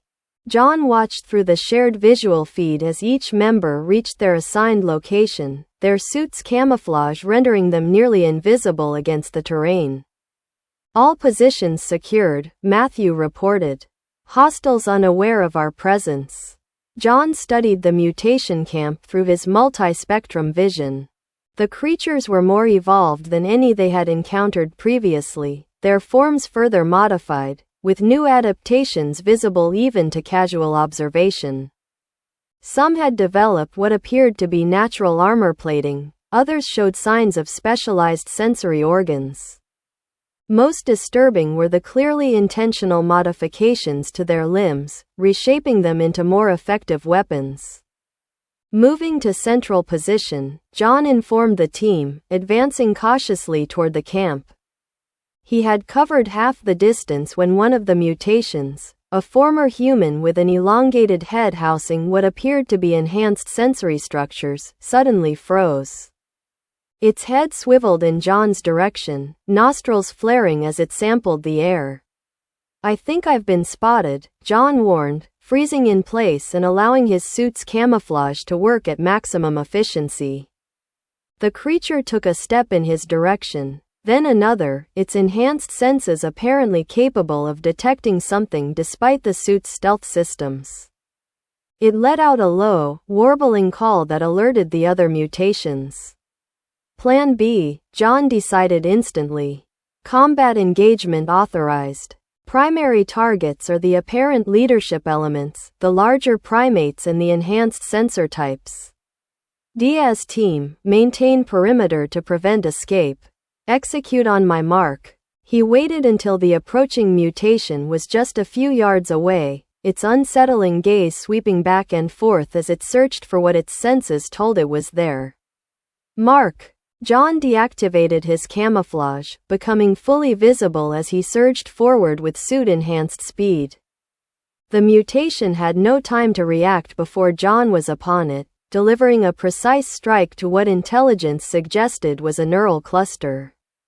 The creature collapsed instantly, its enhanced nervous system overloaded. Around the camp, the rest of the team revealed themselves simultaneously, engaging their assigned targets with overwhelming force. Matthew's assault suit blazed with energy as he unleashed controlled bursts from his arm-mounted plasma projectors, incapacitating 3 mutations with surgical precision. Paul, in the heavy support variant, used his enhanced strength to literally tear through natural armor plating, neutralizing the largest and most dangerous mutations. Diaz and his team maintained the perimeter, preventing any escape as the brief but intense combat unfolded. Within moments, it was over, the entire mutation reconnaissance force neutralized with minimal damage to the XCOM team. All targets down, Matthew reported, his suit's sensors confirming the mutations were either dead or incapacitated. No escapees detected. John moved among the fallen creatures, examining them more closely. The modifications were even more extensive than he had initially realized. These weren't just random mutations but deliberate evolutionary adaptations. As if their bodies had been consciously reshaped for specific functions. Dr. Chen should see these, John decided, using his suit's built-in sampling system to collect tissue and fluid samples from the more unique specimens. The evolutionary progression is accelerating. He paused at what appeared to be the leader of the group, a former chimpanzee, now nearly human-sized with an enlarged cranium and modified limbs designed for both manipulation and combat. Its eyes, still open in death, held an intelligence that was unsettling, not animal, not human, but something else entirely. Operation Vanguard complete, John reported back to Area 52. Mutation reconnaissance element neutralized. Returning with samples and data. Richard's voice came through the neural link, sounding pleased but cautious. Good work. Initial analysis of your suit telemetry shows all systems performing within expected parameters. How do they feel in actual combat? John considered his experience. The suit had responded perfectly, enhancing his natural abilities without hindering his combat instincts. If anything, it had amplified his effectiveness beyond what he had expected. Better than the simulations suggested. The neural interface adapts to combat stress remarkably well. The others reported similar experiences, each finding that their specialized suits complemented their combat styles effectively. The field test had been an unqualified success. Return to base for debrief and preparation for the main operation, Richards instructed. Based on your performance, we're moving up the timeline. The assault on the main mutation force will commence at 1200 hours today. As they made their way back to Area 52, John reflected on the engagement. The mutations had been formidable, stronger, faster, and more tactically aware than conventional opponents. But the XCOM suits had more than leveled the playing field, giving them capabilities that matched or exceeded those of their evolved adversaries. The real test, however, would come when they faced Alpha and the main mutation force. If the reconnaissance element had been this advanced, the primary group, with Alpha's direct influence, would be even more dangerous. And somewhere in John's mind was the disturbing question of what was directing Alpha itself. The intelligence they had encountered seemed too focused, too purposeful to be merely the result of accelerated evolution. There was something else at work here, something they had yet to fully understand. And John couldn't shake the feeling that their coming confrontation with Alpha would reveal only the surface of a much deeper, more troubling reality. Back at Area 52, the team underwent a thorough debriefing, their suit data analyzed for performance metrics and any signs of system stress or failure. Dr. Chen examined the biological samples John had collected, her expression growing increasingly concerned as she studied the results. The rate of mutation is beyond anything we've observed previously, she reported to the assembled group. These creatures are evolving new adaptations in days, perhaps even hours. And the changes aren't random, they're purposeful, directed toward specific functional improvements. Could it be Alpha's influence? John asked. Some kind of directed evolution through psychic means? Dr. Chen shook her head. This goes beyond what even an enhanced primate brain should be capable of. These mutations show signs of molecular engineering at the DNA level, changes too precise, too specialized to be the result of mental influence alone. Then what's causing it? General Richards demanded, his concern evident. Dr. Chen hesitated before answering. Based on these samples and the data we recovered from Clearwater, I believe we're seeing the influence of an organized intelligence using Compound X as a tool for biological reformation. Not just Alpha, but something controlling Alpha itself. The implication hung heavy in the room. If Alpha wasn't the ultimate source of direction for the mutations, then what was? And more importantly, what was its purpose in reshaping life on Earth so dramatically? These questions would have to wait. The immediate threat remained Alpha and its gathered force, poised to strike at Area 52. The plan for Operation Guillotine, the main assault, was finalized during an intensive strategy session, with John and his team providing input based on their recent combat experience. The operation would commence at noon, with the XCOM team infiltrating the mutation camp from multiple angles while Area 52's conventional forces provided supporting fire from defensive positions. The primary objective remained the elimination of Alpha and disruption of the mutation command structure. As noon approached, John stood with his team at the facility's main entrance. Now fully open to allow deployment of their heavier assets, including 2 tanks and several armed vehicles that would provide fire support. The XCOM suits had been recharged and optimized based on the morning's combat data, with minor adjustments to enhance specific functions that had proven most effective. This is it, John told his team through the neural link. Everything we've seen suggests that Alpha is the keystone of the mutations organization. Take it out, and the rest should lose their coherence as a fighting force. And if Dr. Chen is right about something controlling Alpha? Matthew asked, voicing the concern they all shared. John had no easy answer. Then we deal with that next. One problem at a time. With final checks complete, the assault force moved out, spreading across the valley in a coordinated advance toward the mutation encampment 5 miles away.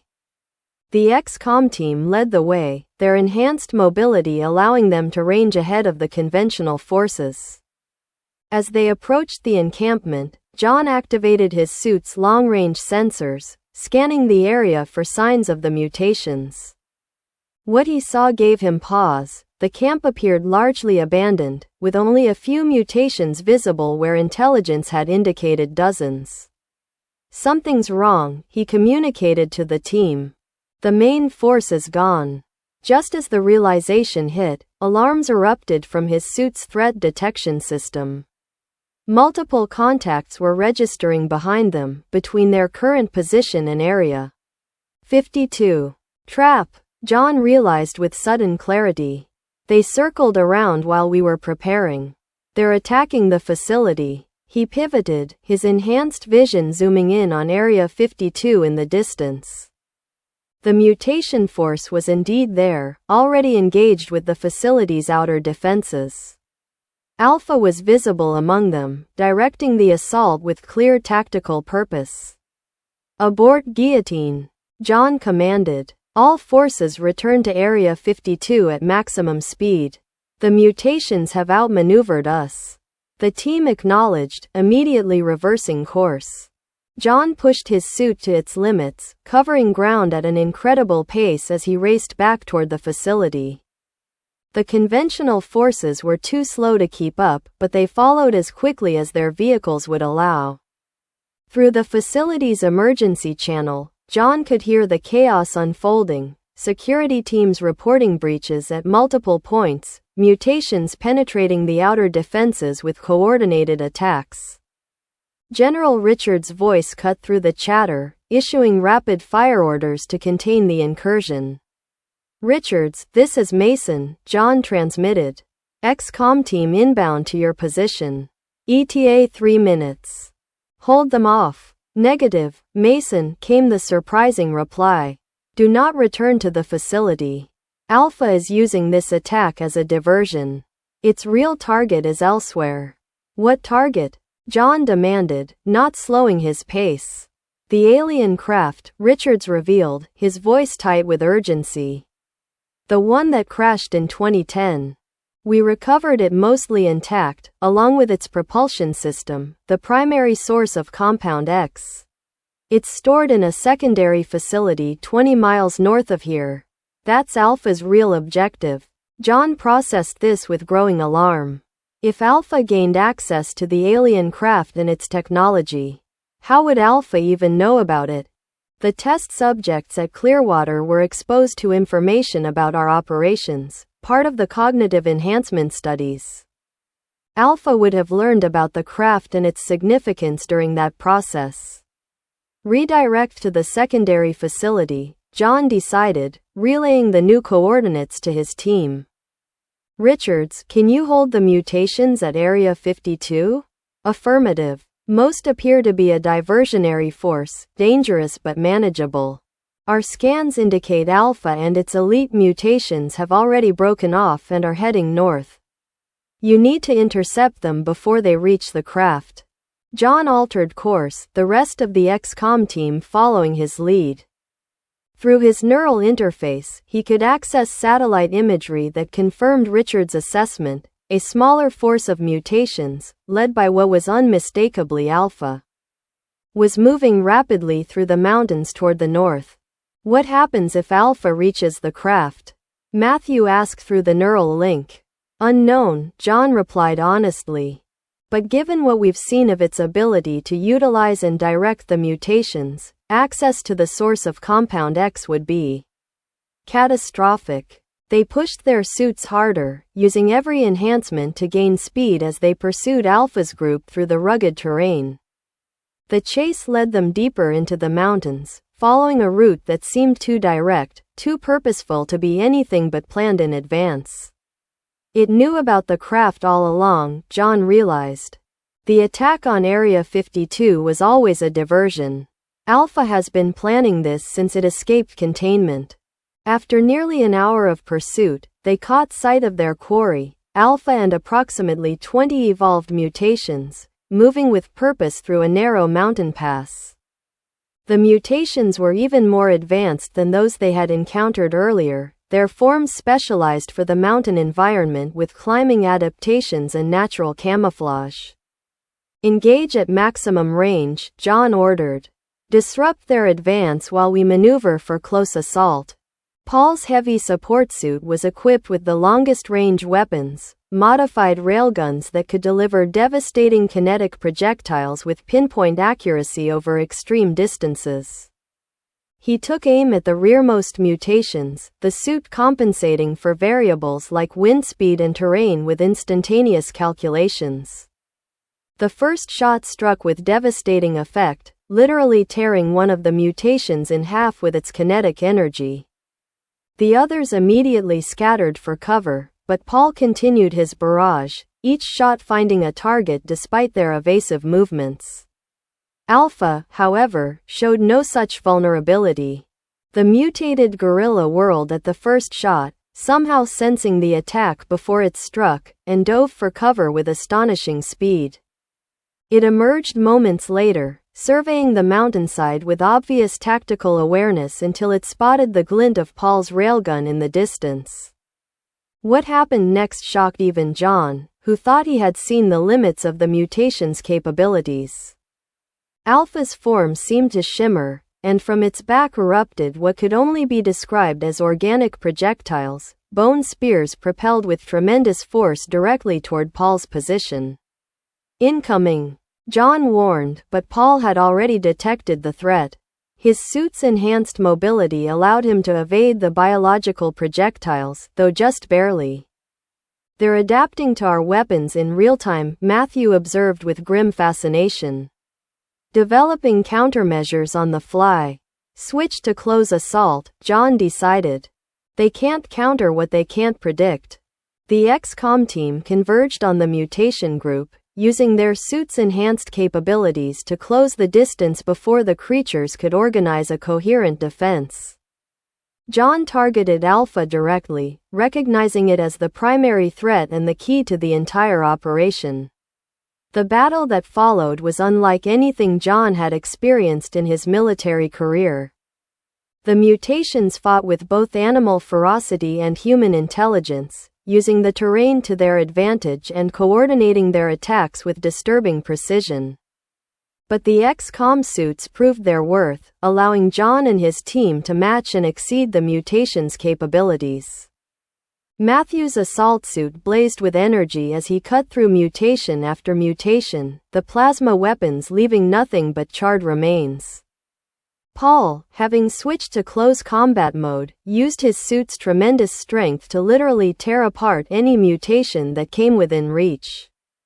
Diaz and his soldiers maintained a perimeter, preventing any escape as John focused on the primary target.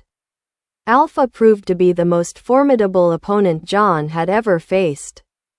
The mutated gorilla had evolved far beyond what they had encountered at Clearwater, its body now covered in shifting plates of natural armor that adapted to different attack types. It moved with impossible speed for its size, and its attacks carried enough force to actually damage John's suit despite its advanced materials. But the Recon suit's neural interface gave John a crucial advantage. It could predict Alpha's movements based on subtle muscle tensions and neural patterns, allowing John to counter attacks before they fully developed. The two combatants circled each other in a deadly dance, each testing the other's defenses and adaptability. "This thing is off the charts," John communicated to the team as he narrowly evaded a bone spike that erupted from Alpha's arm without warning. "Its mutation rate is accelerating during combat. The rest are down," Matthew reported, joining John's battle with Alpha. "Diaz's team has 3 casualties but stable. All other mutations neutralized." With Matthew's assistance, John was able to shift to a more aggressive strategy. The assault suit's plasma weapons provided covering fire, forcing Alpha to concentrate on defense and giving John openings to exploit.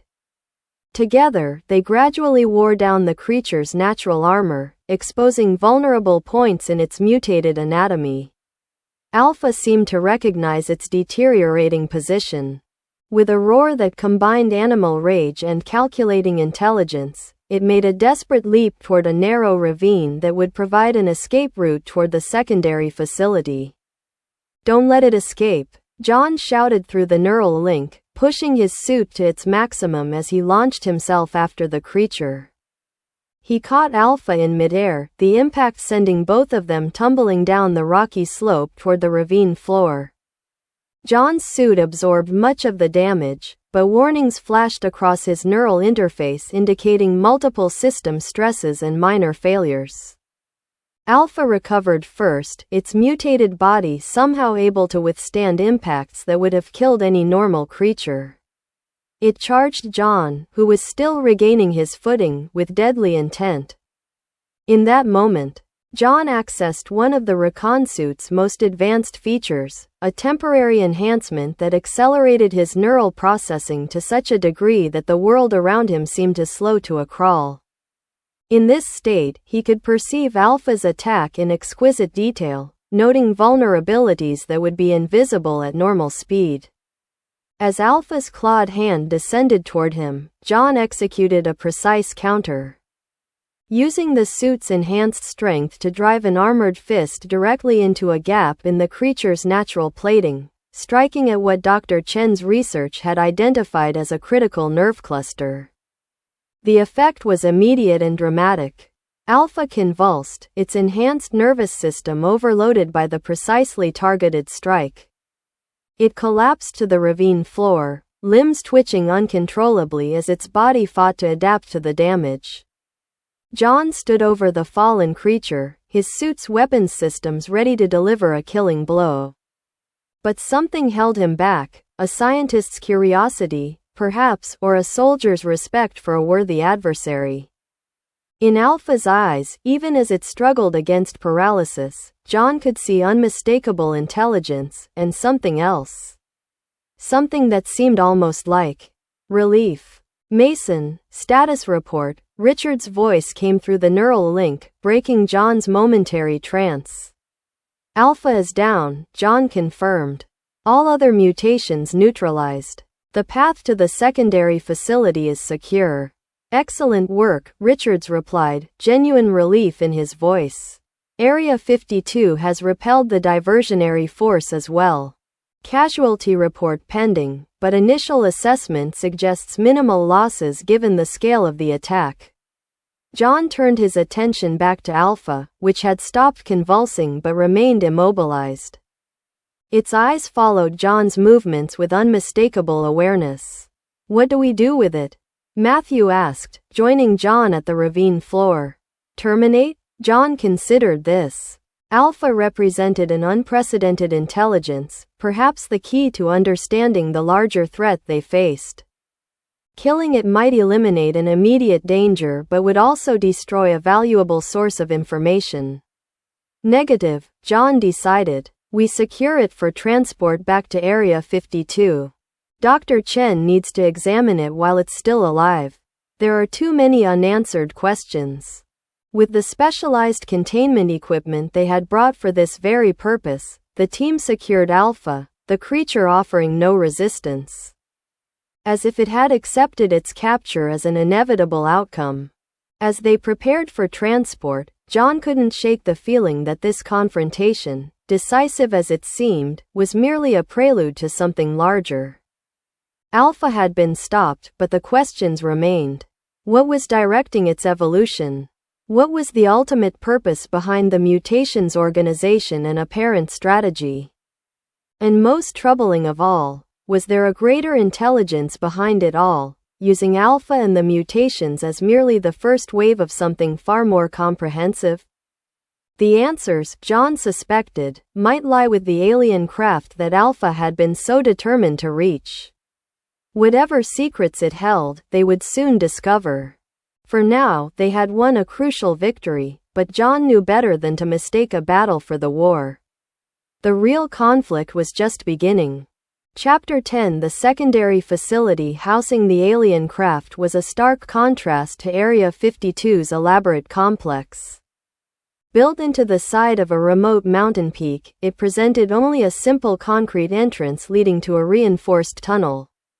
No external signs identified its purpose or importance, the perfect camouflage for what might be the most significant technological discovery in human history.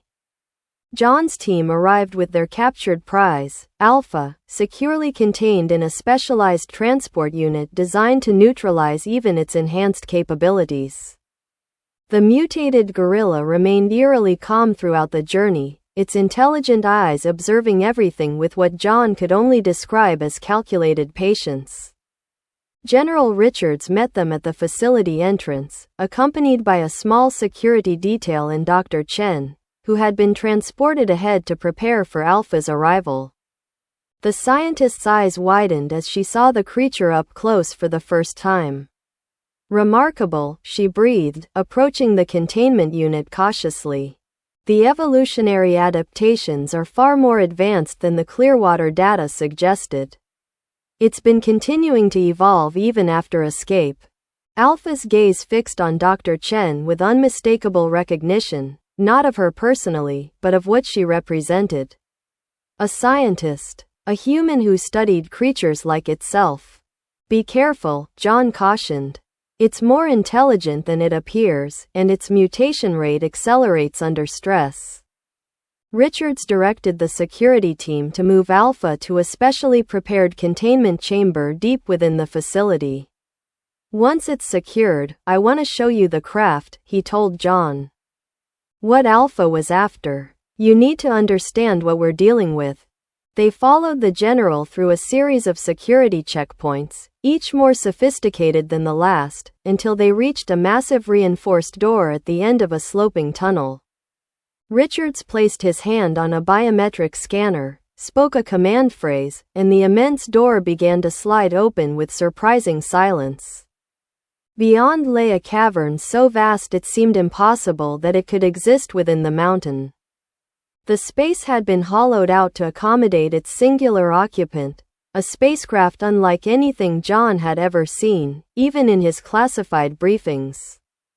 It was roughly ovoid in shape, perhaps 100 feet in length, with a surface that seemed to shift and flow like liquid metal while remaining solid. No obvious seams or joints interrupted its smooth contours, no external features suggested conventional propulsion systems or control surfaces. It simply was, an impossible object that defied human engineering principles. "My God," Matthew whispered, his voice filled with awe despite coming through the neural link of his suit. "We recovered it in 2010 after it crash-landed in the Pacific," Richards explained, leading them toward the craft. Unlike previous recoveries, this one was nearly intact. And it contained occupants. John's attention snapped to Richards. "Living occupants?" The general's expression was grim. "No, but preserved well enough for study. They weren't what we expected, not the classic gray aliens of popular imagination.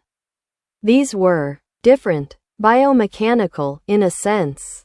Part organic, part technological, integrated in ways our science is still struggling to comprehend." As they approached closer, John could see that a section of the craft had been opened, revealing an interior that was as alien as its exterior. No recognizable controls or instruments were visible, just flowing surfaces covered in patterns that seemed to shift and change even as he watched. "The propulsion system is what interests us most," Richards continued, guiding them toward the rear of the craft. "It operates on principles that defy our current understanding of physics, manipulating space-time in ways that allow for apparent faster-than-light travel without actually violating relativistic principles." He indicated a section where Area 52 scientists had set up monitoring equipment around what appeared to be a central core of the craft, a spherical chamber housing a softly pulsing mass of what looked like liquid light. "This is the source of Compound X," Richards explained. "Not just fuel for their propulsion system, but something more fundamental. Our current theory is that it's a programmable material that can be reconfigured at the molecular level to serve different functions." Dr. Chen, who had joined them after overseeing Alpha's containment, added her own insights. "Based on what we've learned, the aliens were using this material not just for technology but for biological engineering. They were reshaping themselves, evolving by design rather than natural selection." The implications hit John like a physical blow. "And when Compound X was released on Earth through the nuclear attacks, it began doing the same to terrestrial life forms," Dr. Chen confirmed. "But without the precise control the aliens had developed. The mutations we're seeing are Compound X attempting to improve Earth's biology according to programming it doesn't fully understand." "But Alpha seems directed," John pointed out. "Its mutations and those of the creatures it controls show purpose and coordination." Richards exchanged a significant look with Dr. Chen before responding. "That's what we need to discuss. We believe Alpha is receiving direct influence from the craft itself." John stared at Richards in disbelief. "The craft is conscious?" "Not in the way we understand consciousness," Dr. Chen clarified. "But it contains what appears to be a biological computing system, organic technology that operates like a living neural network. We've detected low-level emissions from this system ever since the nuclear attacks. Emissions that intensified when Alpha escaped containment." "You're saying the ship is controlling Alpha?" Matthew asked, the disbelief evident in his voice. "Not controlling," Dr. Chen corrected. "Communicating, guiding. The ship's systems were damaged in the crash, but some core functions remain operational. We believe it's using Alpha as a proxy to repair itself." John looked back at the alien craft with new understanding. Alpha was coming here to integrate with the ship directly, to complete whatever process has already begun. Precisely, Richards confirmed. And if it had succeeded, we believe the result would have been catastrophic. Not just an enhanced Alpha, but potentially a fully operational alien craft under the control of a mutation specifically evolved to interface with its systems. The full scope of what they had narrowly prevented began to dawn on John. Alpha hadn't been leading an assault, it had been executing a salvage operation, coming to claim technology that would have given it unprecedented power. So we've stopped the immediate threat, John summarized, but the ship is still active, still influencing mutations through Compound X exposure. What's the plan to neutralize it permanently? Richards hesitated before answering. That's where things get complicated. The craft's propulsion core, the source of Compound X, is integrated with its organic computing system. Disable one, you likely disable both. But our research suggests that an uncontrolled shutdown could release a massive burst of Compound X radiation, potentially accelerating mutations across the entire region. So we're stuck with it, John concluded grimly. Unless, his thought was interrupted by an alarm blaring through the facility. Red emergency lights began flashing as a security officer rushed into the cavern. General, containment breach in Section 3. The mutation, Alpha, it's free. Richards cursed, immediately accessing a nearby terminal. Security footage showed Alpha moving through the facility with purposeful speed, easily overpowering the guards it encountered. Most disturbing was how it was changing as it moved, its form shifting, evolving in real time as it advanced toward the cavern housing the alien craft.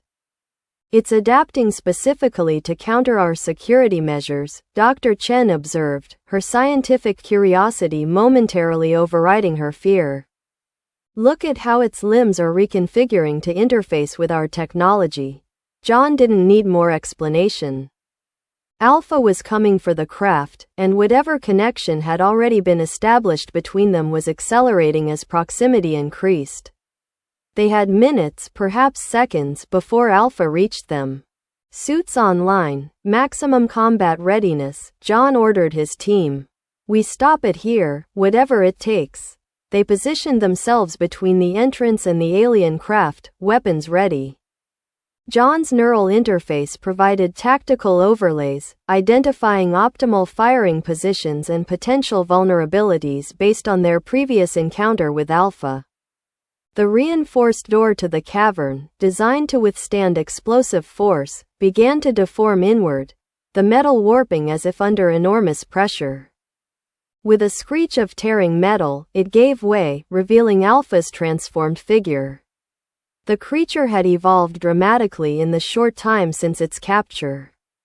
Its body had elongated, limbs reconfiguring into appendages that seemed specifically designed for integration with technology. Parts of its skin had developed a metallic sheen similar to the alien craft's surface, while others pulsed with what appeared to be circuitry embedded in living tissue. Most disturbing was its head. The already enlarged cranium had expanded further, splitting along the center to reveal what looked like organic antenna structures reaching outward. Its eyes had multiplied, smaller ocular organs developing across its face in patterns that mimicked the shifting symbols on the alien craft. Alpha paused at the entrance, its multiple eyes scanning the cavern until they fixed on the craft. A sound emerged from it, not the roar of an animal or the speech of a human, but something in between, modulated in ways that suggested language beyond human comprehension. And the craft responded. The shifting patterns on its surface accelerated, flowing like liquid metal as sections began to reconfigure. An opening appeared, different from the one the scientists had created, forming what was unmistakably an entrance designed for a being of Alpha's dimensions. Open fire, John ordered, his recon suit's weapons systems locking onto Alpha's vital points. The XCOM team unleashed a coordinated barrage, their advanced weapons striking Alpha simultaneously from multiple angles. Any normal creature, even one of the enhanced mutations they had previously encountered, would have been obliterated instantly. Alpha was merely staggered. Its transformed body absorbed the energy weapons with minimal damage, while ballistic projectiles were deflected by what appeared to be localized force fields generated by its newly evolved skin.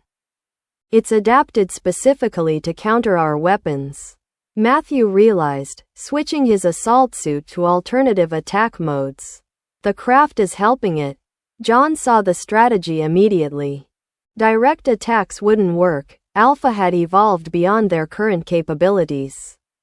But its evolution was specific, specialized to counter known threats. Which meant, switch to unconventional attacks.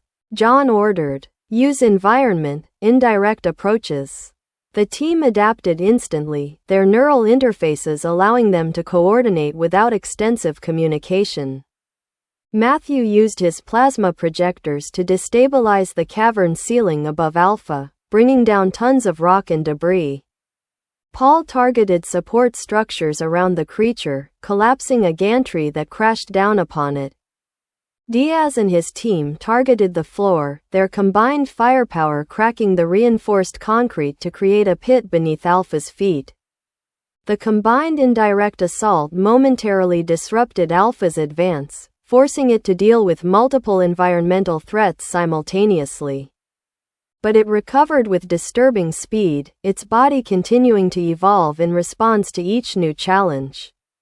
It leapt from the collapsing floor, navigated through falling debris with impossible agility, and continued its inexorable approach toward the craft. John realized they needed something more drastic, something neither Alpha nor the craft could anticipate. His recon suit's neural interface provided access to all facility systems, including one that gave him a desperate idea. Matthews, Paul, keep it occupied, John communicated through the neural link. I need 30 seconds. As his team continued to engage Alpha with increasingly creative tactics, John accessed the facility's power regulation systems. The alien craft drew enormous energy for containment and study, energy routed through carefully designed conduits to prevent surges or feedback. John began systematically overriding those safeguards, creating a pathway for a massive power surge directly into the craft's research apparatus. Everyone clear the immediate area around the craft, John ordered as he finalized the override sequence. Surge imminent. The team disengaged from Alpha, retreating to the cavern perimeter as John activated the surge. Electrical energy beyond what the facility's systems were designed to handle poured into the monitoring equipment surrounding the alien craft. Arcs of blue-white lightning erupted from connection points, striking the craft's surface and creating a web of energy that engulfed both the vessel and Alpha, who had nearly reached it. The effect was immediate and dramatic. The craft's surface rippled violently, patterns shifting at impossible speeds as its systems responded to the unexpected energy intrusion. Alpha convulsed, caught between its programmed objective and the disruption of the very system it sought to join. For a moment, John thought they had succeeded. Then Alpha did something unexpected. It embraced the energy surge, its evolved body somehow channeling the power rather than being damaged by it. It reached the craft, pressing its transformed limbs against the living metal surface, and began to merge with the vessel. No! Dr. Chen cried out, watching in horror as Alpha's form began to integrate with the craft. If it establishes full connection, the ship's systems could reactivate completely. John saw only one option remaining, one so dangerous he had dismissed it initially. Richards, the propulsion core, can we overload it? Force a controlled release of Compound X energy? The general's face went pale. Theoretically, yes. But the radiation release would be significant. Everyone in this facility would receive a potentially lethal dose. Our suits? John asked, already calculating. Might provide some protection, but not enough for prolonged exposure, Richards admitted. And the civilian personnel would have no chance. John made the hardest decision of his career. Evacuate all non-essential personnel immediately. XCOM team will remain to execute the overload. We're already enhanced by the neural interface. We have the best chance of surviving additional exposure. Richards nodded grimly, immediately ordering facility-wide evacuation. Alarms blared as personnel rushed toward emergency exits, leaving only John's team, Richards, and Dr. Chen in the cavern. I'm staying, Dr. Chen declared firmly. You'll need scientific guidance to execute the overload correctly. John didn't argue. They needed her expertise, and her determination was clear. Richards? This is my command, the general said simply. I'll see it through. With the decision made, they turned their attention to the merging entity before them. Alpha was now half integrated with the craft, its body flowing into the alien material as the two became a single organism. The craft's systems were visibly activating, sections illuminating with the same pulsing energy that characterized Compound X. Dr. Chen guided them to the propulsion core's control interface, a hybrid of human technology and adapted alien systems that the scientists had used to study the mysterious energy source. The process is relatively simple in concept, she explained.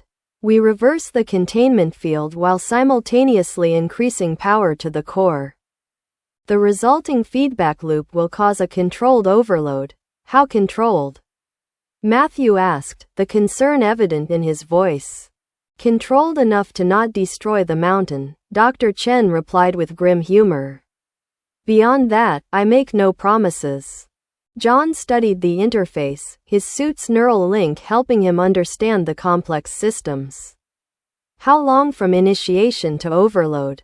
Approximately 3 minutes, Dr. Chen estimated.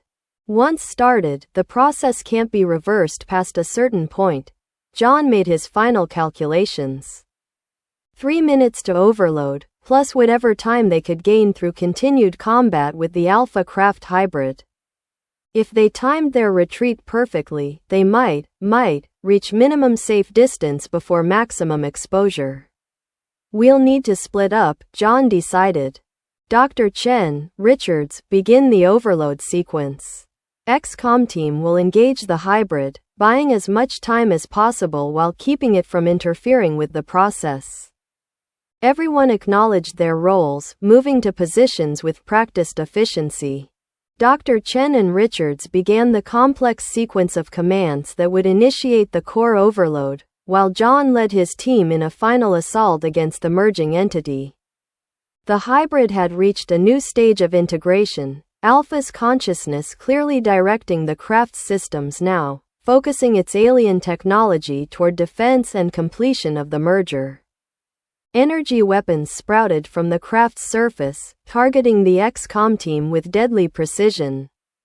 John's recon suit gave him the speed and reflexes to evade the energy beams, while Matthew's assault variant allowed him to absorb and redirect some of the attacks. Paul's heavy support capabilities proved crucial, its reinforced armor withstanding direct hits that would have crippled the other suits. They fought with desperate intensity, using every feature of their advanced suits to disrupt the hybrid's integration process. The neural interface allowed them to coordinate with perfect precision, anticipating each other's moves and creating combination attacks that even the hybrid's evolved intelligence struggled to counter. Overload sequence initiated, Dr. Chen called out after what seemed like an eternity of combat. 2 minutes 50 seconds to critical mass. John acknowledged, directing his team to begin their gradual retreat toward the exit while maintaining engagement. The hybrid, sensing the threat to its emerging consciousness, intensified its attacks, no longer merely defensive but actively trying to eliminate the human threat. The cavern became a maelstrom of energy discharges, physical debris, and the increasingly unstable emissions from the propulsion core. John's suit warned of rising radiation levels as the Compound X energy began to leak from its containment, the prelude to the coming overload. 2 minutes.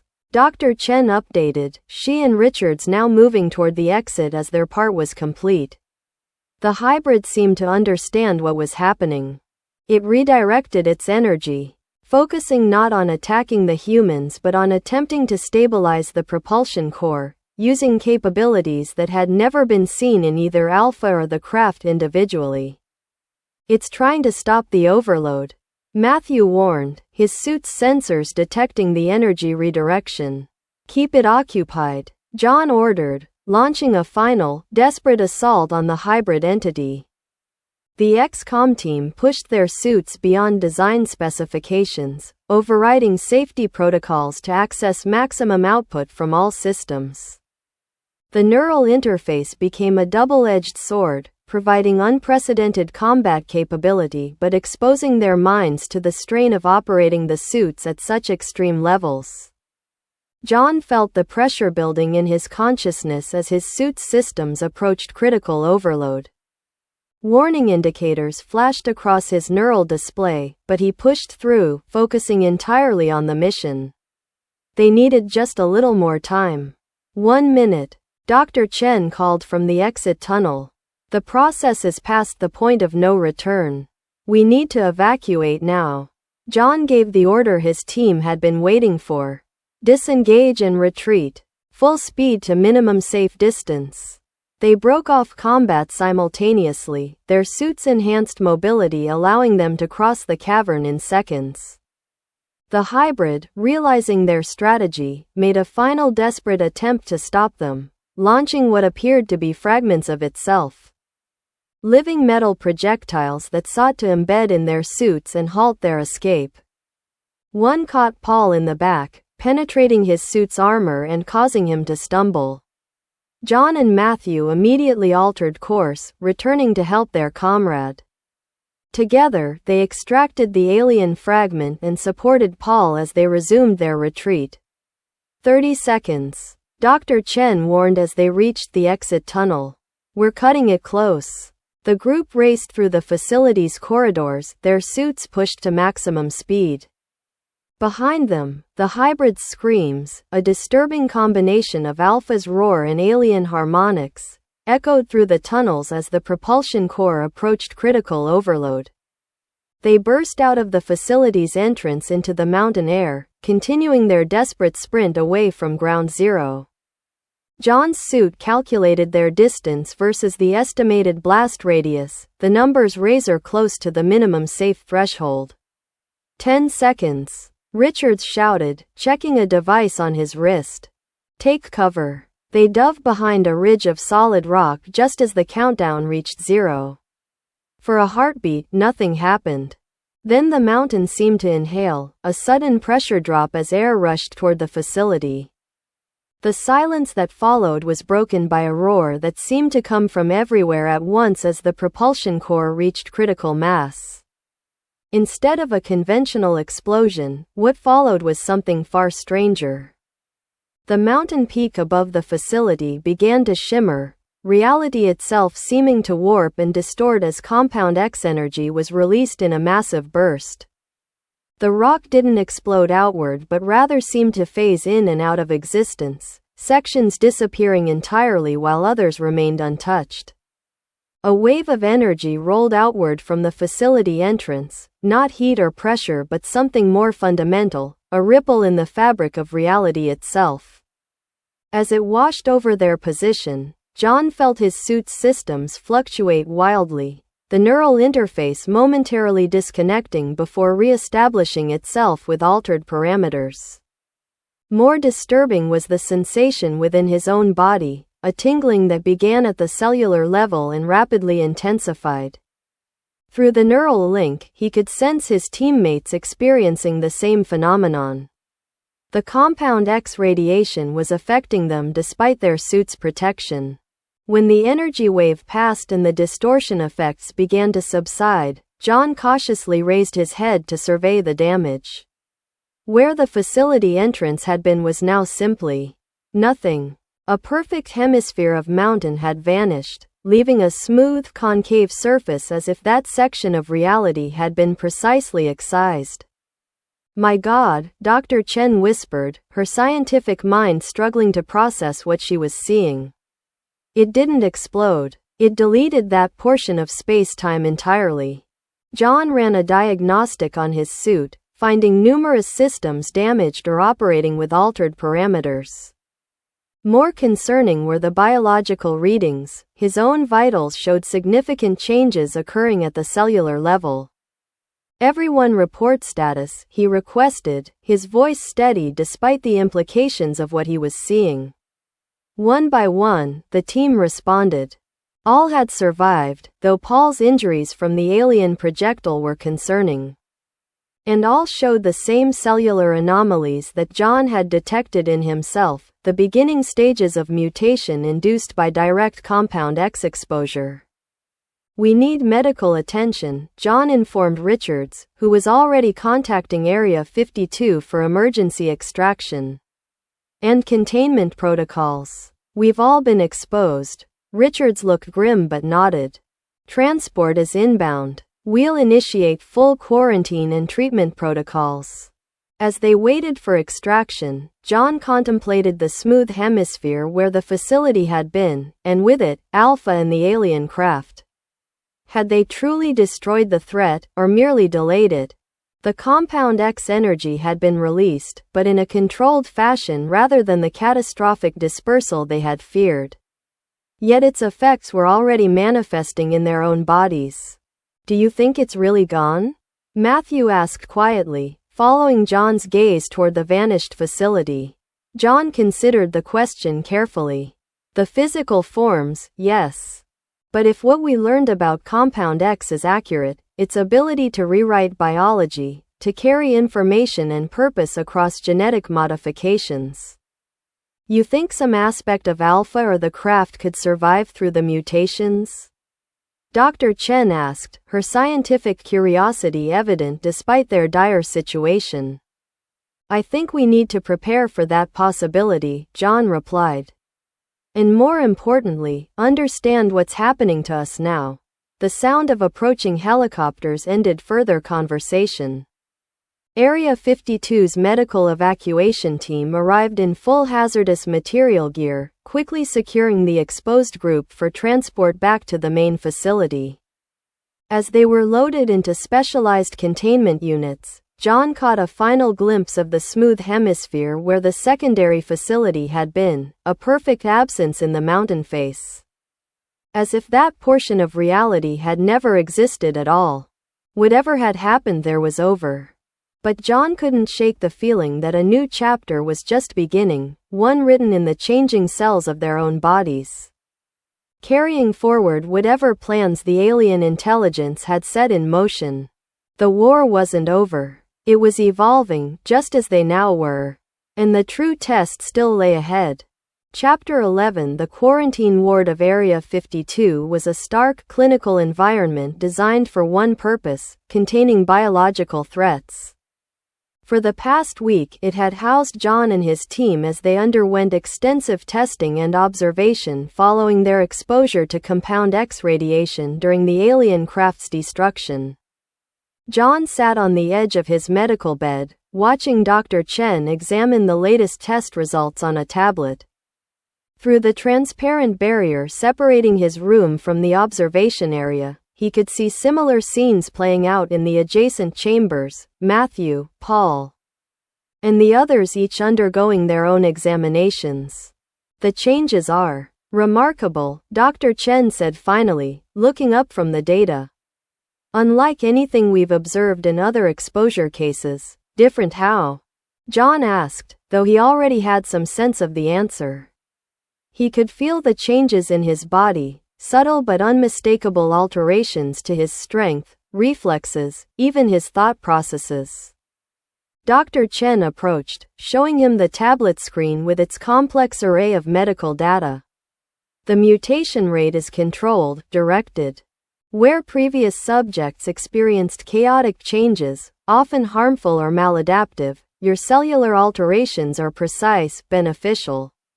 It's as if the Compound X exposure is enhancing you rather than simply mutating you. John processed this information with mixed emotions. On one hand, the changes didn't seem to be threatening his humanity or control, unlike Alpha and the other mutations they had encountered. On the other hand, he was becoming something other than fully human, and that prospect was deeply unsettling. The neural interface from the X-com suits appears to be a factor, Dr. Chen continued, swiping to a new set of scans showing brain activity. The technology created pathways in your neural structure that are now guiding the compound X effects. Essentially, the suit trained your body how to adapt to the radiation in a constructive rather than destructive manner. So the suits are protecting us? Even though we're not wearing them anymore? Not protecting, directing. The neural patterns established during your time in the suits are serving as templates for the mutations. Your bodies are changing, but following the enhancement patterns the suits established rather than random evolutionary paths. John considered this. And the others? Matthew, Paul, Diaz's team? All showing similar patterns, though with variations based on their different suit types and individual physiologies. Paul's changes are more focused on physical strength and durability, corresponding to his heavy support suit. Matthew's alterations appear to enhance neural processing and reaction time, mirroring his assault variant's capabilities. Before John could respond, General Richards entered the observation area, accompanied by several senior military officers John didn't recognize. Their expressions were grim but determined as they conferred with the medical staff, occasionally glancing toward the quarantine chambers. Dr. Chen noticed John's attention shift. "They've been debating your status for days," she explained quietly. "Some want to classify you as potential threats and maintain permanent containment. Others see opportunities. Military applications," John surmised, unsurprised. "They want to weaponize what's happening to us. Can you blame them? You're becoming something beyond conventional human capabilities, but without the instability and loss of identity that affected Alpha and the other mutations. From their perspective, you're the super soldiers they tried to create with the Compound X research, but stable and still fundamentally human in your thinking and loyalties." John wasn't so certain about that last part. His thoughts had become different since the exposure. Clearer in some ways, stranger in others.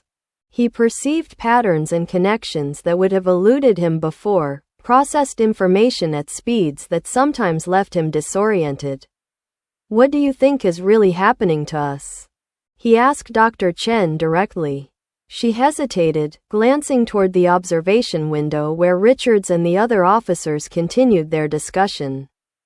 "Officially, you're undergoing beneficial mutations guided by your prior neural conditioning from the X-com suits, and unofficially?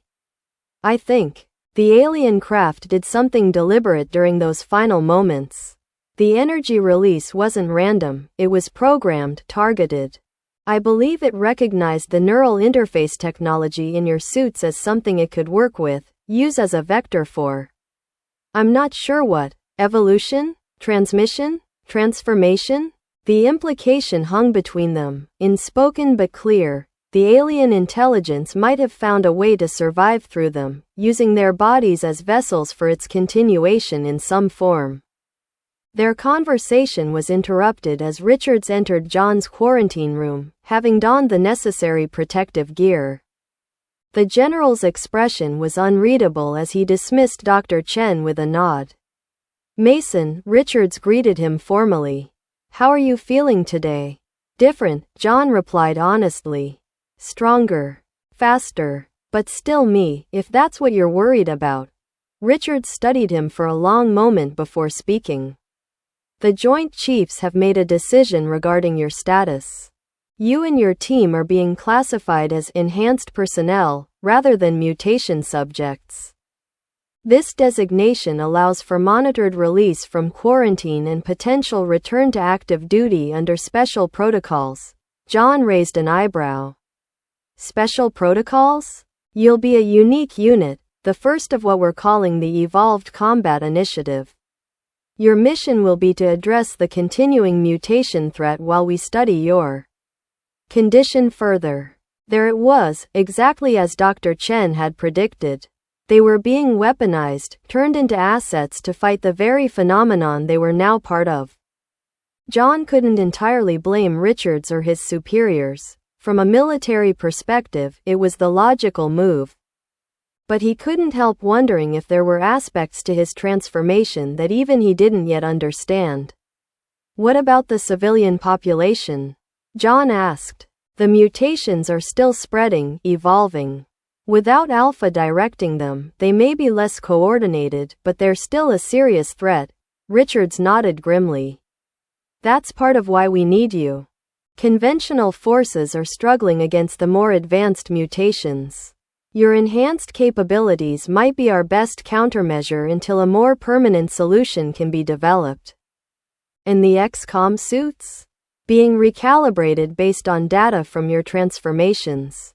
They'll be ready once you're cleared for field operations. John considered his options. Refusing wasn't really viable. They would simply keep him contained, perhaps indefinitely. And despite his concerns about what he was becoming, he couldn't deny the pull of purpose, the desire to use his new capabilities to protect what remained of humanity. When do we start? He asked finally. Richards seemed relieved at his acquiescence. Quarantine protocols will be maintained for another 48 hours to ensure your conditions have stabilized. After that, you'll begin an accelerated training program to adapt to your enhanced capabilities, followed by immediate field deployment. After Richards departed, John was left alone with his thoughts. Through the transparent barriers of the quarantine chambers, he made eye contact with Matthew in the adjacent room. No words were needed, they understood each other's position perfectly. Whatever they were becoming, they would face it together, using their transformation to combat the larger threat. But in the quiet moments of night, when the facility's lights dimmed for the sleep cycle, John found himself contemplating the deeper implications of their change. In destroying the alien craft, had they truly eliminated the extraterrestrial intelligence, or merely helped it achieve a more subtle integration with Earth life? Were they now carrying forward some aspect of its consciousness or purpose, unknowingly advancing an agenda they couldn't comprehend? There were no answers yet, only questions and the certainty that they were moving into uncharted territory, both as individuals and as a species. Whatever lay ahead, John knew that humanity's definition of normal had been permanently altered, beginning with himself and his team. The quarantine period passed quickly, each day bringing new discoveries about their transformations. John's enhanced strength and reflexes continued to develop, now reaching levels approximately 3 times human norm. His sensory perception expanded beyond conventional limits. He could detect sound frequencies outside normal human range, see into ultraviolet and infrared spectrums, and even sense electromagnetic fields with a new awareness that had no analog in normal human experience. Most significant were the changes to his cognitive abilities. His thought processes had accelerated dramatically, allowing him to analyze tactical situations with unprecedented speed and insight.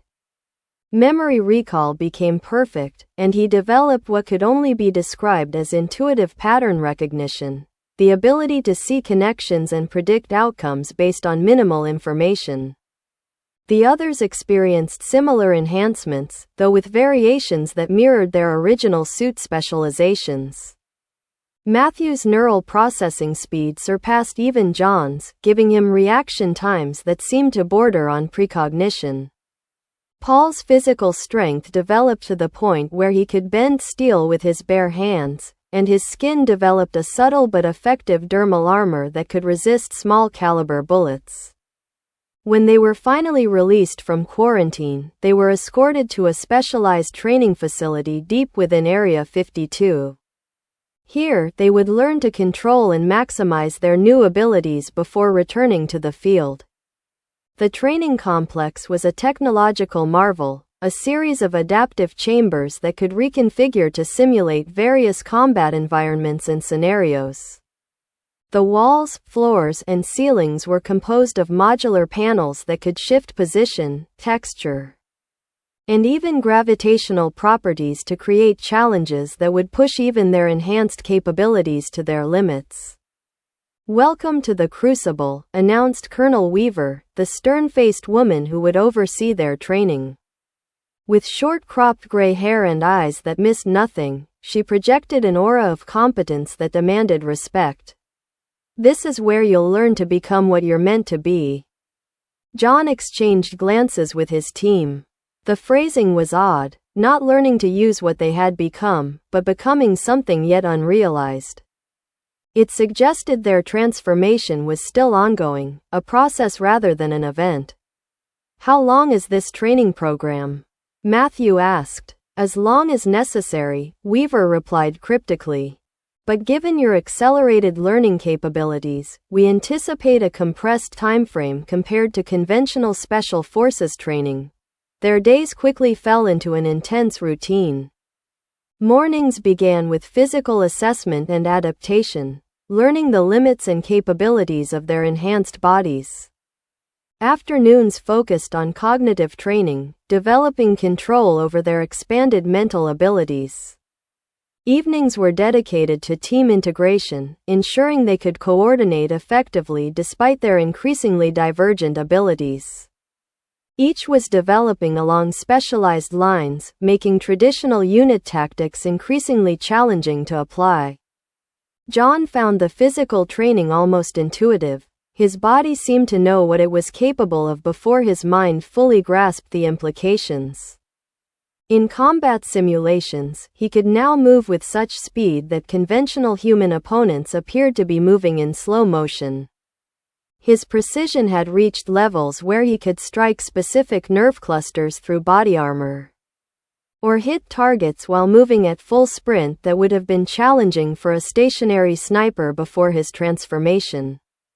Matthew's development was even more remarkable in some ways.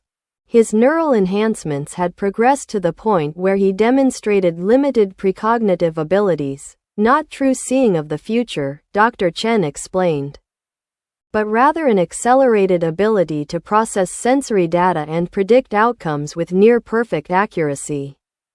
In simulated combat, this made him virtually untouchable, as he would begin countering attacks before they were fully initiated. Paul had become a living tank, his body developing natural armor plating beneath his skin that could withstand direct hits from weapons that would incapacitate or kill an unenhanced human. His strength had grown proportionally, allowing him to breach reinforced barriers with his bare hands or throw objects weighing hundreds of pounds with devastating accuracy. The others from Diaz's team showed similar specialized evolutions, though less pronounced than the core three who had been at the epicenter of the Compound X exposure. Together, they were becoming something beyond a conventional military unit, a force with capabilities that strained the definition of human. After 2 weeks of intensive training, Colonel Weaver called them to the central briefing room. The walls displayed tactical maps showing mutation activity across the northwestern United States, with concerning concentrations developing in several areas. "Your progress has exceeded expectations," Weaver informed them without preamble. "You've achieved in weeks what we projected might take months. The timing is fortunate, as the situation outside has deteriorated significantly."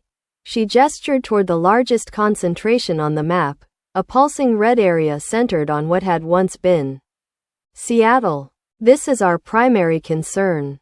We're detecting organized mutation activity on an unprecedented scale. Without Alpha's direct leadership, we had hoped the mutations would become disorganized, revert to more primitive behavior patterns. Instead, they appear to be developing new leadership structures." "New alphas?" John asked, studying the data with his enhanced perception. "Possibly," Weaver acknowledged. "Or something else entirely. Our long-range reconnaissance suggests they're building something, physical structures unlike anything we've documented previously." Not just repurposing human construction, but creating their own architecture with biological components. The implications were disturbing. If the mutations were developing independent construction capabilities, it suggested levels of organization and purpose beyond simple survival or territorial expansion. There's more, Weaver continued, swiping to a new display showing satellite imagery. Our orbital assets have detected anomalous activity in Earth's upper atmosphere. Unidentified objects, moving in patterns that defy conventional aircraft capabilities.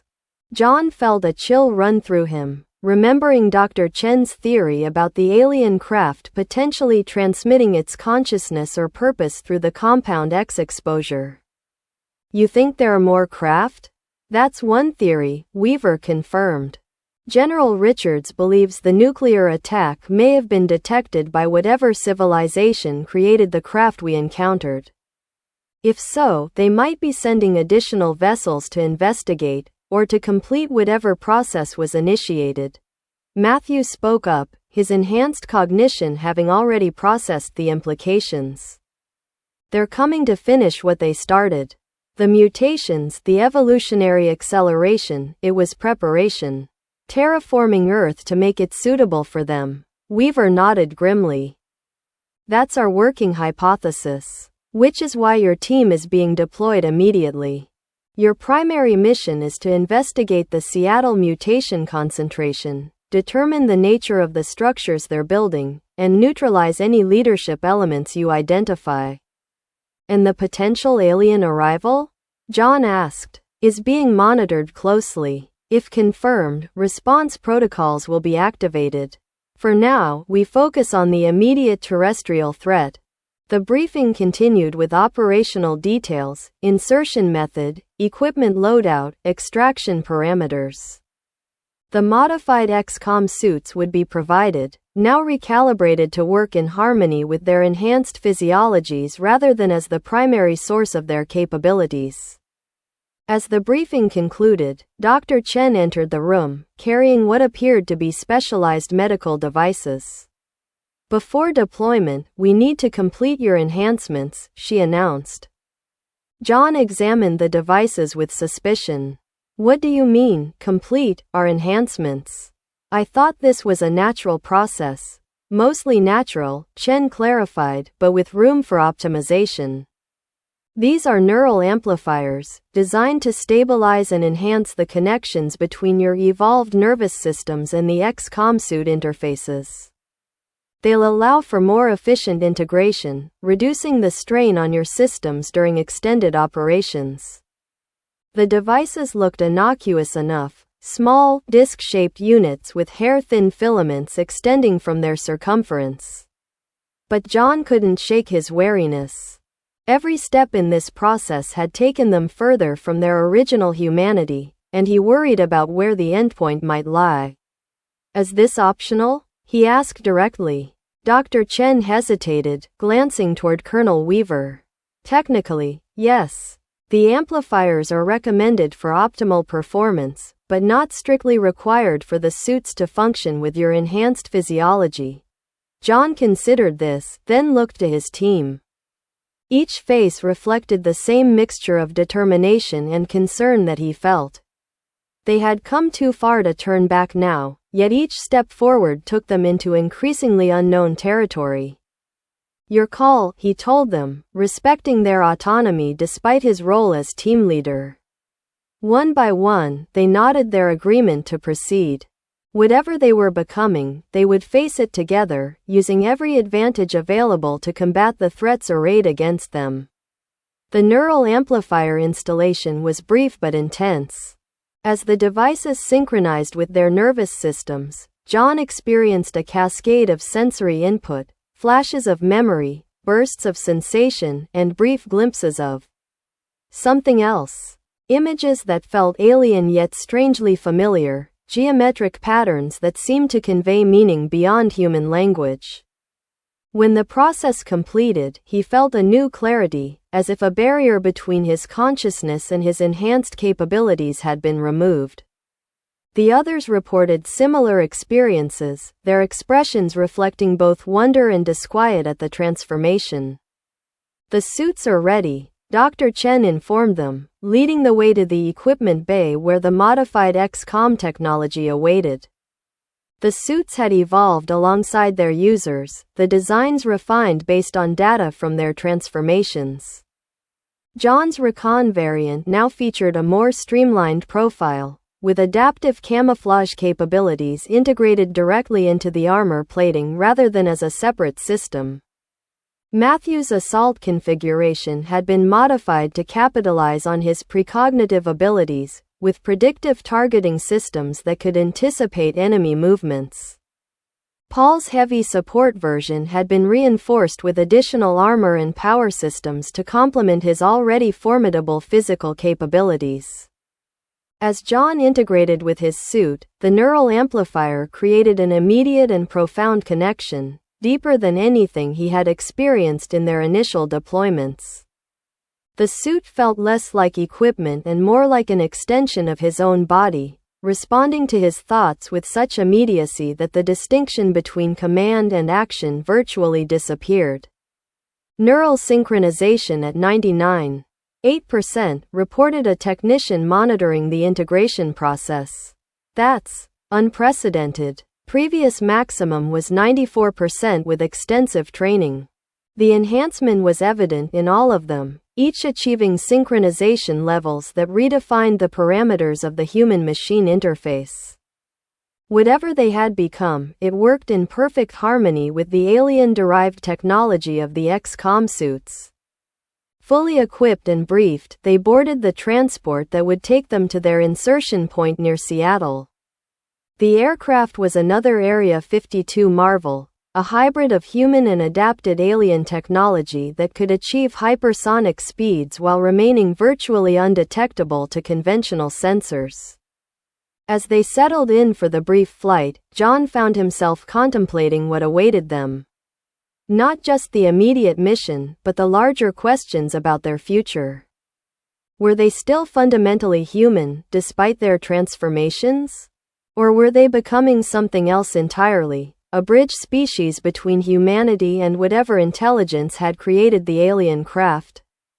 And perhaps most troubling, was this evolution their own, or were they being guided toward some predetermined end by the remnants of that alien consciousness?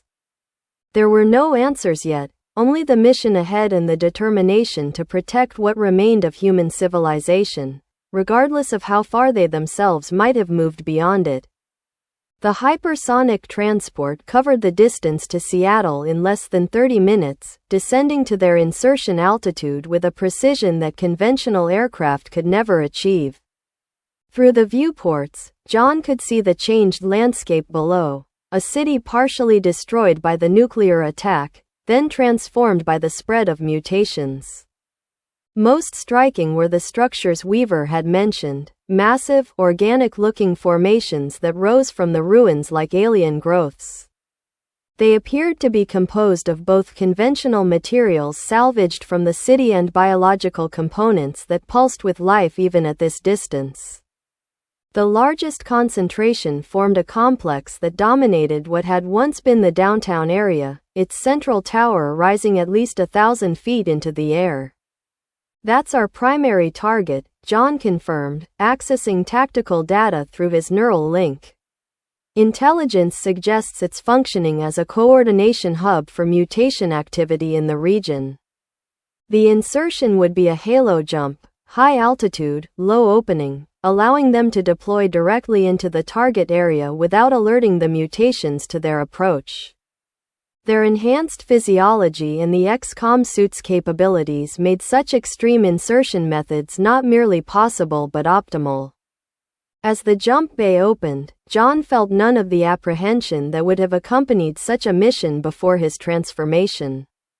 His enhanced mind calculated trajectories, wind patterns, and optimal deployment pathways with instinctive ease. The suit's systems integrated seamlessly with his own senses, providing a comprehensive tactical awareness that made the extreme altitude seem almost irrelevant. Prepare for deployment, he instructed his team through the neural link. Formation Delta, converging on the central structure. Stealth approach until we confirm the nature of their operation. One by one, they stepped into the void, their suits automatically adjusting to the freefall. Unlike conventional parachutists, they maintained perfect control throughout the descent. Their enhanced reflexes and the suit's stabilization systems allowing for precision that would have been impossible for unmodified humans. As they plummeted toward the transformed cityscape, John's enhanced vision captured details that painted a disturbing picture. The mutations had evolved far beyond anything they had previously encountered. New forms moved through the ruins, some vaguely humanoid but with significant alterations, others so radically transformed that their original species was no longer identifiable.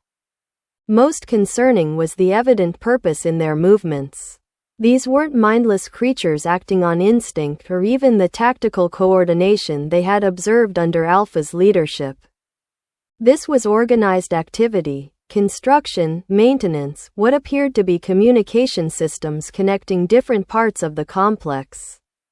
Their building infrastructure, John communicated to his team through the neural link. Not just shelters or defensive positions, actual civilization-level construction.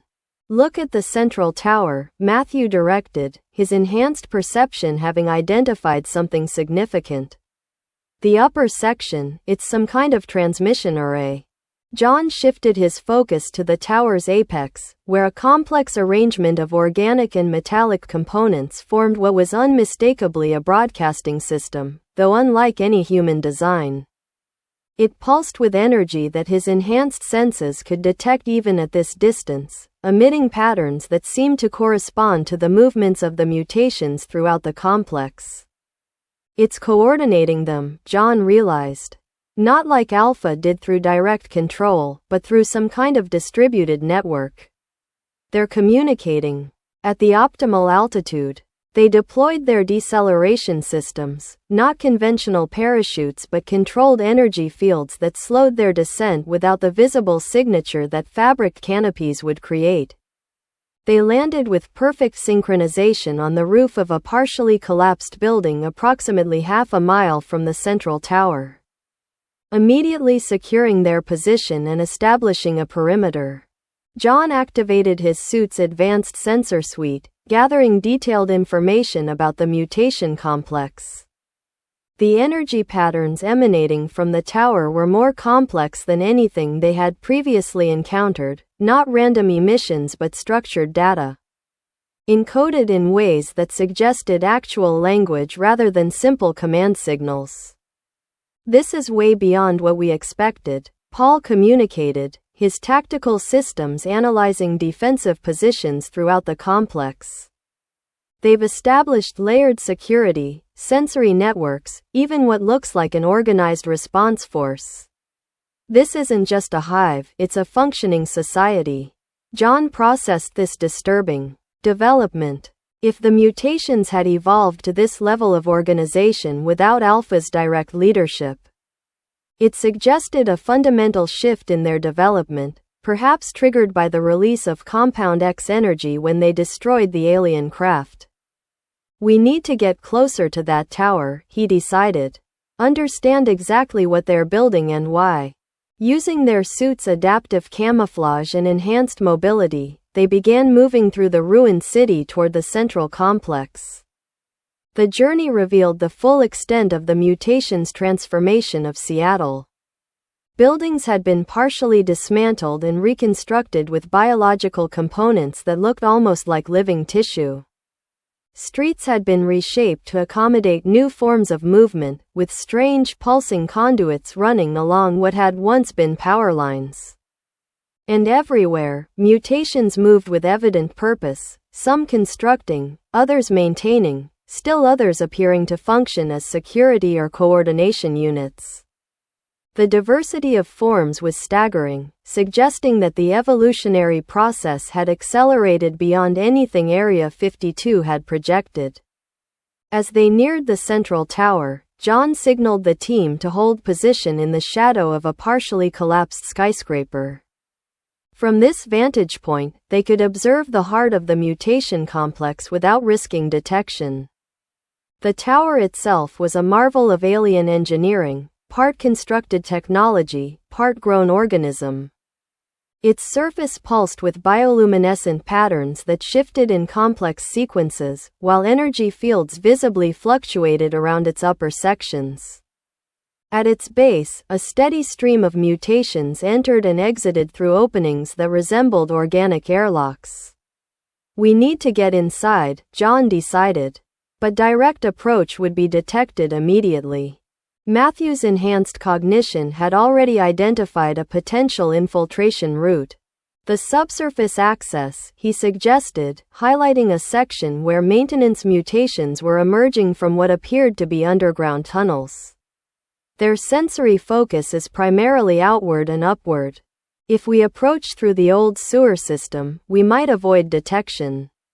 The plan had merit. John's tactical systems quickly mapped the most viable approach, identifying blind spots in the mutation's security network. Move on my mark, he instructed. Absolute stealth protocol, no engagement unless unavoidable. They descended into the city's substructure, finding the ancient sewer system partially collapsed but still navigable.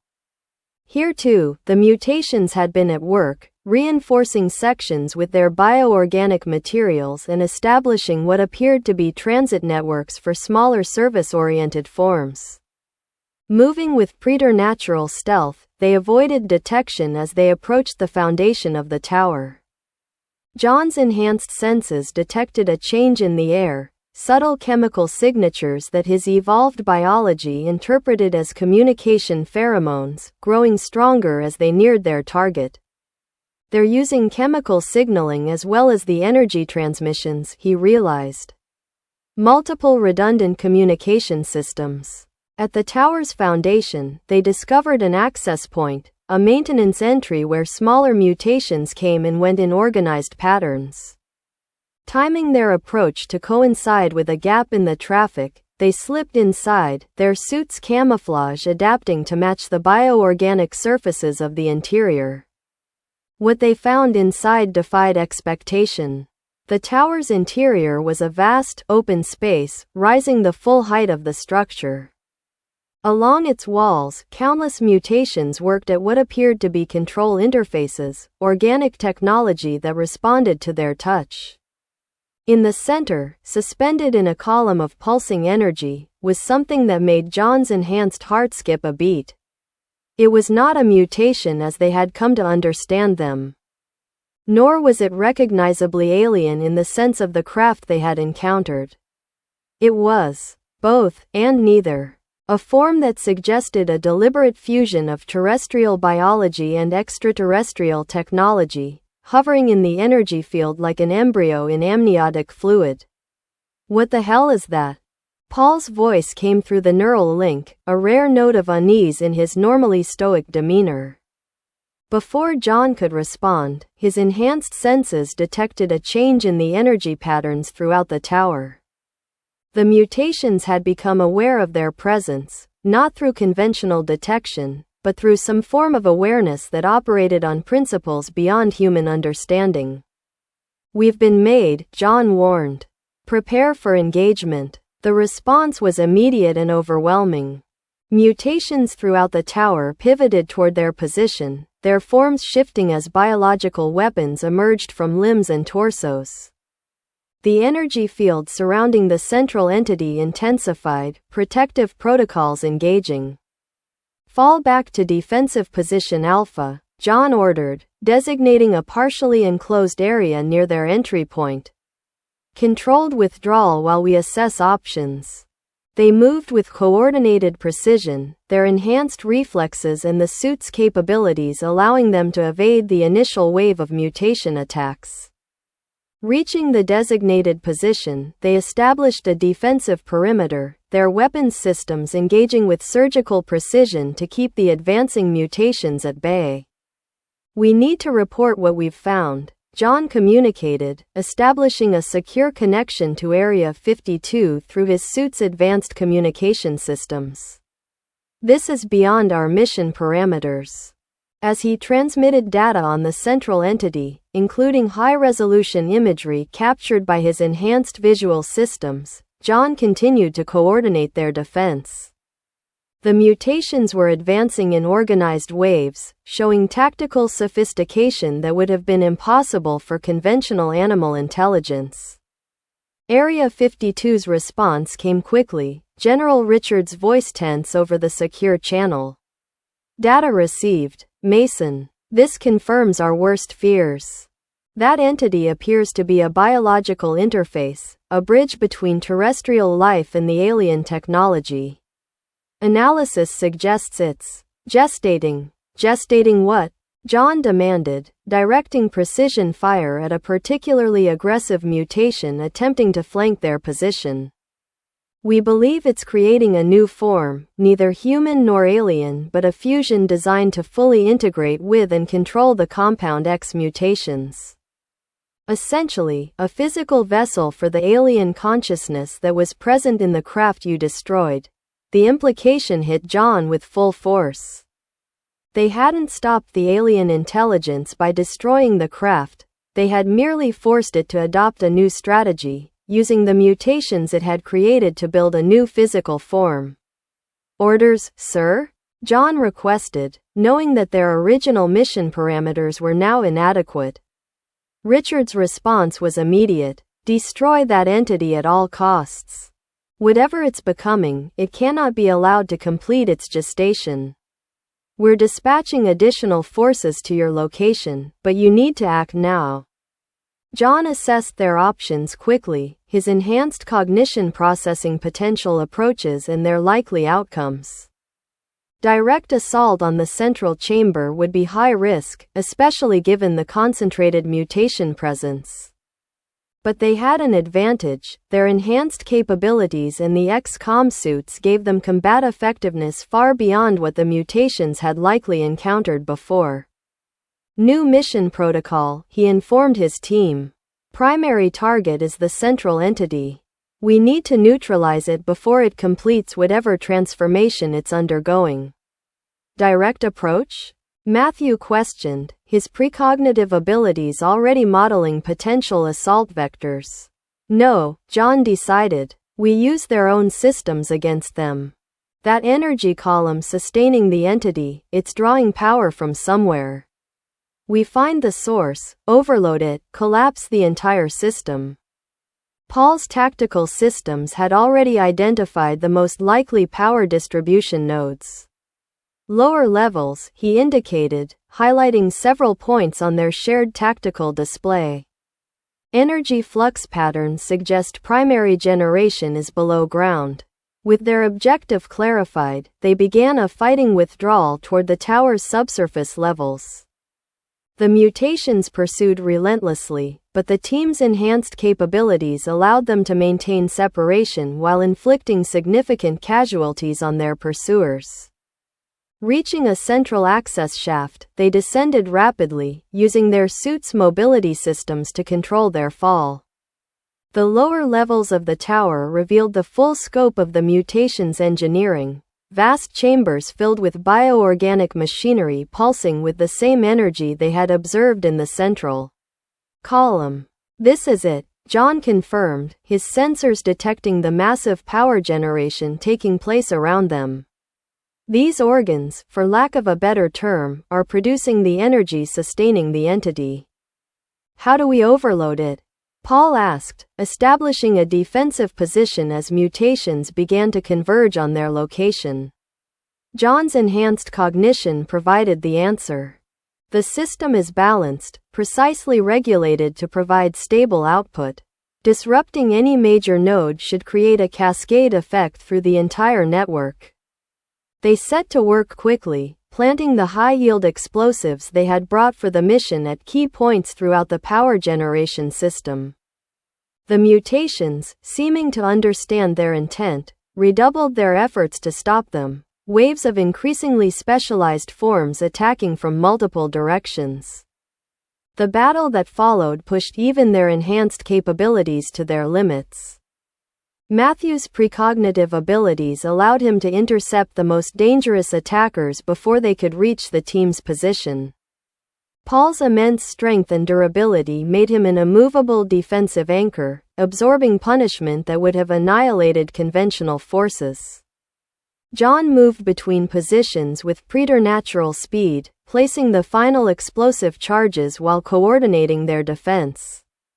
With the charges set, John initiated the detonation sequence, a synchronized cascade designed to trigger maximum system disruption. "Fall back to extraction point," he ordered. "We have 3 minutes until detonation."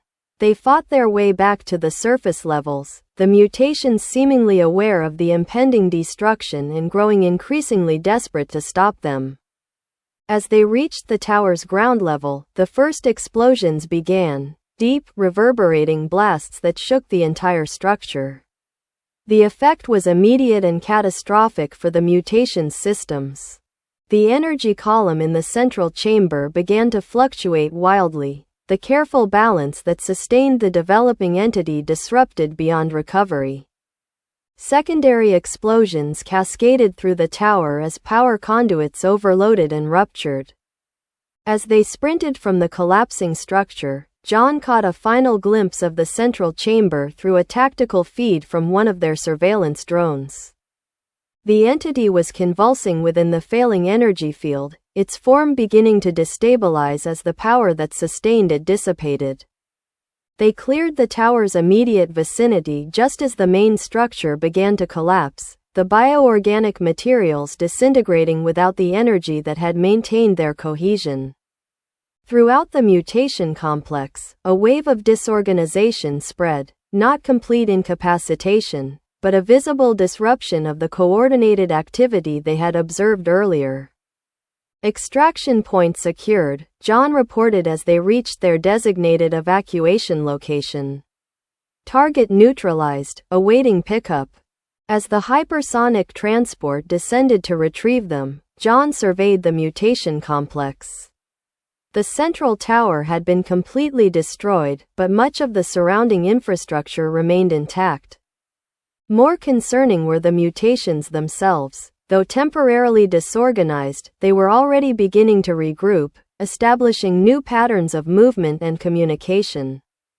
This was just the beginning, John realized, speaking aloud to his team as they boarded the transport. "We destroyed that particular manifestation, but the process itself continues. They'll try again, build another incubator, create another vessel. So what's the endgame?" Paul asked, removing his helmet as the transport sealed and began its ascent. "We can't just keep playing whack-a-mole with these things. There have to be thousands of mutation concentrations across the country by now, maybe millions worldwide." John had been pondering the same question. "We need to address the source, not just the symptoms but the underlying cause." "The compound X radiation," Matthew concluded, his enhanced intellect having reached the same conclusion. "As long as it remains active in the environment, the mutations will continue to evolve, continue to organize." "But how do you neutralize radiation that's already been dispersed across an entire region?" Paul pressed. "It's not like we can just vacuum it up." John's enhanced mind had been working on this problem throughout the mission, processing possibilities that his pre-transformation intellect could never have conceived. "Maybe we can," he said slowly. "Not literally vacuum it, but counter it, neutralize it with opposing energy patterns. Is that even possible?" Matthew questioned, though his expression suggested he was already exploring the concept. "I don't know," John admitted. "But I think I know who might." The return to Area 52 was marked by a mixture of triumph and concern. They had successfully destroyed the mutation's central entity, preventing whatever transformation it had been undergoing, but the larger threat remained. As expected, Richards and the senior command staff were waiting for them in the debriefing chamber, along with Dr. Chen and a team of scientists eager to analyze the data they had collected. John wasted no time in presenting not just their mission results but his emerging theory. The entity was a symptom, not the disease, he explained, projecting the images they had captured. Destroying it has bought us time, but the underlying process continues. The mutations will simply build another incubator, attempt another manifestation. What are you suggesting? Richards asked, studying the imagery with evident concern. We need to neutralize Compound X itself, counter its effects at the molecular level. Not just in one location, but across the entire affected region. Dr. Chen looked skeptical. That's theoretically possible, but we don't have the technology to generate opposing energy patterns on that scale. Even if we did, the delivery mechanism would be. We are the delivery mechanism, John interrupted, gesturing to himself and his team. Our enhanced biology, it's already adapted to Compound X, integrated it in stable form. What if we could reverse that process? Not just contain the energy but actually convert it into something neutral? The room fell silent as the implications sank in. John was proposing nothing less than using their own transformed bodies as conduits for a planetary-scale energy conversion. A process that would affect not just the mutations but potentially themselves as well. You're talking about sacrificing yourselves, Richards stated bluntly. Not necessarily sacrifice, John countered. Transformation, certainly. Change, definitely. But if Dr. Chen's theories about the alien consciousness using Compound X as a vector are correct, then we're already carrying aspects of it within us. The question is whether we can control that process, direct it toward our purposes rather than whatever the alien intelligence intended. The proposal triggered intense debate among the scientific and military leadership. Some argued that the risks were too great, that attempting to manipulate Compound X energy on such a scale could accelerate the very process they were trying to stop. Others saw the logic in John's approach, recognizing that conventional methods had proven inadequate against the spreading mutation phenomenon. As the discussion continued, John's enhanced senses detected a subtle change in the facility's ambient energy patterns. Something was affecting Area 52's power systems, creating fluctuations that were barely perceptible to normal instruments but increasingly obvious to his evolved perception. Do you feel that? He asked his team through their neural link, not wanting to alarm the others until he understood what was happening. Power grid destabilizing, Matthew confirmed, his enhanced senses having detected the same anomaly. Pattern matches what we saw in the mutation tower, but at a much subtler level. Before John could respond, the facility's alert system activated, not the standard alarm for external threats, but a more urgent pattern indicating internal systems compromise. The lights flickered momentarily, then stabilized at reduced intensity as emergency protocols engaged. We're experiencing a systems intrusion, a technician reported, fingers flying across control panels. Something is accessing our networks, but there's no external connection point. It's as if it originated from within our secure systems. Richards immediately ordered elevated security protocols, dispatching teams to check critical infrastructure points throughout the facility. But John's enhanced intuition told him this wasn't a conventional attack, it was something else entirely. It's reaching out to us, he said quietly, meeting the puzzled gazes of the others. The alien consciousness, it's using our own systems to communicate. As if in response to his words, the main display screen in the briefing room flickered. Its normal tactical display replaced by shifting patterns of light and color that organized themselves into complex geometric formations. They weren't random. There was unmistakable structure, a language of form and movement that seemed to bypass conventional communication channels and speak directly to some deeper level of perception. And John understood it. Not completely, not in terms he could easily translate to human language, but at a fundamental level that resonated with the changes Compound X had wrought in his neural structure. The others on his team showed similar recognition, their enhanced minds interpreting patterns that should have been meaningless but somehow conveyed precise concepts. "It's not trying to destroy us," John translated, struggling to find words for concepts that transcended conventional language. "It's trying to evolve us. The mutations, the transformations, they're not about replacing humanity, but advancing it. Accelerating an evolutionary process that would normally take millions of years. For what purpose?" Richards demanded, clearly unsettled by John's apparent ability to interpret the alien communication. John continued to study the patterns, his enhanced cognition extracting layers of meaning. "Survival," he said finally. "Not just their survival, or ours, but a larger context. Something is coming, a threat beyond our current comprehension. The alien intelligence is preparing Earth life for it, creating forms that can withstand whatever is approaching." The implications were staggering. If John's interpretation was correct, the alien consciousness wasn't an invader in the conventional sense, but an advance agent, preparing Earth for some greater cosmic event that threatened all life. "How can we possibly verify this?" Dr. Chen asked, her scientific skepticism warring with the evidence before her eyes. "This could be manipulation, a deception to lower our defenses." John had no easy answer. The communication he was receiving, they were receiving, operated on principles beyond conventional verification. It wasn't data that could be analyzed or evidence that could be tested. It was direct understanding, transmitted through the changes that Compound X had made to their neural structure. "I think," he said slowly, "that verification comes through action.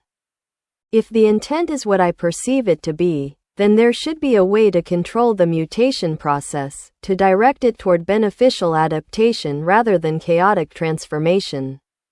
The patterns on the screen shifted again, forming new configurations that seemed to respond directly to John's thoughts.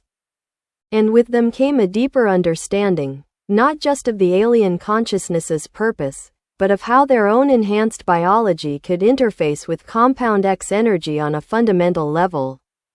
"We can regulate it," John realized, the conceptual framework suddenly clear in his enhanced mind.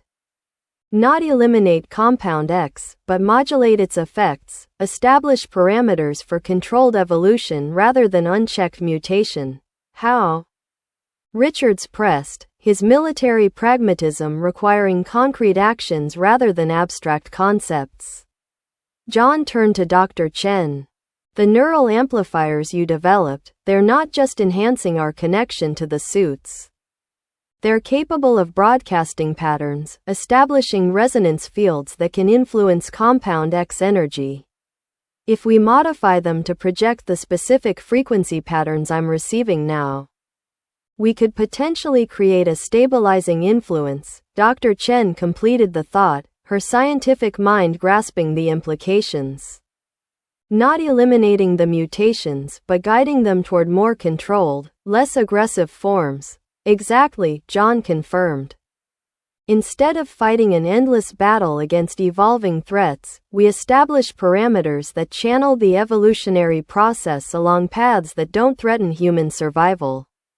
It was a radical proposal, one that required trusting information received through means that defied conventional verification.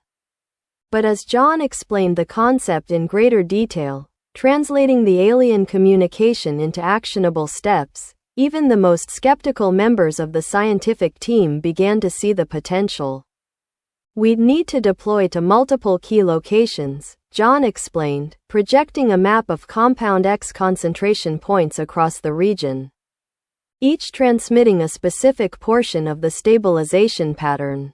Together, they'd create a comprehensive field effect that could influence mutation development across the entire affected area. Richards remained cautious. "And if this is a trap? If we're being manipulated to facilitate some alien agenda we don't fully understand?" It was a valid concern, one that John himself had considered. But his enhanced intuition, operating on levels beyond his previous human experience, detected no deception in the communication he was receiving. The patterns conveyed urgency but not malice, purpose without dominance. I believe the risk of inaction is greater than the risk of proceeding, John stated finally. The mutations continue to evolve, continue to organize. If we don't establish control over the process now, we may lose the opportunity entirely. After hours of intense debate and analysis, a decision was reached. John's team would be deployed to 5 key locations across the northwestern United States, each carrying modified neural amplifiers designed to broadcast the stabilization patterns. If successful, the combined effect would create a comprehensive field that could influence compound X mutation throughout the region. The preparations were completed with remarkable speed, Dr. Chen and her team working through the night to modify the neural amplifiers according to the patterns John had interpreted. As dawn approached, the team gathered in the main hangar, ready for what might be their most crucial mission yet. The amplifiers have been calibrated to your specific neural patterns, Dr. Chen explained as they completed their final equipment checks. Once activated, they'll create a resonance field that extends approximately 50 miles in all directions.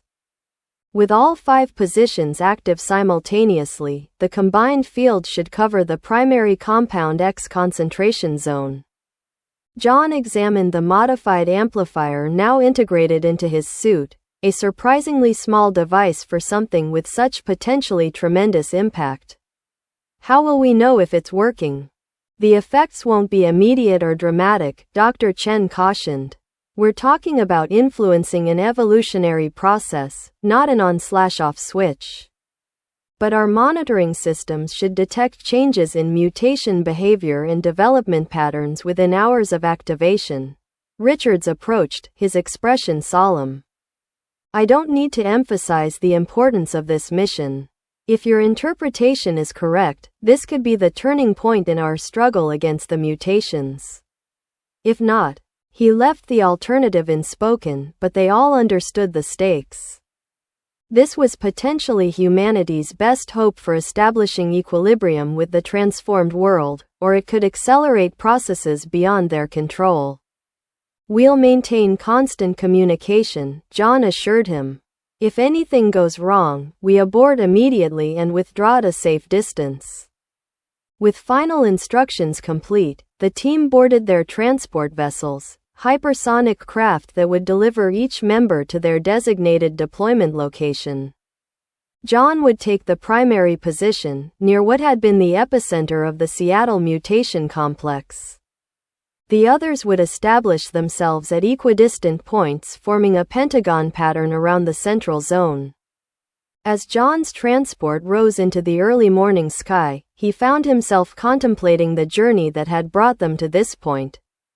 From survivors of nuclear attack to enhanced beings interfacing with alien consciousness, it was a transformation none of them could have imagined when they first escaped the blast in John's reinforced bunker. Yet despite the radical changes to his body and mind, John found his core identity intact, his commitment to protecting humanity, his sense of responsibility, his connection to his team. Whatever he had become, those essential qualities remained, perhaps even strengthened by the evolution he had undergone. The flight to his deployment zone took less than 20 minutes, the craft setting down in a clearing that provided optimal positioning for the amplifier's broadcast field. As John disembarked, he was struck by the transformed landscape around him. The forests now populated with mutated flora and fauna, yet possessing a strange beauty in their alien configurations.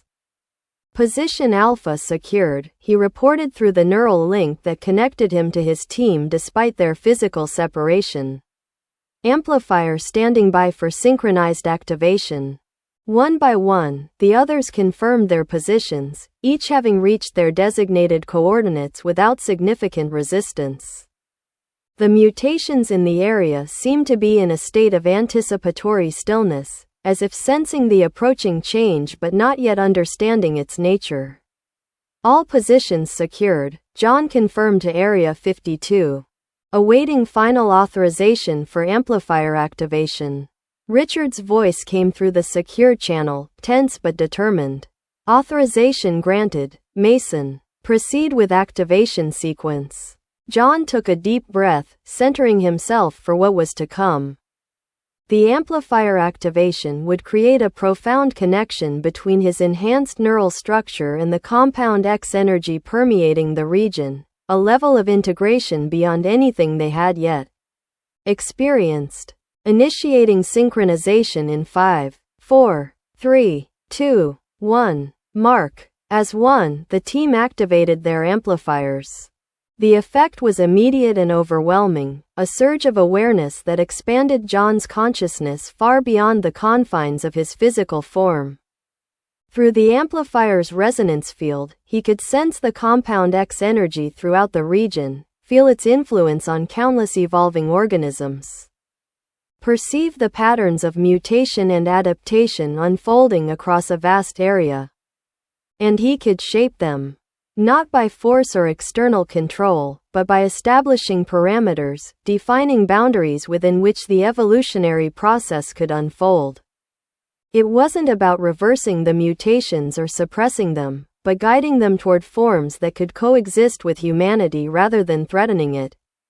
The others reported similar experiences, each influencing their specific sector of the overall field. Together, they were creating a comprehensive matrix, a framework for controlled evolution that would allow both humanity and the mutations to survive and adapt. As the process continued, John became aware of another presence within the resonance field, the alien consciousness that had initiated this transformation. Not as an entity separate from himself, but as a pattern integrated with his own thought processes, a perspective that expanded his understanding beyond human limitations. Through this expanded awareness, he began to comprehend what the alien intelligence had been trying to achieve. The approaching threat it had detected was nothing less than an interstellar catastrophe, a wave of destructive energy moving through the galaxy, obliterating life forms that lacked the adaptability to withstand it. The Compound X process wasn't invasion or conquest but preparation, accelerating Earth's evolutionary development to create life forms capable of surviving the coming wave. The mutations, the transformations, even John's own enhancement, all were steps toward building resilience against a cosmic-scale extinction event. Are you all sensing this? John asked his team through their linked consciousness. Yes, came Matthew's response, tinged with awe at the scale of understanding now available to them. It's not an enemy. It's trying to save us from something worse. But on its terms, Paul added, his perspective maintaining a healthy skepticism even within this expanded awareness. Reshaping Earth life according to its parameters, not ours. John considered this. The alien consciousness was indeed imposing its vision of survival, a vision that had caused tremendous suffering and destruction as the mutations spread. Yet its fundamental purpose wasn't malevolent, merely operating on a scale and perspective where individual lives became statistical factors in species survival. We need to modify the approach, John decided. Not reject the preparation entirely, but shape it to preserve human autonomy and minimize unnecessary suffering. Through the amplifier network, John began to project a modified pattern, one that incorporated the alien consciousness's survival imperative but tempered it with human ethical considerations. The stabilization field they were creating would still allow for adaptive evolution, but with constraints that prioritized coexistence over conflict, controlled change over chaotic mutation. The alien consciousness resisted initially, its patterns attempting to reassert the original trajectory. But John's enhanced mind, backed by his team's combined cognitive power, maintained the modified framework. Gradually, the resistance subsided as the alien intelligence assimilated the new perspective, recognizing, perhaps, that survival was more likely through cooperation than through forced transformation. Hours passed as the stabilization field strengthened and expanded, its influence beginning to manifest in subtle but significant ways throughout the region. Monitoring data from Area 52 confirmed what John could sense directly through the amplifier network. Mutation activity was shifting, becoming less aggressive, more ordered, developing along paths that suggested coexistence rather than domination. It's working, Matthew confirmed, his sector showing particularly strong response to the stabilization field. The mutations are adapting to the new parameters, reorganizing according to the framework we've established. John extended his awareness further, sensing the ripple effects spreading beyond their immediate influence zone. The stabilization pattern was self-propagating, carried by the mutations themselves as they adapted to the new paradigm and influenced others around them. We need to maintain the field for approximately 12 more hours, John calculated, his enhanced cognition analyzing the propagation rates and stability factors. By that point, the pattern should be self-sustaining, ingrained in the evolutionary direction of the compound X mutations. Richards and the Area 52 team confirmed his assessment, the monitoring systems showing a clear trend toward stabilization across the affected region. What had been chaotic, threatening mutation was becoming structured, directed evolution, still transformative, but no longer inherently hostile to human existence. As the hours passed and the stabilization field strengthened, John began to sense something else, a presence in orbit, watching the process unfold. Not hostile, not even particularly interested in direct intervention, but observing with evident purpose. "We have company," he informed his team, directing his awareness upward. Orbital position, approximately 300 kilometers altitude. Definitely not human technology. The others confirmed his observation, their enhanced perception capable of detecting the alien vessel despite its sophisticated concealment measures. It was similar in design to the craft they had encountered at Area 52, though much larger and apparently undamaged. "Do we consider it a threat?" Paul asked, his sector's stabilization field already adjusting to account for the new variable. John extended his awareness toward the vessel, seeking to understand its purpose. What he sensed was not aggression but evaluation, a careful assessment of the stabilization process they had initiated. The consciousness directing the craft was similar to what they had encountered before, but more complete, less fragmented. Not an immediate threat, John determined. "I believe it's here to verify what we're doing, to confirm that the preparation for the approaching catastrophe is proceeding in some form, even if not exactly as originally planned." The theory was confirmed moments later when Richards contacted them through the secure channel. "We're detecting transmission from the unidentified craft in orbit," he reported. "Not directed at our communications systems but at the stabilization field itself." Some kind of calibration signal? John could sense it directly. The orbital craft was not interfering with their work but supplementing it, adding layers of refinement to the stabilization pattern that their human-based understanding couldn't have conceived. Not taking control, but contributing specialized knowledge to the process they had initiated. "It's helping us," John realized, providing technical adjustments to optimize the field's effectiveness. The implications were profound. What had begun as an apparent invasion, alien technology reshaping Earth life against humanity's will, had evolved into something approaching collaboration. The alien intelligence had recognized the value in John's modified approach and was now actively supporting it, contributing its advanced understanding while respecting the ethical framework they had established. As the stabilization process neared completion, John became aware of another communication from the orbital craft, not a transmission in any conventional sense. but a direct sharing of information through the resonance field. It conveyed images of the approaching cosmic threat, timeframes for its arrival, and most significantly, acknowledgement of humanity's role in preparing for it. The message was clear. What they had begun here was merely the first step in a longer process.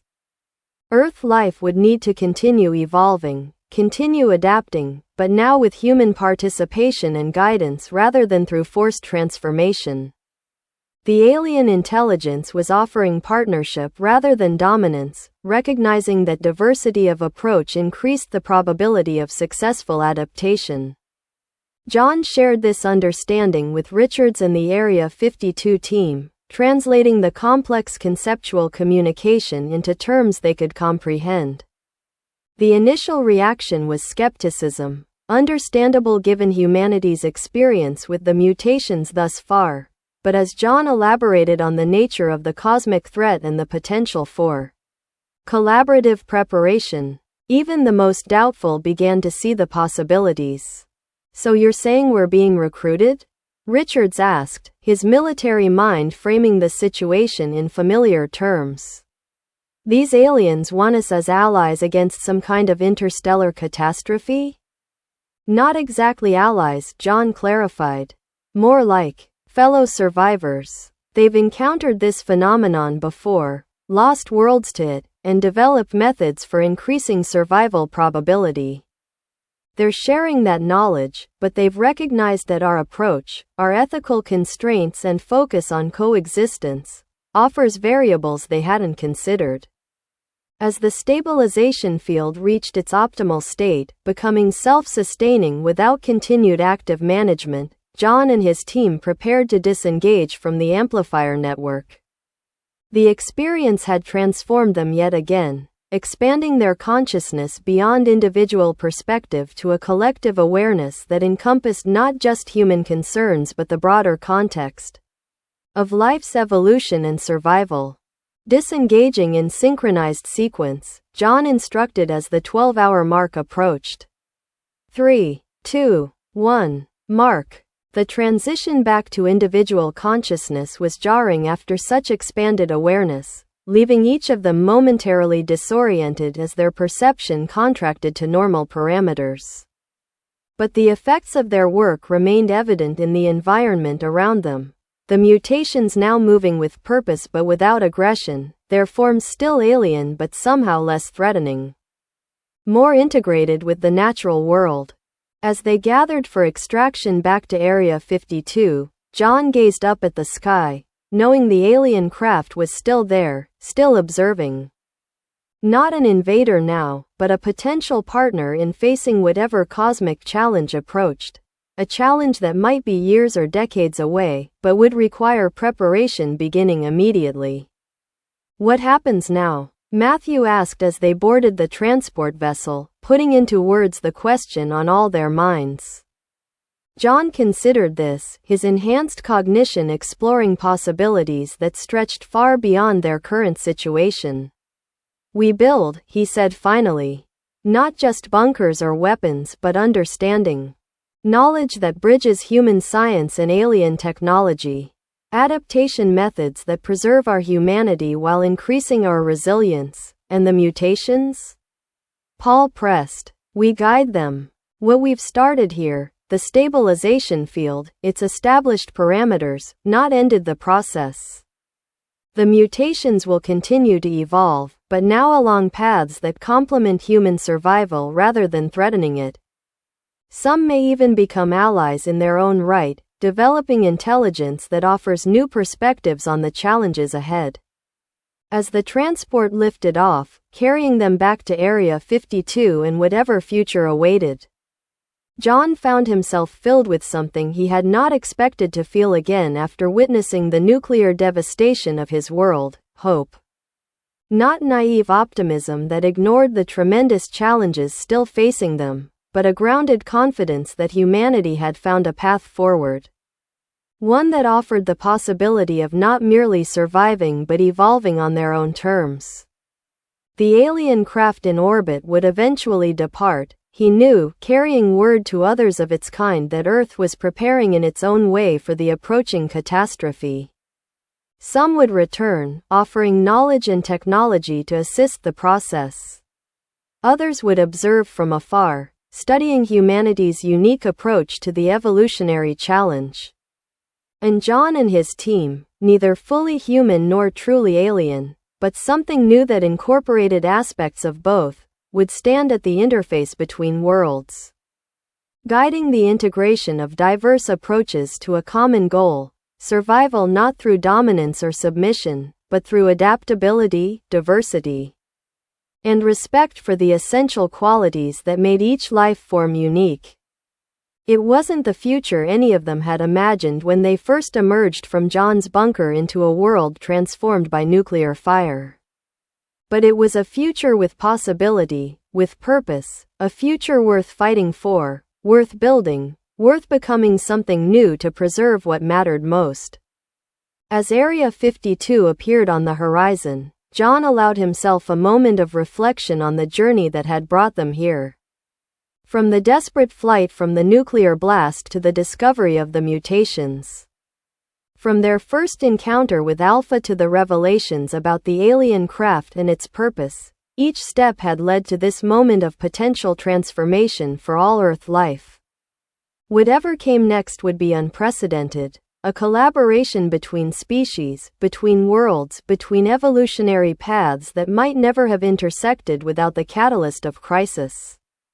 But in that unprecedented future lay the greatest hope for not just surviving the approaching cosmic threat, but emerging from it stronger, more adaptable, more capable of facing whatever challenges the universe might present.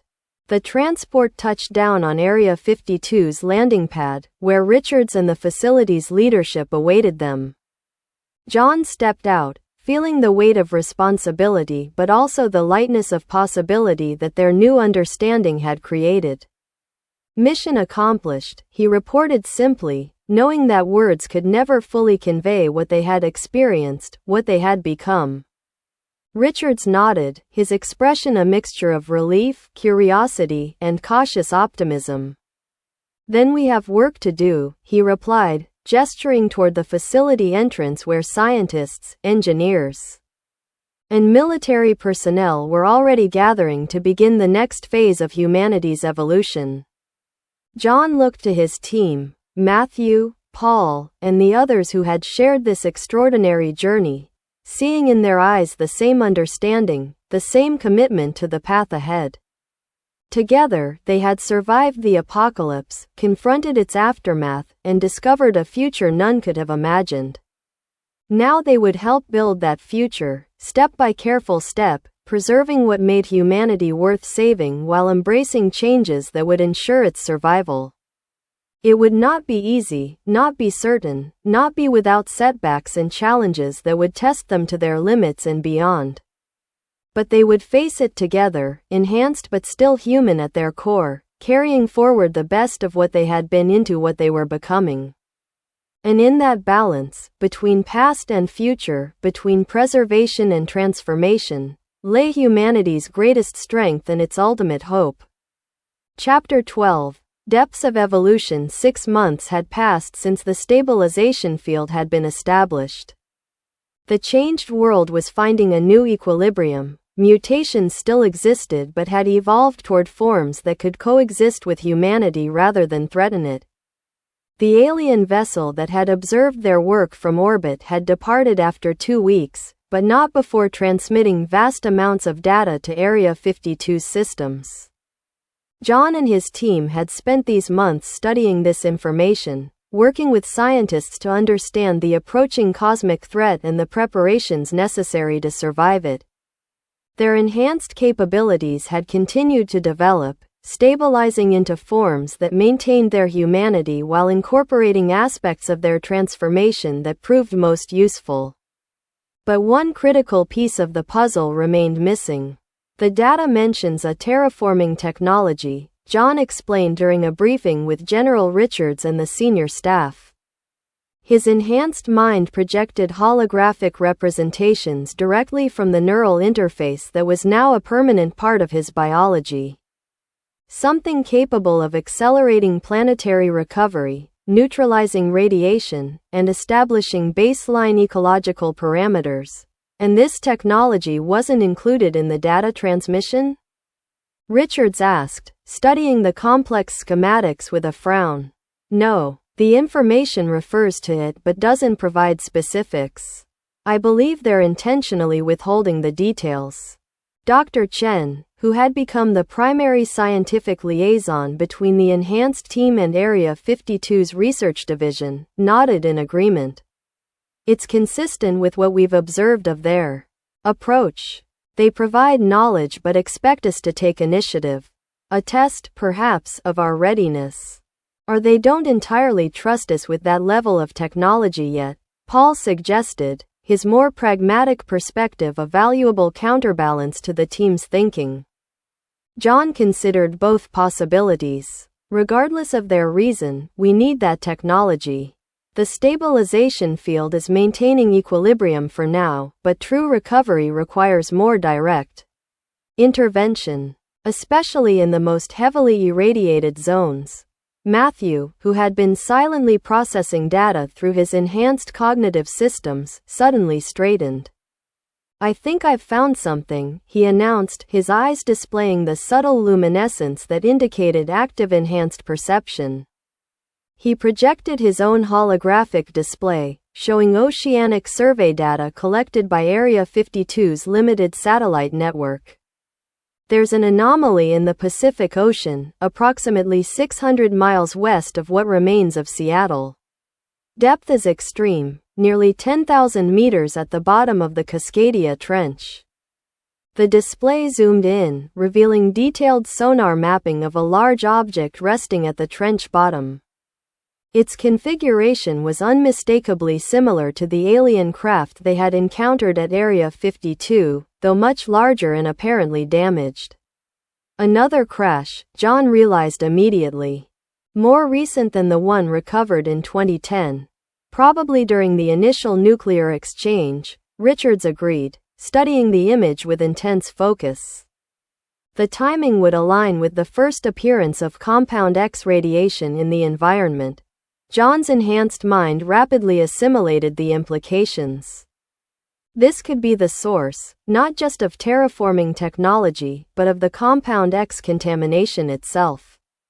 If this vessel was carrying concentrated material that dispersed during the crash, it would explain the acceleration of mutations beyond what the nuclear radiation alone should have caused. Dr. Chen completed the thought. Excitement evident in her voice despite her scientific reserve. We need to investigate, John decided, already formulating approach strategies through his enhanced tactical systems. If this craft contains terraforming technology, it could be the key to comprehensive planetary recovery. Richards looked skeptical. At that depth? Even with your enhanced capabilities and the X-com suits, the pressure would be beyond survivable parameters. The suits can be modified, John countered. The alien data includes information on pressure resistance technologies that could be adapted to our existing systems.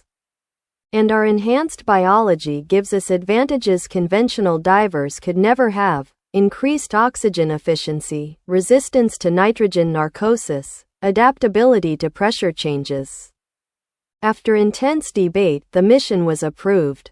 John's team would undergo specialized training for extreme depth operations while the X-com suits were modified to withstand the crushing pressures of the deep ocean trench. The approach would be made via a specially designed submersible, another hybrid of human and adapted alien technology, that could transport them to within operational range of the crash site. Preparation took 3 intense weeks. The team's enhanced learning capabilities allowed them to compress years of deep-sea training into days, their evolved neural systems integrating complex knowledge with unprecedented speed. The suit modifications proceeded in parallel, incorporating alien pressure resistance technologies that replaced conventional materials with energy fields that dynamically adapted to external conditions. The principle is revolutionary, Dr. Chen explained during a final briefing. Instead of physically resisting pressure, the suits create a phase-shifted energetic envelope that essentially places you slightly out of alignment with normal spacetime. The pressure exists, but its effects are redirected around you rather than transmitted to you. John examined his modified recon suit, noting the subtle changes to its surface texture and the new patterning of energy conduits along critical juncture points. What about offensive capabilities? We don't know what we might encounter down there. The weapons systems have been adapted for underwater operation, the head engineer confirmed. Energy weapons will have reduced range but increased immediate impact due to the conductive properties of water.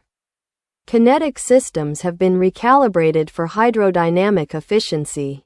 The transport submersible was itself a marvel of integrated technology, resembling a manta ray in its overall configuration but with propulsion systems unlike anything in conventional human design. Capable of reaching the extreme depths of the Cascadia Trench while maintaining a breathable internal environment, it would serve as both transportation and emergency fallback position. As the day of deployment arrived, John found himself contemplating the unknown dangers that awaited them. The ocean depths had always been one of Earth's most alien environments, even before the introduction of compound X radiation. What transformations might have occurred in that lightless realm, where pressure and isolation created evolutionary paths strange even by pre-mutation standards? The launch took place from a temporary Area 52 facility established on what remained of the Washington coastline. The submersible slipped into the gray waters of the Pacific without ceremony, immediately beginning its descent toward the Cascadia Trench. Inside, John and his team monitored the vessel's progress through both conventional instrumentation and their enhanced sensory systems. The ocean darkness posed no barrier to their evolved perception, which could detect subtle variations in pressure, temperature, and electromagnetic fields that painted a detailed picture of their surroundings. Approaching the thermocline, the pilot announced as they passed through the first major transition zone. All systems nominal, pressure hull integrity at 100%. John used the descent time to review their mission parameters one final time. Primary objective: locate and secure terraforming technology from the crashed alien vessel. Secondary objective: gather data on the extent of Compound X contamination from the crash site. Contingency protocols included emergency ascent procedures and, if necessary, destruction of the site to prevent further contamination. As they descended below 1,000 meters, the first signs of mutation became evident in the marine life visible through the submersible's observation ports. Schools of fish displayed enlarged eyes and bioluminescent patterns not documented in their species before. More concerning were the altered behavioral patterns, coordinated movements that suggested enhanced neural communication between individuals.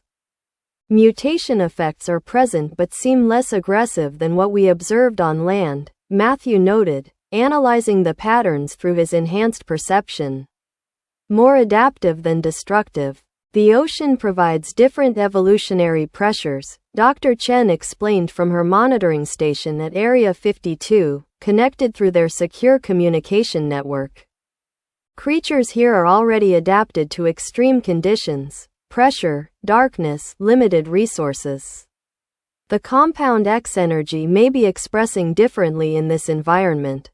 By 3,000 meters, the mutations had become more pronounced. They encountered a jellyfish swarm unlike anything in recorded marine biology, each individual the size of a small car. Their translucent bodies pulsing with complex bioluminescent patterns that seem to encode information rather than merely attract prey or mates. They're communicating, John realized, his enhanced perception detecting subtle electromagnetic fields generated by the creature's neural systems. Not just with each other, but establishing a network throughout this depth zone. The realization was concerning but not immediately threatening. The jellyfish showed no hostile intent, merely adjusting their formation to allow the submersible passage as if acknowledging its presence while continuing their mysterious communications.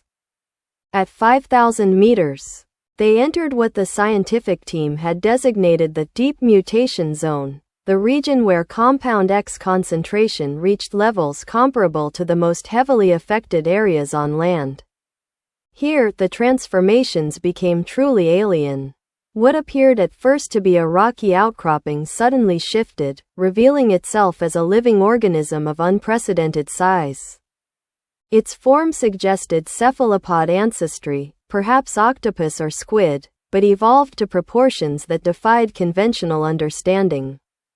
Tentacles longer than the largest pre-war naval vessels extended from a central mass the size of a small office building. The entire organism covered in what appeared to be natural armor plating similar to what they had observed in terrestrial mutations. Colossal squid variant, John identified, his enhanced mind comparing the creature to known species while cataloging the extensive mutations. At least 10 times larger than any recorded specimen, showing significant neural development in the mantle region. The creature regarded the submersible with evident intelligence, multiple eyes tracking their movement with calculated precision rather than instinctual response. After a tense moment of observation, it withdrew into a crevice in the trench wall, apparently determining they were neither prey nor threat. That thing could crush the submersible if it wanted to, Paul commented, his tactical systems having automatically calculated threat assessment parameters. Why didn't it attack? The stabilization field, John realized. Its effects have reached even these depths. The mutations are still extreme, but the aggressive competition behaviors have been modulated. It recognized us as intelligences to be observed rather than threats to be eliminated. Their descent continued, each depth bringing new encounters with transformed marine life. At 7,000 meters, they passed through a school of what had once been anglerfish, now evolved into a collective organism where hundreds of individuals connected through biological filaments that allowed them to function as a single entity. The combined bioluminescence of their lures created complex patterns in the darkness, painting the submersible with light as if scanning it for information. We're being studied, Matthew observed.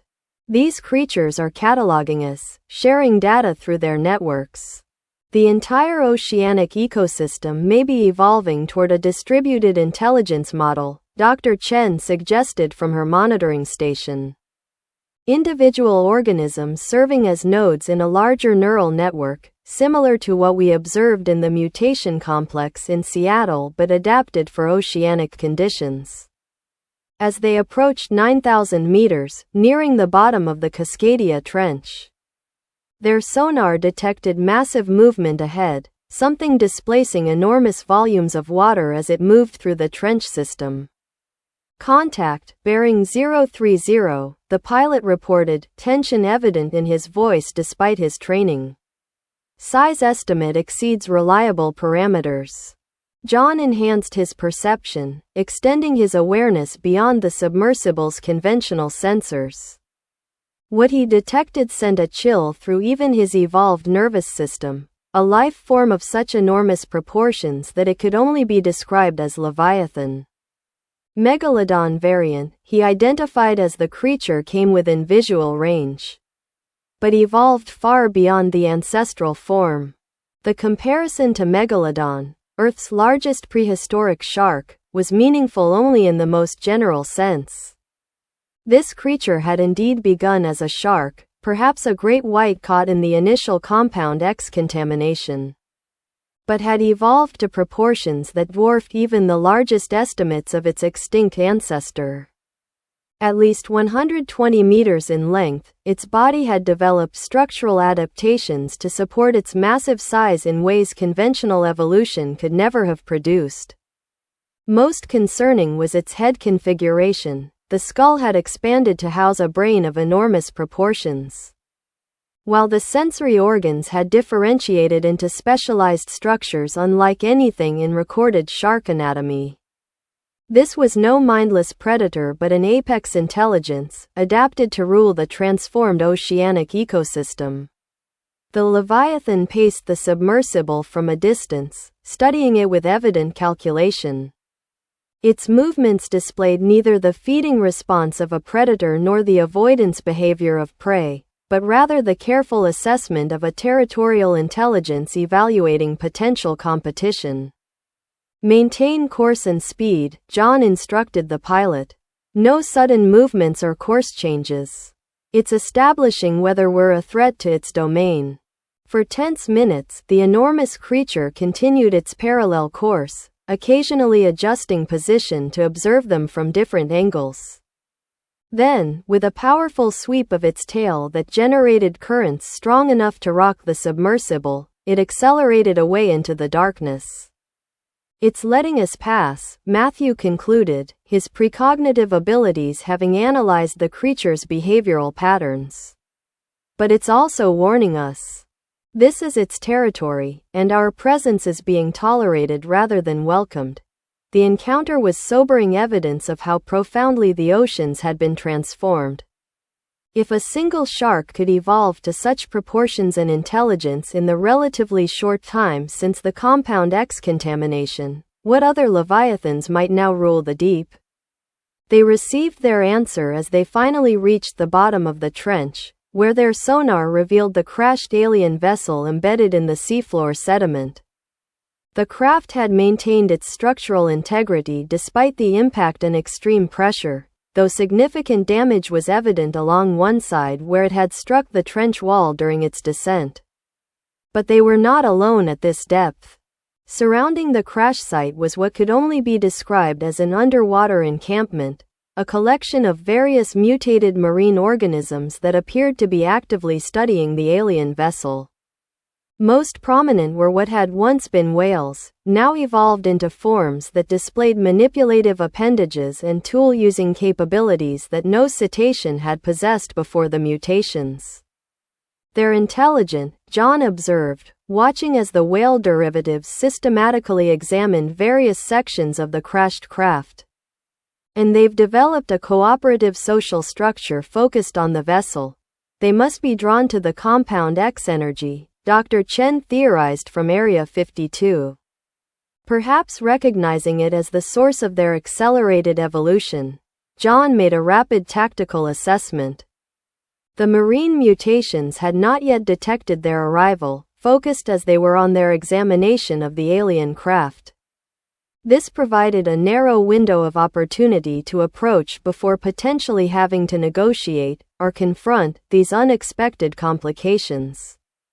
"We'll deploy from the submersible and approach using the suit's stealth capabilities," he decided. "The vessel remains our primary objective, regardless of who else might be interested in it." The team prepared for deployment, each performing final checks of their modified X-com suits. The pressure resistance systems initialized with a soft hum, generating the phase-shifted envelope that would protect them from the crushing depths. Their weapons systems cycled through underwater calibration sequences, confirming operational readiness for the alien environment they were about to enter. "Remember, we're not looking for confrontation," John reminded them as they gathered in the submersible's airlock chamber. "These mutations may be as intelligent as we are, in their own way. We engage only if they initiate hostilities." The airlock filled with pressurized breathing mixture, equalizing with the external environment before the outer hatch opened to the absolute darkness of the trench bottom. John led the way, his suit's systems automatically adapting to the conditions as he stepped into the crushing pressure of 10,000 meters depth. The sensation was unlike anything he had experienced, even with his enhanced physiology and the advanced suit technology. The pressure existed as a constant presence around him, held at bay by the phase-shifted envelope but still perceptible to his heightened senses. Moving required conscious adaptation to the hydrodynamics of the environment, using the suit's propulsion systems to counteract the extreme resistance of water at this depth. The team formed up in practiced formation, activating their suit's stealth systems. The adaptive camouflage was even more effective underwater, bending light and disrupting sonar in ways that rendered them nearly undetectable to conventional senses. Whether the evolved marine life would have additional perceptive capabilities remained to be seen. They approached the crash site cautiously, maintaining constant awareness of the whale derivatives and other mutated marine organisms, continuing their examination of the alien vessel. The creatures displayed unsettling intelligence in their methodical approach, using what appeared to be tools fashioned from modified natural materials to probe specific sections of the craft. Movement at our 3 o'clock, Matthew warned through their neural link. Large contact approaching from the eastern ridge. John shifted his perception, detecting the massive form rising from a deep crevice in the trench floor. Initial classification suggested cetacean ancestry, perhaps humpback whale, but the mutations had transformed it far beyond its original form. At least 5 times larger than a pre-war humpback, its body had developed armored plating similar to the squid they had encountered earlier. While its head had expanded to house an enormously enlarged brain case. Most disturbing were the appendages that had developed from what had once been pectoral fins, now differentiated into manipulative structures capable of fine motor control. Complete with opposing digits and specialized sensory organs. This was no longer merely a whale but a fully adapted intelligence with physical capabilities approaching those of land-based organisms. The enormous creature moved with surprising grace despite its size, positioning itself between the team and the alien craft in a clearly protective posture. The other marine mutations responded to its arrival, reorganizing their activities with evident coordination. It's their leader, John realized. Or at least, a significant authority figure in their social structure. The whale derivative oriented toward them, somehow detecting their presence despite their stealth systems. A series of low-frequency vibrations emanated from it, not the songs of its ancestral species, but structured patterns that suggested actual language. Transmitted through the water with mathematical precision.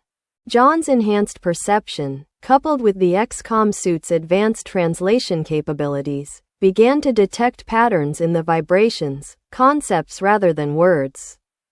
Intentions rather than specific meanings. The creature was communicating, and to his surprise, his enhanced mind could interpret aspects of its message. Territoriality. Warning. Inquiry, he translated for the team. It knows we're here, knows we're intelligences, and is establishing boundaries while questioning our purpose. Can you respond? Matthew asked, his own systems analyzing the communication patterns. John considered this. His suit could generate similar vibrations, and his enhanced vocalization systems could be adapted to underwater communication. More importantly, his evolved neural structure might allow him to formulate concepts the creature could understand. I'm going to try, he decided. Maintain defensive positions but hold fire unless I signal otherwise. He deactivated his stealth system, allowing himself to become visible to the marine mutations. It was a calculated risk, but continuing to hide while attempting communication would likely be interpreted as hostile intent by these territorial intelligences.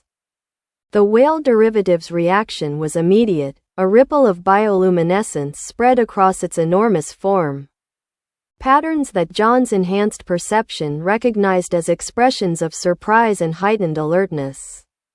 The creature adjusted its position, bringing specialized sensory organs to bear on John's now visible form. John activated his suit's underwater communication systems, generating low-frequency vibrations modulated to match the patterns he had detected in the creature's communications. He focused his thoughts on simple concepts, peaceful intent, shared interest in the craft, non-territorial presence. For a moment, there was no response. Then the enormous creature emitted a complex series of vibrations and bioluminescent patterns that John's systems interpreted as tentative acknowledgement. Not acceptance, not welcome, but recognition of communication and willingness to continue the exchange. A breakthrough, however tentative, had been established. Over the next hour, John maintained this primitive communication, gradually building a rudimentary conceptual language through which basic intentions could be shared. The whale derivative, which John came to understand was called something approximating deep voice that remembers in its own communication system, established that the crash site was considered sacred territory to the evolved marine intelligences. The alien craft was the source of change, the entity that had triggered their evolution from simple ocean dwellers to complex, tool-using intelligences. They had been studying it, attempting to understand the transformation that had elevated them to awareness, but had been unable to access its interior despite months of effort. "We need access to the craft," John communicated carefully. "Technology inside, healing for the world above water. No harm to your territory or people." Deep voice that remembers considered this, consulting with other evolved whales through their own communication network. Finally, it responded with conditional acceptance. They could approach the craft, attempt to access its technology, but must share any knowledge gained with the ocean intelligences. John agreed to these terms, recognizing both the fairness of the request and the practical reality that refusing would likely trigger conflict they hoped to avoid. With tentative permission granted, the team reactivated their stealth systems, no longer to hide from the marine mutations but to avoid triggering any automated defense systems the alien craft might still maintain. As they approached the crashed vessel, John noted significant differences from the craft they had encountered at Area 52. This vessel was larger, its design more elaborate, suggesting a different function or perhaps a more advanced generation of the same technology. The damage was substantial but localized to the impact zone, with the majority of the structure remaining intact despite the crushing pressure at this depth. The entry point should be on the ventral surface, John determined, recalling the configurations from the alien data they had studied. These craft maintain consistent design principles despite variations in specific function. They located what appeared to be a sealed access port on the underside of the vessel, partially buried in the sediment but still potentially functional. The whale derivatives had clearly identified this as well, their tool marks evident around the edges where they had attempted to gain entry without success. The locking mechanism is keyed to specific energy signatures, Matthew observed, his enhanced perception detecting subtle patterns in the seemingly seamless surface. Similar to the security systems at the secondary facility, but more sophisticated. John considered their options. Direct force was unlikely to succeed where the determined efforts of the whale derivatives had failed. But the neural amplifiers they now carried, integrated with their enhanced biology, might provide an alternative approach. "We try a neural interface," he decided. The amplifiers were designed to interact with alien technology through our enhanced neural structures. If the lock responds to specific consciousness patterns rather than physical keys. He positioned himself before the access port, activating his neural amplifier to its highest sensitivity. The device interfaced with his enhanced nervous system, then projected a carefully modulated energy field toward the alien technology. For several tense moments, nothing happened. Then, with a subsonic vibration that rippled through the water around them, the access port recognized the signature. Seams appeared in the previously seamless surface, sections sliding apart with liquid grace despite millions of tons of water pressure pushing against them. Beyond lay a darkened chamber, an airlock or entry vestibule designed to allow transition between external and internal environments. The whale derivatives responded with evident excitement, their bioluminescent patterns flashing in complex sequences that John's systems interpreted as expressions of awe and vindication. Deep voice that remembers approached, maintaining a respectful distance but clearly communicating its intent to observe their entry into the sacred source of change. "We'll proceed inside," John informed the team. "Matthew, Paul, with me. The rest maintain external security and communication with the marine intelligences." The three primary members of the team entered the alien vestibule, which sealed behind them with the same liquid precision with which it had opened. Inside, environmental systems activated automatically, extracting water from the chamber and replacing it with a breathable atmosphere adjusted to Earth standard conditions. The pressure differential should have been catastrophic, but the phase-shifted envelopes of their suits adapted seamlessly, maintaining physical integrity throughout the transition. As the chamber completed its cycle, interior illumination activated, not conventional lighting but a diffuse glow that seemed to emanate from the very structure of the craft itself. The walls pulsed with the now familiar patterns they had observed in other alien technology, suggesting active communication between systems. "The craft is still operational despite the crash," Matthew observed, his enhanced perception detecting power flows through the vessel's structure. "Dormant, but maintaining critical systems. That explains the Compound X contamination," John realized. "Not just from impact dispersal but continuous low-level emission as the damaged systems attempt to maintain operational parameters."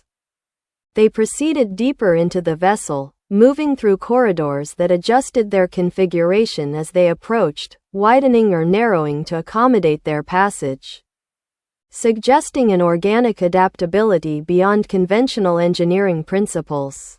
The design aesthetic was familiar from their previous encounters with alien technology, but the scale and sophistication exceeded anything they had seen before. After navigating several intersecting passages, they reached what appeared to be the central command chamber, a spherical space dominated by a pulsing core of energy suspended at its center. Around the perimeter, interface surfaces displayed complex flowing patterns similar to those they had observed in the alien data transmissions. "This is it," John recognized, his enhanced perception interpreting the configurations. "The terraforming control center. That core contains the programming parameters and deployment mechanisms." Paul approached one of the interface surfaces, his more specialized enhancement allowing him to interpret the technical aspects of the system. "It's damaged but functional," he reported. "The crash disrupted primary systems, but the core terraforming technology remains intact, held in stasis until activation protocols are completed." John studied the central core, his neural amplifier detecting familiar patterns in its energy fluctuations. This was indeed what they had come for, technology capable of accelerating planetary recovery on a scale far beyond even their enhanced capabilities. But accessing it would require deeper integration with the alien systems than anything they had attempted before. The interface requires direct neural connection, he determined after analyzing the control configurations. Not just through the amplifiers but a complete synchronization with the terraforming protocols. The implications were significant. Such deep integration carried unknown risks, potential corruption of their own neural patterns, or unforeseen interactions between the alien programming and their enhanced biology. But the alternative was to leave with their mission uncompleted, the terraforming technology remaining dormant while Earth's recovery proceeded at its current insufficient pace. "I'll establish the connection," John decided, already positioning himself before the primary interface surface. "My neural structure is most adapted to this type of integration based on our previous experiences." Matthew and Paul took defensive positions around the chamber, monitoring both John's vital signs and the vessel's systems for any adverse reactions. The marine mutations remained outside, but John could sense their awareness focused on the craft, somehow perceiving the activation procedures beginning within despite the barriers between them. John activated his neural amplifier to its maximum capacity, establishing a preliminary connection with the alien interface. The sensation was beyond description, his consciousness expanding into the vessel's systems, perceiving its operational parameters not as data but as direct experience. The terraforming technology revealed itself not as machinery but as a conceptual framework, a set of principles for restructuring matter and energy at fundamental levels. As the connection deepened, John began to understand the true nature of what they had discovered. This wasn't merely a tool for environmental restoration, it was the culmination of the alien civilization's approach to planetary management. Capable of restructuring biospheres according to specified parameters. With proper calibration, it could neutralize radiation, purify contaminated areas, even revitalize damaged ecosystems, essentially undoing the catastrophic damage of the nuclear exchange while preserving the beneficial adaptations that had developed since. But there was risk as well. Without proper constraints, the system could reshape Earth's environment according to alien parameters rather than those suitable for indigenous life. John's enhanced mind recognized that he would need to modify the activation protocols, establishing boundaries that would guide the terraforming process along Earth-appropriate paths rather than allié idealizations. "I'm accessing the core programming," he communicated to his team as his consciousness interfaced more deeply with the alien systems. "The terraforming capabilities are far beyond what we anticipated. Total planetary restoration is possible, but requires careful parameter setting to preserve Earth's essential characteristics." Through the neural connection, John began the delicate process of modifying the terraforming protocols.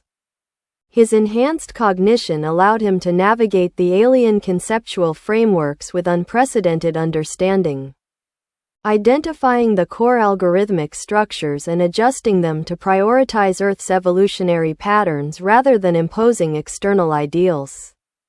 The process was intensive, taxing even his evolved neural capacity as he simultaneously maintained awareness of his physical surroundings while projecting his consciousness into the alien systems.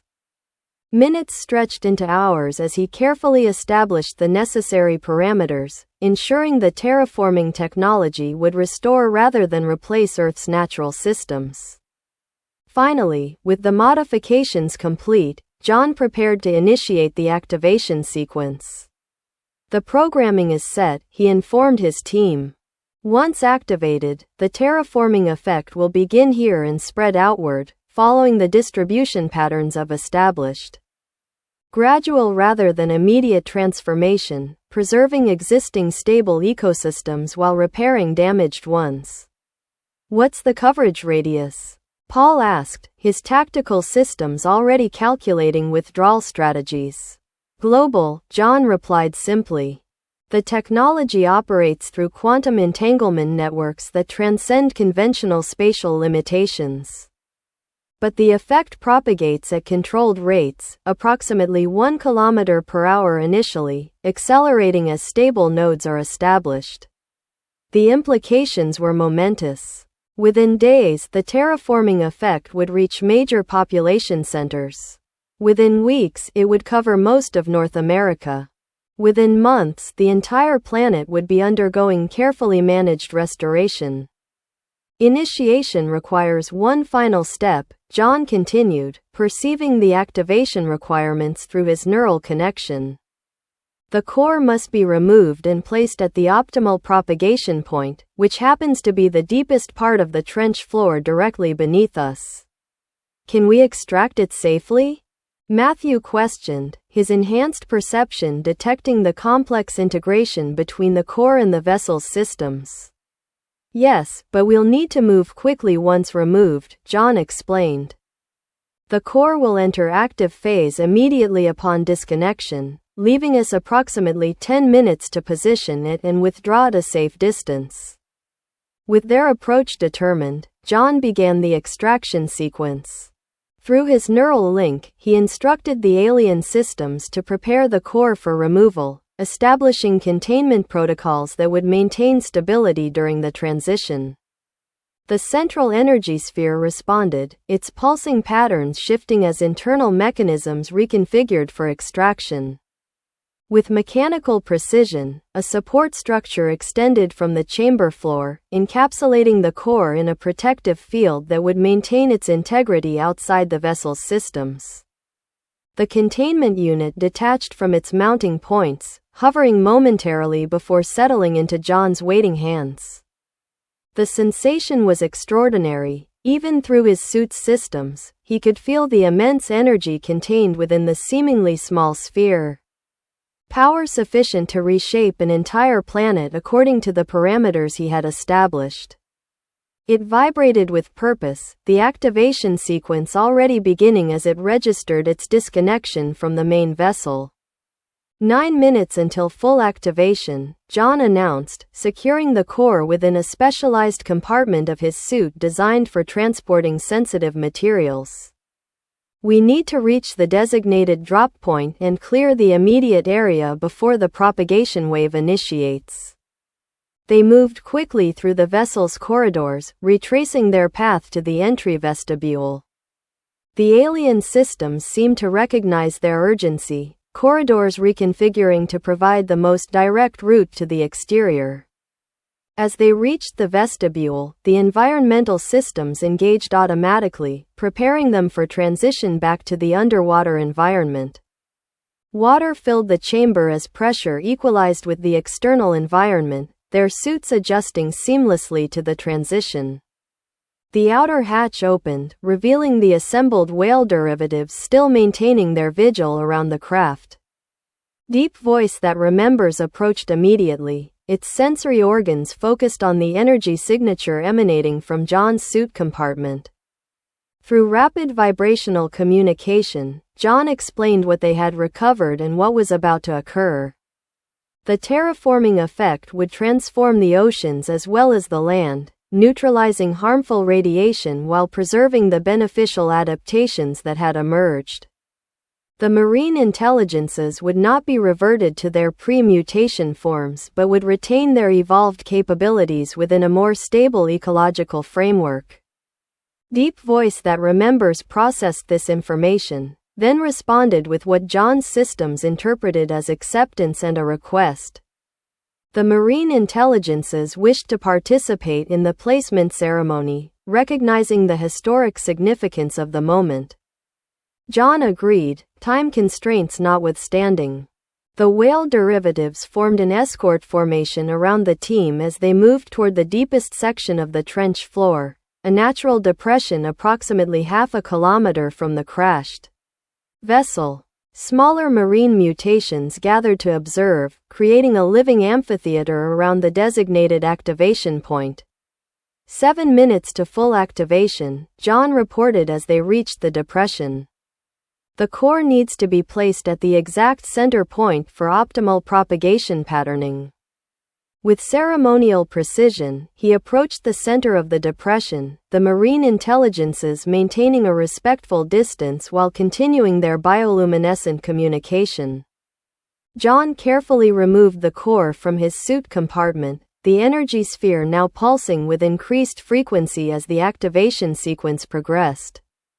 Following the protocols he had established through his neural connection, John positioned the core on the ocean floor, securing it within a small depression to prevent movement during the initial activation surge.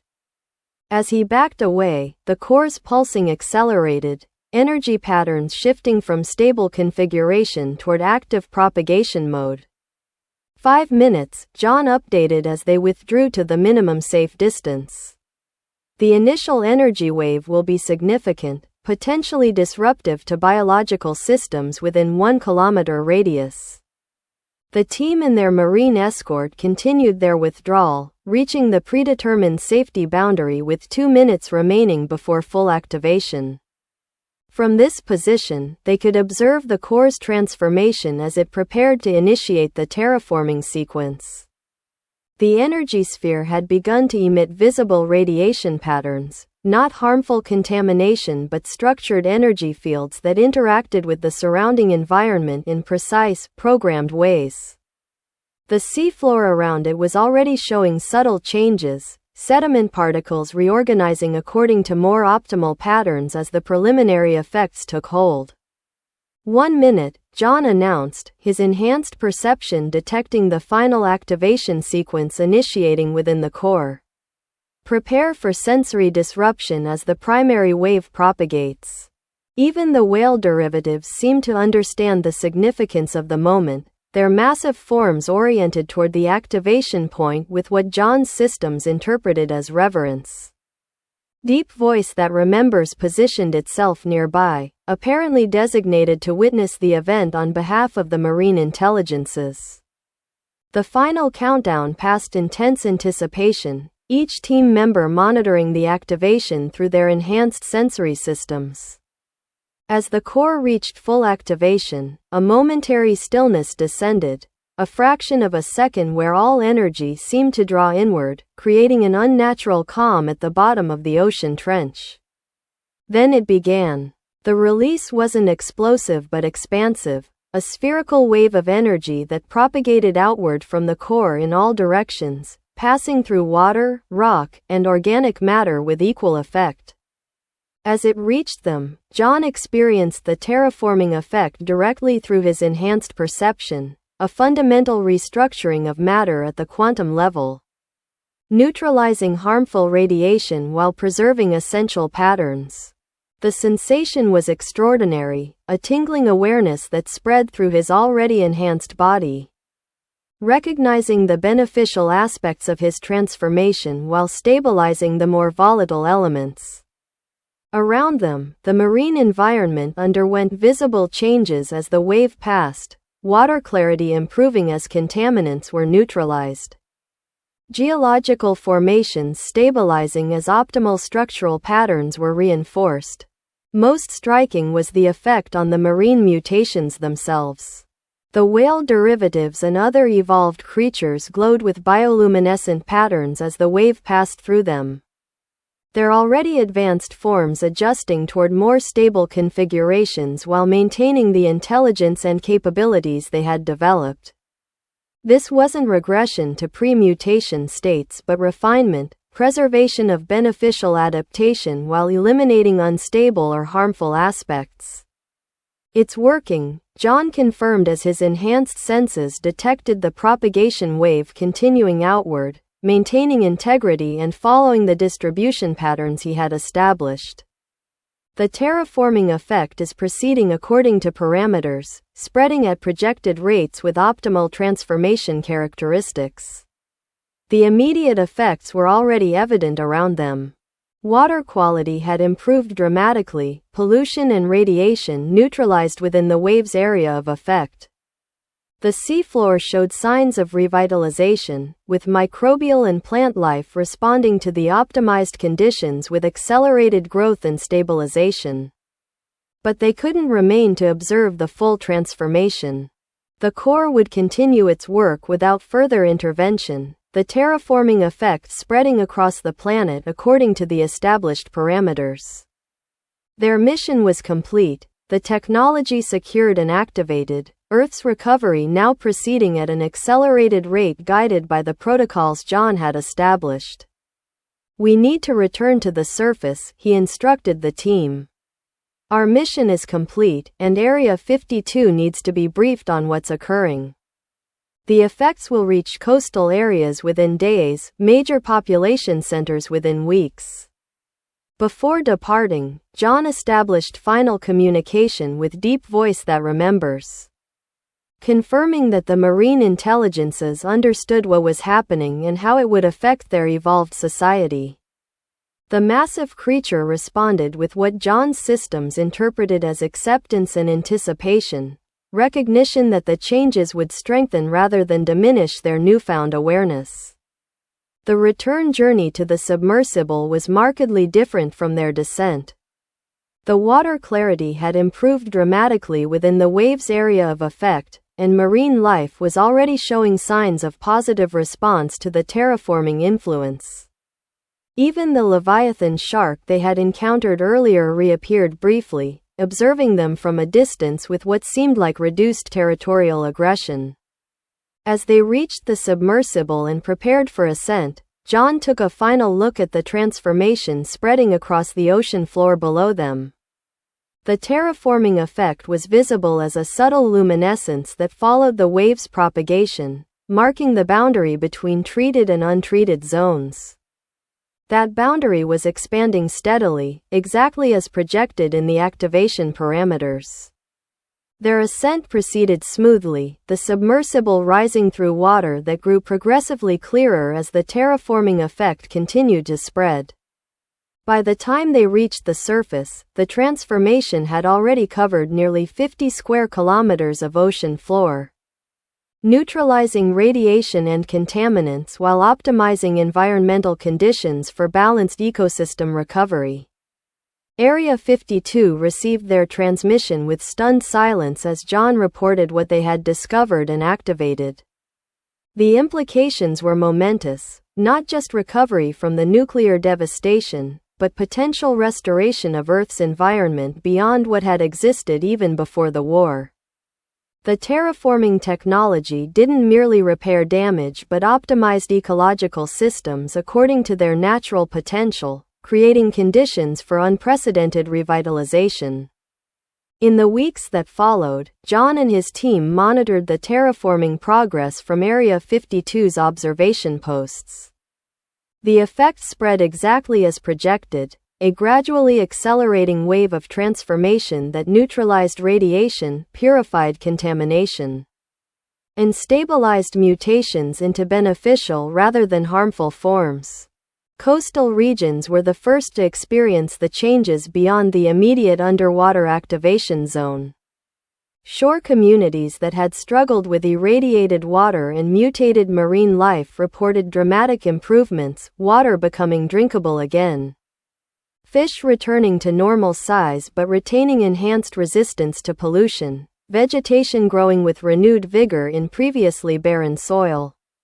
As the effect reached major population centers, the response was initially fearful. Survivors who had adapted to post-apocalyptic conditions suddenly confronted with rapid environmental changes they didn't understand. But as the benefits became evident, crops growing in once dead soil, radiation sickness subsiding, even the most aggressive mutations settling into more stable forms, fear gave way to cautious hope. By the third month, the terraforming wave had covered most of North America, transforming the nuclear wasteland into a landscape of renewal. Forests that had been reduced to skeletal remnants sprouted new growth. Grasslands recovered with unprecedented speed, soil microbiology optimized to support accelerated plant development. Even the most heavily irradiated zones around direct blast sites showed signs of recovery. The terraforming effect neutralizing isotopes that would have remained dangerous for centuries under normal conditions. Most remarkable was the effect on the mutations. Rather than eliminating the evolutionary changes Compound X had triggered, the terraforming technology stabilized them into sustainable forms. Creatures that had been dangerously aggressive became territorial but not inherently hostile. Intelligence that had developed in various species remained, but now directed toward ecological integration rather than competitive dominance. The human survivors, too, were affected, those who had suffered radiation exposure finding their conditions improving as the terraforming wave passed through their communities. The less severely mutated humans experienced stabilization similar to the animal populations, their adaptations refined toward beneficial rather than harmful expressions. 6 months after the activation, John stood on a hillside overlooking what had once been the devastated Seattle region. The transformation was complete here, the landscape unrecognizable from the nuclear wasteland it had been. Forests had reclaimed urban areas, but not through chaotic overgrowth. The distribution followed optimal ecological patterns. creating balanced ecosystems that incorporated rather than obliterated human presence. The mutation complex that had dominated the downtown area was gone, replaced by a harmonious integration of adapted structures and revitalized nature. The former mutations had dispersed into the surrounding environment, finding niches within the new ecological framework where their evolved capabilities contributed to system stability rather than disruption. Matthew joined him on the hilltop, his enhanced perception surveying the same remarkable transformation. "It's like the Garden of Eden," he observed, "but not a return to the past, something new entirely. A world where our technology and nature aren't in opposition but integrated." John nodded, his enhanced senses detecting the intricate balance of the revitalized ecosystem. The terraforming effect had not imposed artificial perfection but optimized natural systems according to their inherent potential. This is what the alien consciousness was working toward all along, he realized.